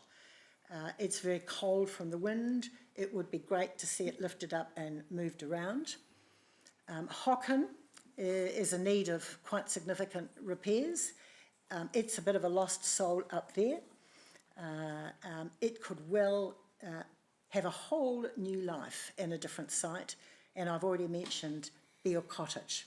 All three of those buildings are not on their original sites. which is quite an important point in terms of policy. I also want to say those are not the only buildings that might be available. You've got your own list, the heritage list that's in the district plan. You probably see once a week or thereabouts, somebody somewhere is moving a church or moving a Tikawiti building and positioning it somewhere else. We think that this is a very exciting project that would add great value to Claudelands. We've been working with the AMP Association. They are really excited about the idea because they can see that this enables them to have 52-week-a-year activities. And as I say, it's amazing the number of children that do not know eggs come from chooks. And that's the example of the rural-urban divide that could be assisted by this, having a classroom on site. And I'd love one of the classrooms from Hamilton East Primary, which is a heritage-listed building. You've got the Sunday Farmers Market, which of course is a great success. That dovetails really nicely with this concept. There's lots of lovely buildings out there that could be brought together and create this heritage village concept. There are 11 recognised styles of huts, houses that have been developed in Hamilton since the 1860s. And it would be the intention to have an example of each of these in the complex, so that the actual previous use to it, like Beale Cottage, like Hocken House, like the Station Master's House. The Station Master's House could have railway-type memorabilia in it. We would also like a house produced at the factory in the 20s and 30s that the railway have spread right throughout the country, so that people can actually accept that they were built here in Frankton and we can be proud of it, because there isn't one. There's one down the road in Tikawiti. Village complexes like these are quite popular or quite familiar. There's, if you look, Howick Village in Auckland is a working example. Just over the road, Matamata have one at Firth Tower. So it's not something that we're saying, here's something new, here's something unusual, let's try it. What we're saying is let's take the opportunity to recognise the styles of houses that Hamilton has had over the last 150 odd years. Let's put them together and let's teach the future children what we've had in the past. Thank you. We're also conscious of our bicultural history, and that's an element of this that Perihira might talk through. Obviously, you have the Kahikatea bush, Claudelands bush, within proximity. The history in the 1850s particularly was that this was the garden that fed the new city of Auckland and further afield. So there may be a way that that could be woven in to tell this story. Obviously, there are no whare left from that period, but there are stories about the church that was built in Kirikiriroa and quite well recorded, where the missionaries came with gatherings of 250 people. That's 1852. So that part of it is not yet writ, but we think it can be further explored.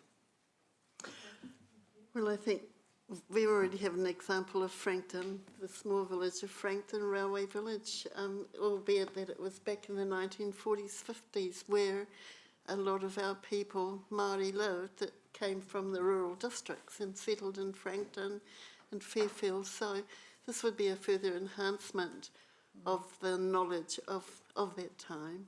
So we're kind of like two villages, as Angela knows, but... Thank you. Councillor Bunting. You're basically looking at kind of a ferry mead type sort of a thing. Yes. Right. That was all. Without the railway station. Yeah, but not big. Without the trains. Yeah, okay. So is it for tourists or is it for locals or? No. Both. Okay. We think it sort of completes the tourism triangle of the CBD out to the gardens, down to Claudelands, and enhances what Hamilton has got in that area. It's in a garden alternative, as I say, like the other ones are. It can, if we can get a church there, it can be used for weddings, funerals, that sort of thing. Yeah.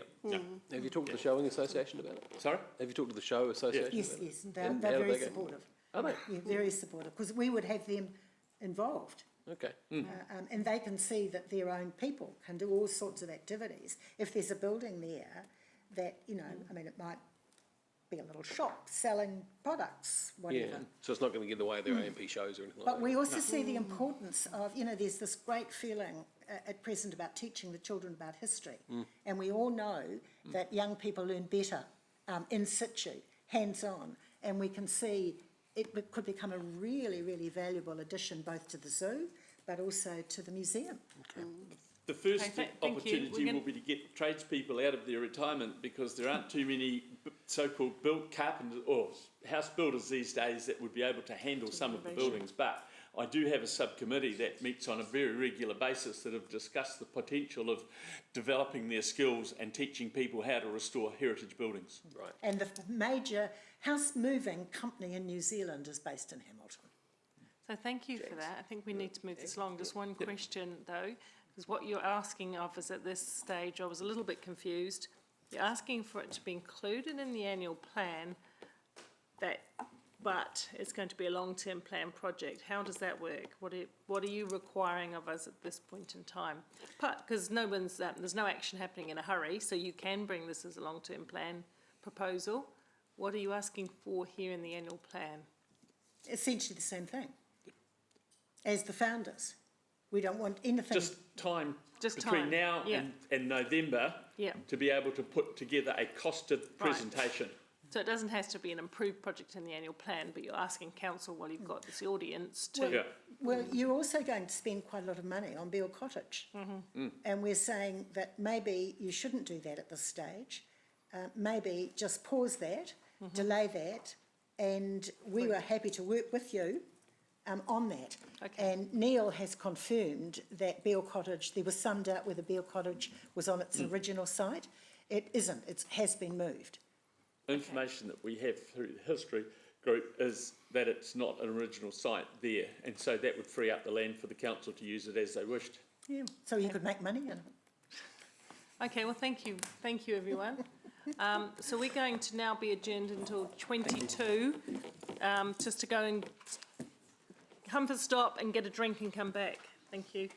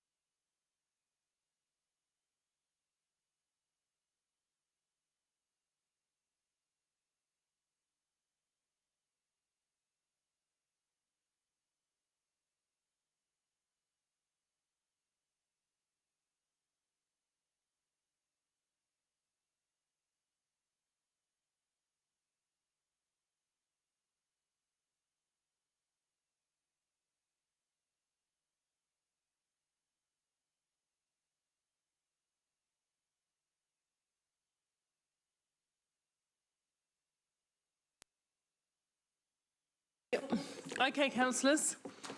Sorry, bring you away from the fun, back into the serious business. We've kept Ron waiting, and I apologise, and I've already told him if he gets a parking ticket and send it my way.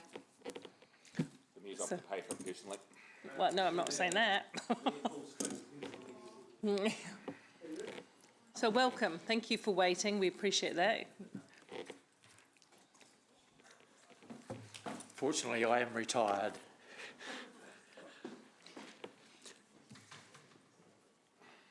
Well, good afternoon, and thank you for allowing me a few minutes to make my submission. The main point I wish to emphasise concerns the use of Part 4A of the Local Government Rating Act. And I don't expect everybody knows what's that about, but it empowers local authorities to adopt capital project funding plans for significant infrastructure. I believe that the government made the provisions of the Act referred to ensure that no ratepayers should be required to pay for the capital cost of infrastructure from which they do not receive any benefit.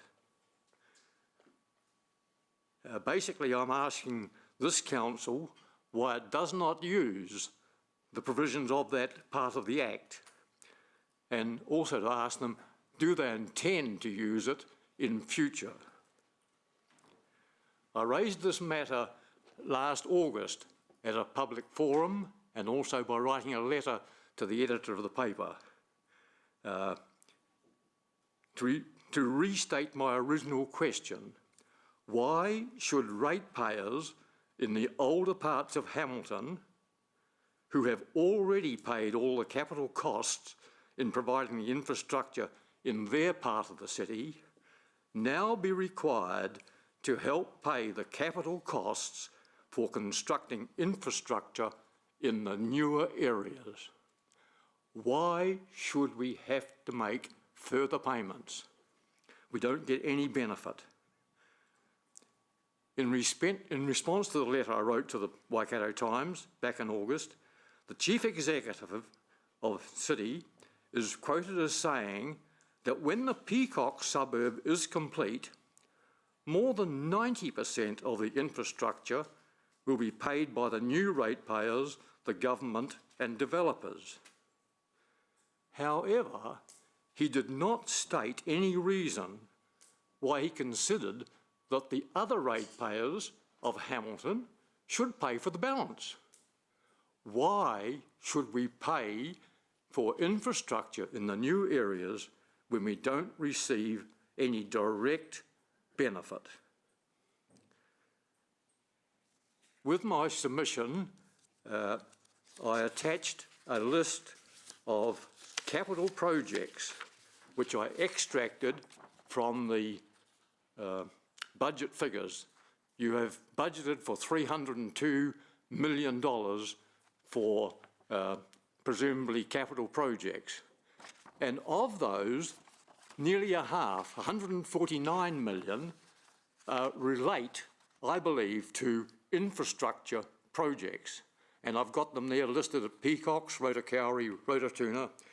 I've also included Ruakura because I believe that is another area which has got a particular place in our city which is separate from the general ratepayers.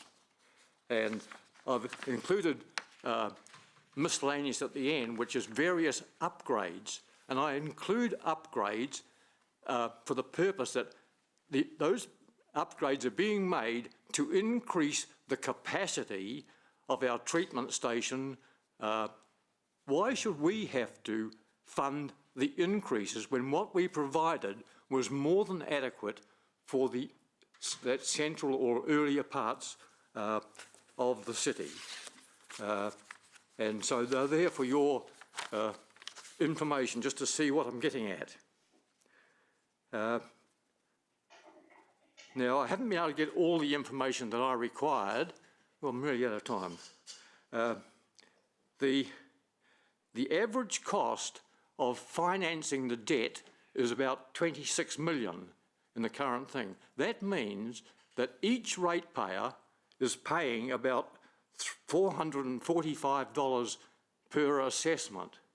And if half of that belongs to infrastructure costs, why should us older area people have to contribute that? It's another $200 more that we shouldn't have to pay. And finally, I wish to point out, we're already contributing a lot of money. The depreciation cost per assessment is about $1,200 per assessment. Are you aware that each ratepayer or each rate assessment is paying approximately $1,200 each year just to cover depreciation?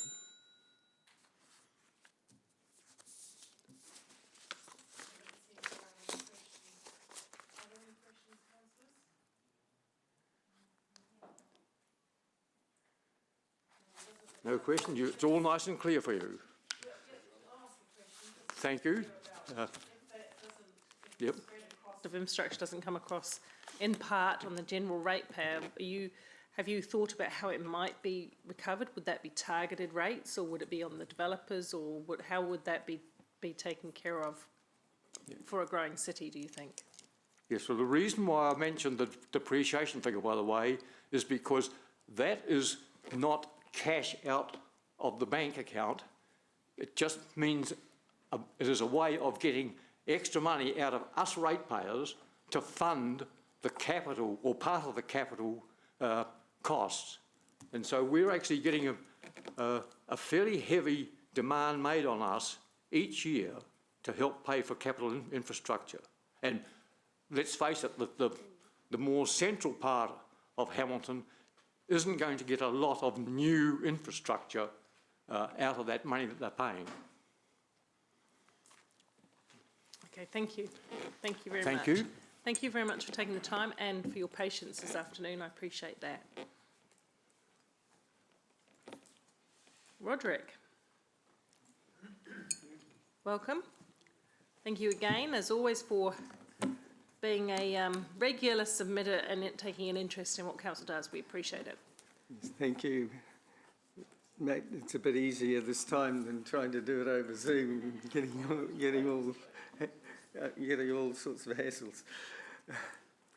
Yes, so thank the Council for giving us the opportunity to give feedback on the Council's annual plan.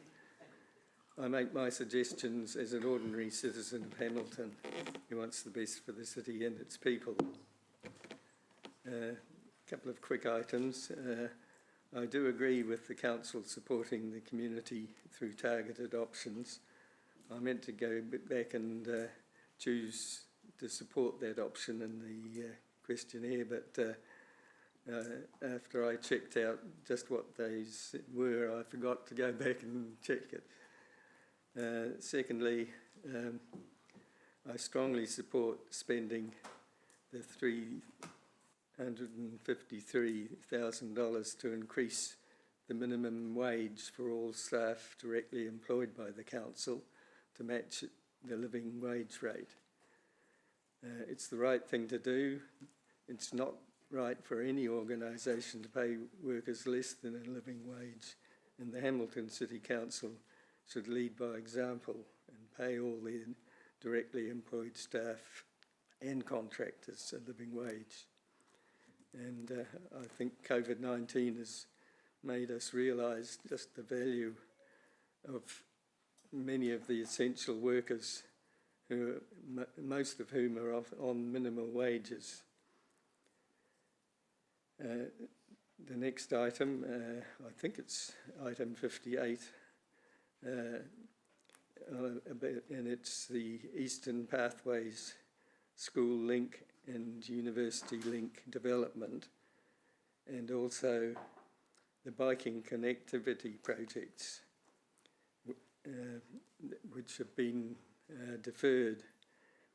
And really I was wanting to make a comment about the transport system generally and the the place of cycling in it. Yes, normally I'd strongly oppose any delay to these projects, but circumstances change, and we have an opportunity to change to a system where all the modes of transport, from pedestrian to rail, work together to maximum effect.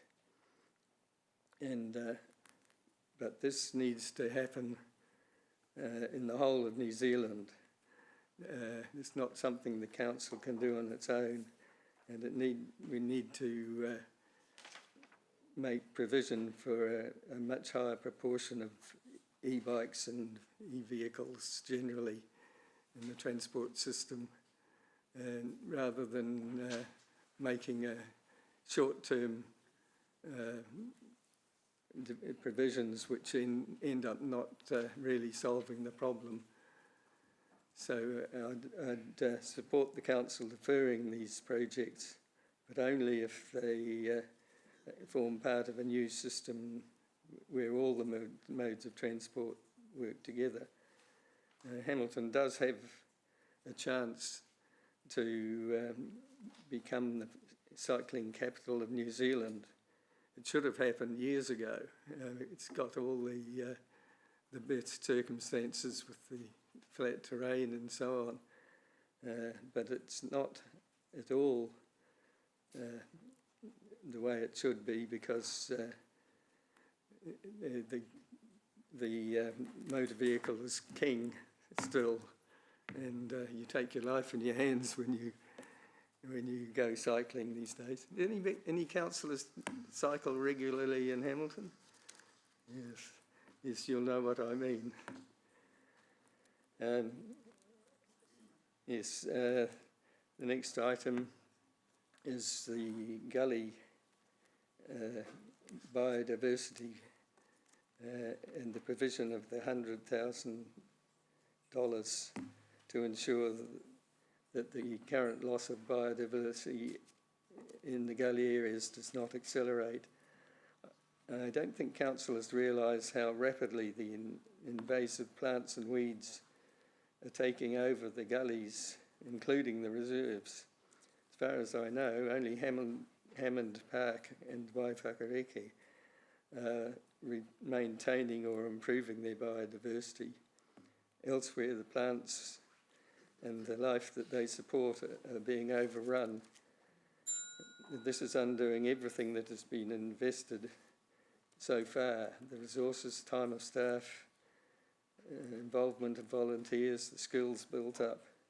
Instead, volunteers are being burnt out, the community involvement deterred just when it's needed most, and needed for the development of the nature and the city project. It takes much more effort to eliminate these pests and diseases than it does to prevent them, if it is even possible. It all risks being wasted.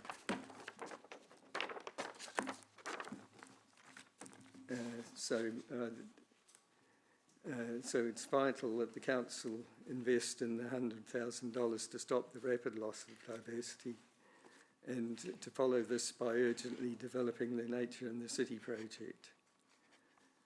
I'm going to have to get you to come to your final points. Yes. Sorry. Yes. So finally, there's a more positive way of looking at the same issues. Suddenly, there's never likely to be a better time to borrow, or a better time to make effective change in how we do things. It's worth spending a bit extra now to invest in a fairer and more suitable future. And I have a project to suggest, which is in the last part of the submission I made under other comments on the draft annual plan, and that is council investing in where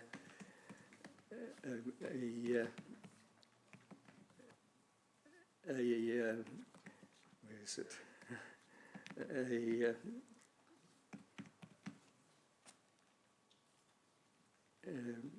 in a wider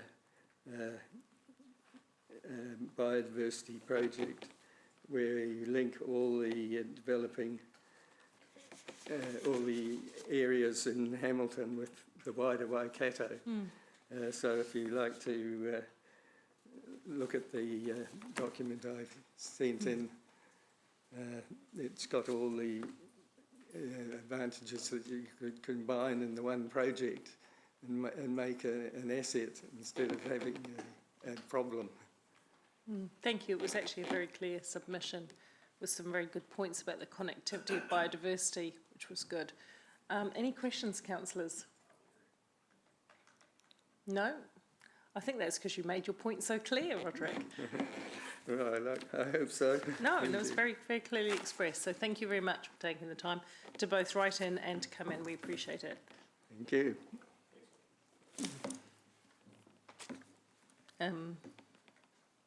Just check in who else is here. We've got Gary here. Matthew's not. And we've got anything from Kitty. Okay. Gary, welcome back. G'day. Maybe we could ask him to introduce himself as we don't know who he is. No, I was here. Where did I leave my pencil? Never mind. Thank you. I'll push the... They'll push the button for you, don't worry. No, not nervous at all. All right, thank you for the opportunity. It's a reasonably simple request or submission I'm making. For quite some time, the council has been relying on infill development to achieve about 50% of its growth, primarily residential, but I think that included some commercial stuff as well. And I just think there are two threats to that development. I mean, up until now, I think council has been able to achieve those 50% targets, which is great. But I think there are a couple of threats to that. The first one is the actual capacity on the infrastructure within the infill areas. And as I said in my report, I asked a few times, and I don't think I ever got a full report that actually identified what capacity the city had within these targeted infill areas to service any intensification in that area. And I think that is a huge threat, and I think the council is flying blind, as I've said there. And I think the council needs to invest some time, and unless something has happened since I've left, it needs to invest some time and some effort in actually finding out how much potential capacity is there. So that's the first issue. And the second issue is, and it relates to the same, well, it's a threat again to, I believe, the city's 50% growth through infill development. And that's the concept of, or the issue of restrictive covenants, beg your pardon. And this came up a couple of years ago when Colin Jones was consistently, and I think he's always consistently asking for information from council, but one of the issues that came up was that there is this legal issue called a restrictive covenant, which is and I'm not an expert on these things, but I understand is a private agreement between a developer and the people who purchase the properties, that they will do any development within there, and it's restrained, and it might be restricted as to how high you can go, how dense you can go, how far your fences are, things like that. But unfortunately, I don't think, and if you look at my second page of my submission, there's a Hamilton City Council response to Colin Jones, notifying Colin that the council had very little information or visibility on these restrictive covenants. So the issue may be that council is expecting to be able to fulfil its growth issues or growth goals, objectives, but they can't be met because there are restrictive covenants within the targeted areas which would prevent such development. So all I'm asking in both issues, in both regarding both issues is that council make the effort to do a proper analysis on this to make sure that they're not thwarted in the. And I'm totally supportive of the goal of 50% growth. It makes a lot of sense, but I just think these are major threats to that goal. If there's any questions? Just so damn clear, eh? It was very clear. There's, you know. And we just had Colin here and his 45-page submission. I did read it. But you said restrictive covenants are between the developer and the people that are going to purchase. Is that right? Yeah, that's okay. That is right. Just and I stand to be corrected on that. But my understanding is when a developer does a development, he works within the district plan, and he has the right within that development to say. You can't, you've got to get, this is the ambience we want in this development. You can't go higher than this or have blah, blah, blah. Yeah. So those sort of, Yeah, and there's a lot of those out in Rotatuna and North. I know a lot of people in homes that say that they can't do this or do that, and it was news to me. And I think that the risk is that I don't know that those restrictive covenants are recorded on council records. They are between the developer and the people who buy them. They're recorded on the title. Pardon? They're recorded on each title. Yeah, but they're not on on limbs. Records. They're not on limbs, though, are they? No, they're on the title. So a potential property owner can search the title and it'll be on there when they request it. So it's not information we need to put on the. Yeah, but does council know these things? Yes. So council is aware of all the restrictive covenants within the city? We can cover that tomorrow. There's some questions that's already been asked on that one. We've been putting some information together to respond. Colin Jones asked the same question. Colin's got on the same thing. Okay. Okay. Any further questions? Councillor Pascoe? Thanks. And I quizzed Colin on the restrictive covenants this morning. Just though, in terms of whether you and whether you can speak on behalf of Colin, are there any ways that council could efficiently do that work to the restrictive covenant work? Yeah, to do that work that you've suggested council should do, apart from, I think, as the CEO's suggested, digging up every single title and checking the title to see whether or not there's a restrictive covenant on the title. That's my point, really. I don't understand the mechanisms of that, but I don't think there is, other than getting some person and just plough through these damn things. I don't know how you do it. We'll update the elected members tomorrow on that. Okay, so if you could put that down as one of the questions, I think. It has been identified in the questions earlier, Councillor Pascoe. Yep, okay, thank you. Thanks, Gary. Thank you. Thank you very much. Oh, hang on, there is another question. Councillor Thompson has a question for you. Thank you, Mayor Paula. Thank you, Gary, for your submission. I just wanted to clarify in regard to the restrictive covenants. They are an issue in terms of housing affordability, and but although my understanding is, I'm just wondering, what would you be wanting council to do in terms of those that trend in terms of increasing restrictive covenants on properties, and what would be the end outcome there? The problem is not that there are restrictive covenants. That's between two private entities, the developer and the purchaser, and so long as they're operating within the law, that's nothing to do with council, except that council has, well, as far as I'm aware, council has very limited visibility as to what these covenants say and do, and unfortunately, council may have targeted areas within the city, and we're doing it now, where quarter-acre blocks are being broken down and things are being intensified. Now, out in some of the newer developments, that sort of intensification may be totally prohibited because of the restrictive covenants. Right. So your concern is that current targets might be unrealistic. Absolutely. Yeah, because of that, and because I'm not comfortable that the city actually knows about its own infrastructure capacity in those areas as well. I think the infrastructure capacity somewhere on the line there will be no capacity for some of the infill. So there's two issues there, yeah. Yeah, and is that water, the three waters in particular? Oh, yeah, primarily the waters, but roads and all sorts of things. Okay. And there are other networks as well. You know, there's electric power networks. There's a whole lot of networks out there that we rely on, not always that are provided by the City Council, but other networks that we rely on to live in a first world country that will somewhere on the line tip over because they're over maxed out. The understanding. Well, affordability.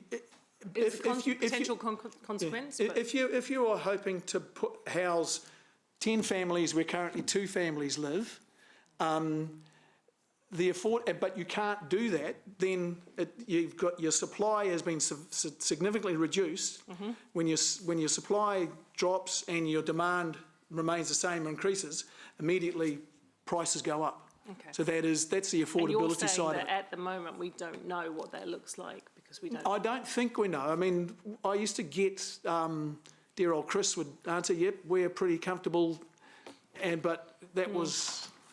I don't know what, okay. I don't know if I'd stake too much on that. I would need to see more visibility to be confident. Okay, so that's clear what you're asking. Thank you for that. You finished, Sarah? Yes, no, that was helpful. Thank you, Gary. Always trying to help. Okay, thank you very much. Thanks for coming back in. No problem. Chair, could I also suggest for tomorrow, for the discussion tomorrow, following on from Gary's submission, that we get some sort of feedback on how we have increased capacity within our infrastructure to facilitate our continued infill housing? Yeah, it's a good question, and we'll not. I don't want an answer now, but if we can get some feedback tomorrow. Well, in fact, that's the idea of the session tomorrow, is to raise all of these unknowns and get together what we need. Thank you. Thank you very much. So I think we've got Anthony here now from Kirikiriroa Restoration. That's correct. Tēnā koutou. My name's Tony Andres. I represent the Kirikiriroa Restoration Forum, made up of 9 restoration groups in the city, coordinated by Go Eco. I'm chairman personally of the AJ Seeley Reserve Charitable Trust, one of those restoration groups. I'm going to speak from the heart, even though I'm a professor of economics. I want to talk from the heart because I think that's the basis of the submission. We're very pleased to see that the $100,000 to assist community groups, especially the volunteering groups, to improve Gully areas remains in the draft annual plan. We understand that this fund will be used in consultation with Gully groups for work that requires specialist skills and training. The Council is showing tremendous foresight and wisdom in supporting this funding.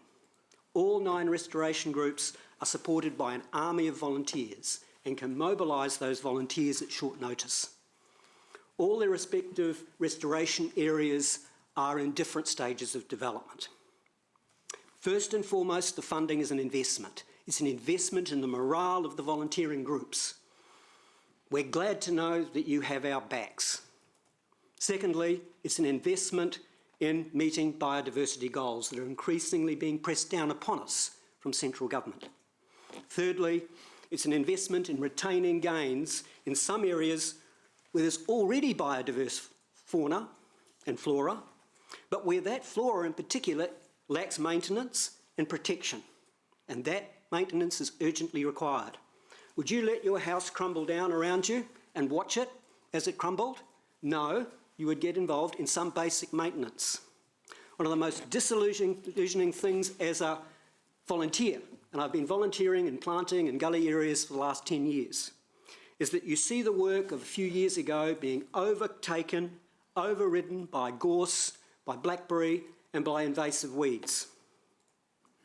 Nothing is more demoralising as a volunteer to see the neglect, to see the depreciation of that investment in some of the more developed areas, such as my own reserve. But it's also this funding and investment in the underdeveloped Gully areas that are, I'm afraid to say, in the majority. If you look at a map of Hamilton, you'll see the green fingers of the gully areas. You can't put concrete buildings in there. You can't build houses in them. Many of them are underdeveloped. They require biodiverse flora urgently, and the fauna will come with it. So in those underdeveloped areas, we need to invest in coordination of the vast army of volunteers. We need to invest in weed busting experts. We need to invest in specialist contracting on the ground. This is the point. We need this sort of thing on the ground, not from the top level of the city offices at a desk. We need on-the-ground capability to coordinate this vast army of volunteers, and we can draw in more volunteers in this process. There's a huge leverage factor in making the most of all the free labour and time that is out there waiting to be tapped. Now, as an economist, I'll come back to that because I'm an economist, and accountants do this too, they would say, what is the rate of return on this allocation? Come on, give us a number. Well, a leap of faith, in my judgment, the rate of return grows exponentially. You put $1 into supporting the volunteer groups in these gully areas, you get a rate of return 10 times over very quickly.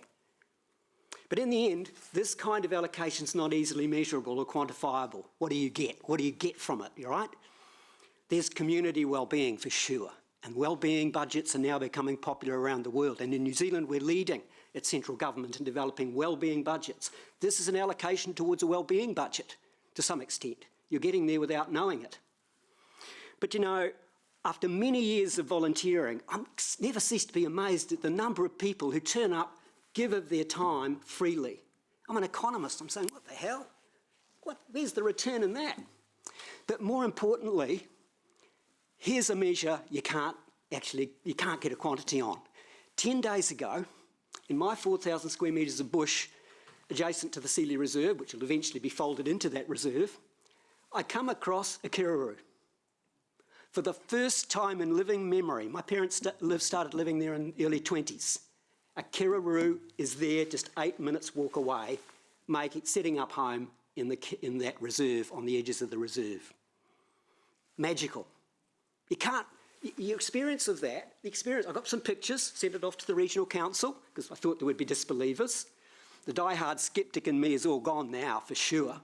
But I sent it all around to the pictures around at the restoration groups. They were thrilled. They said, wow, what's this? A kiraroo is turning up in this area for the first time. We've had the wave of touries.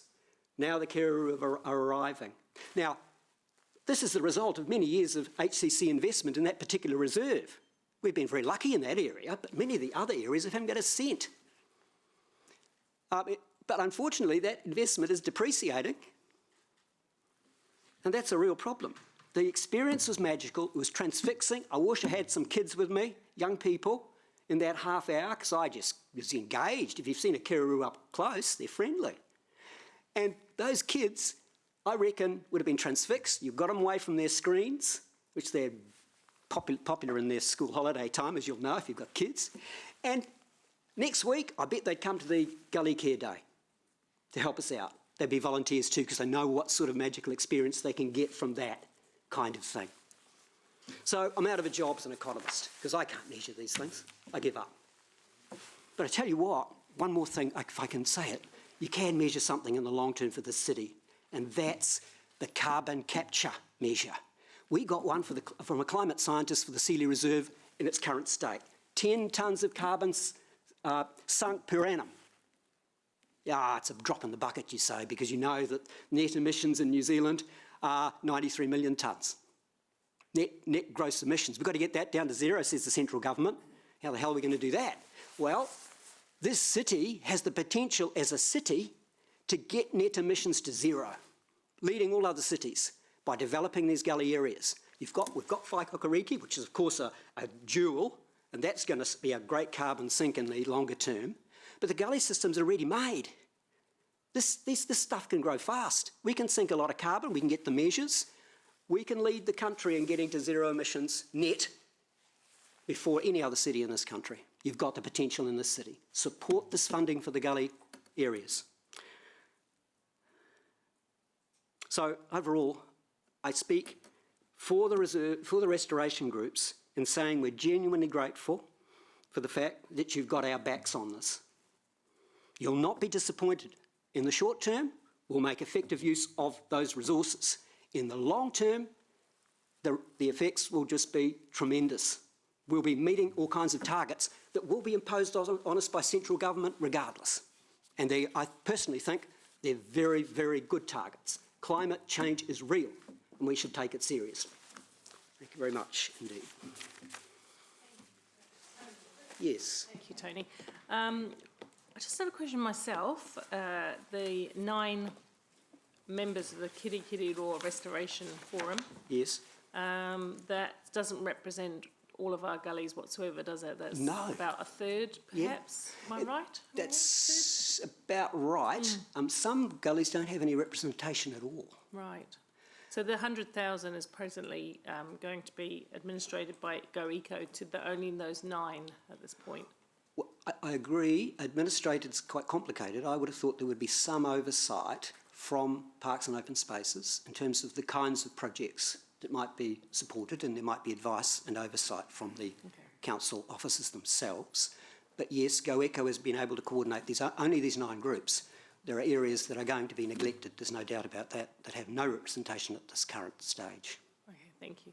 We're going to talk to staff tomorrow about the information we need. I think you can see a flag going up there for something that I will be asking about our gully systems. Any other councillors got questions? Councillor Bunting. Cool. Thanks, Tony. I really enjoyed your presentation.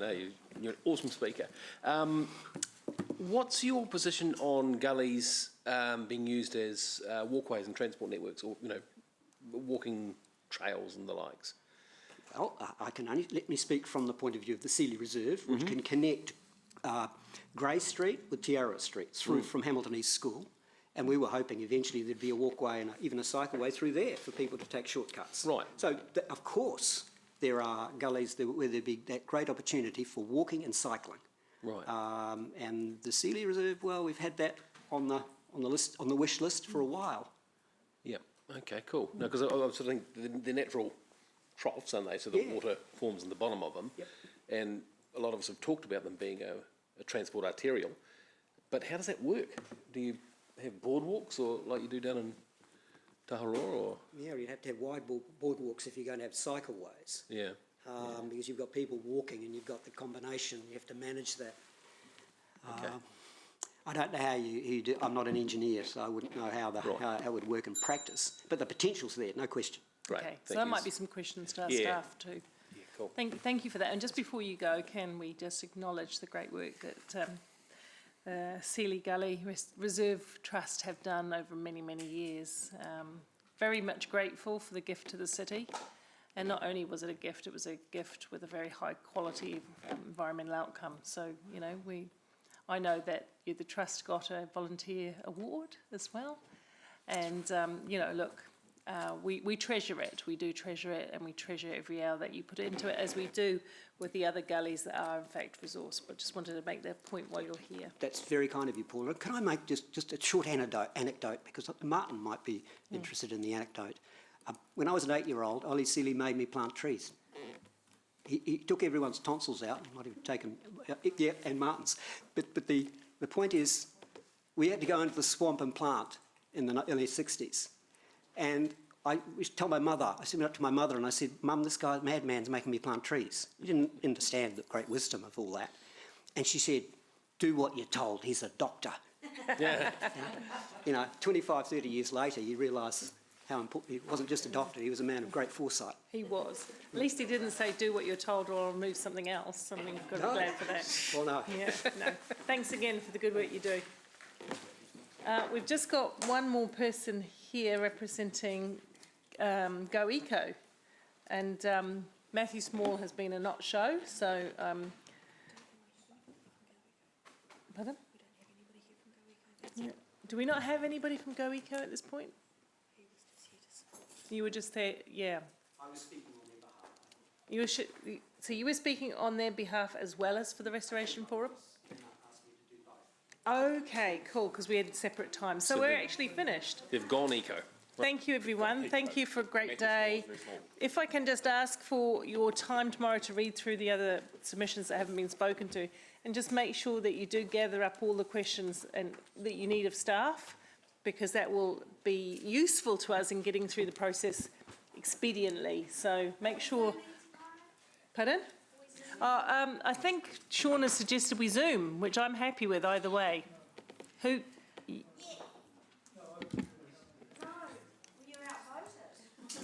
Just before we debate the Zooming, if you guys have any questions of staff that you believe require a bit of digging that you want an answer for tomorrow, if you can give us as much heads up as possible, because otherwise we may not be able to answer those questions in person tomorrow and have to come back again. So we always do our best, but you appreciate.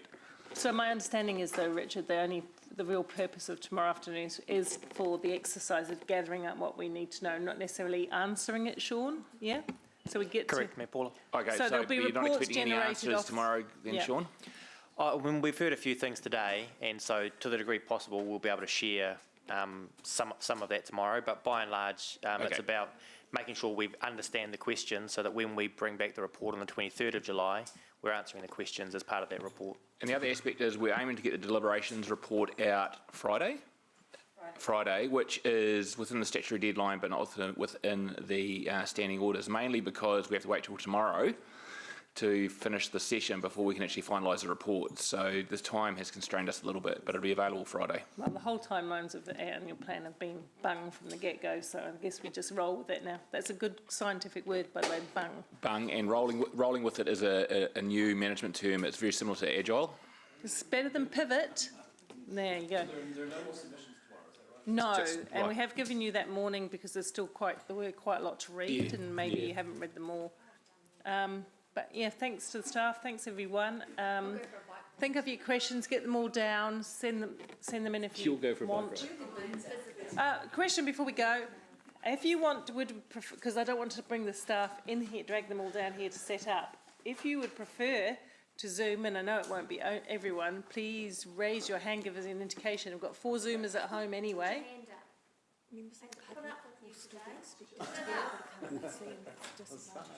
Oh. Can we Zoom from Rob's house?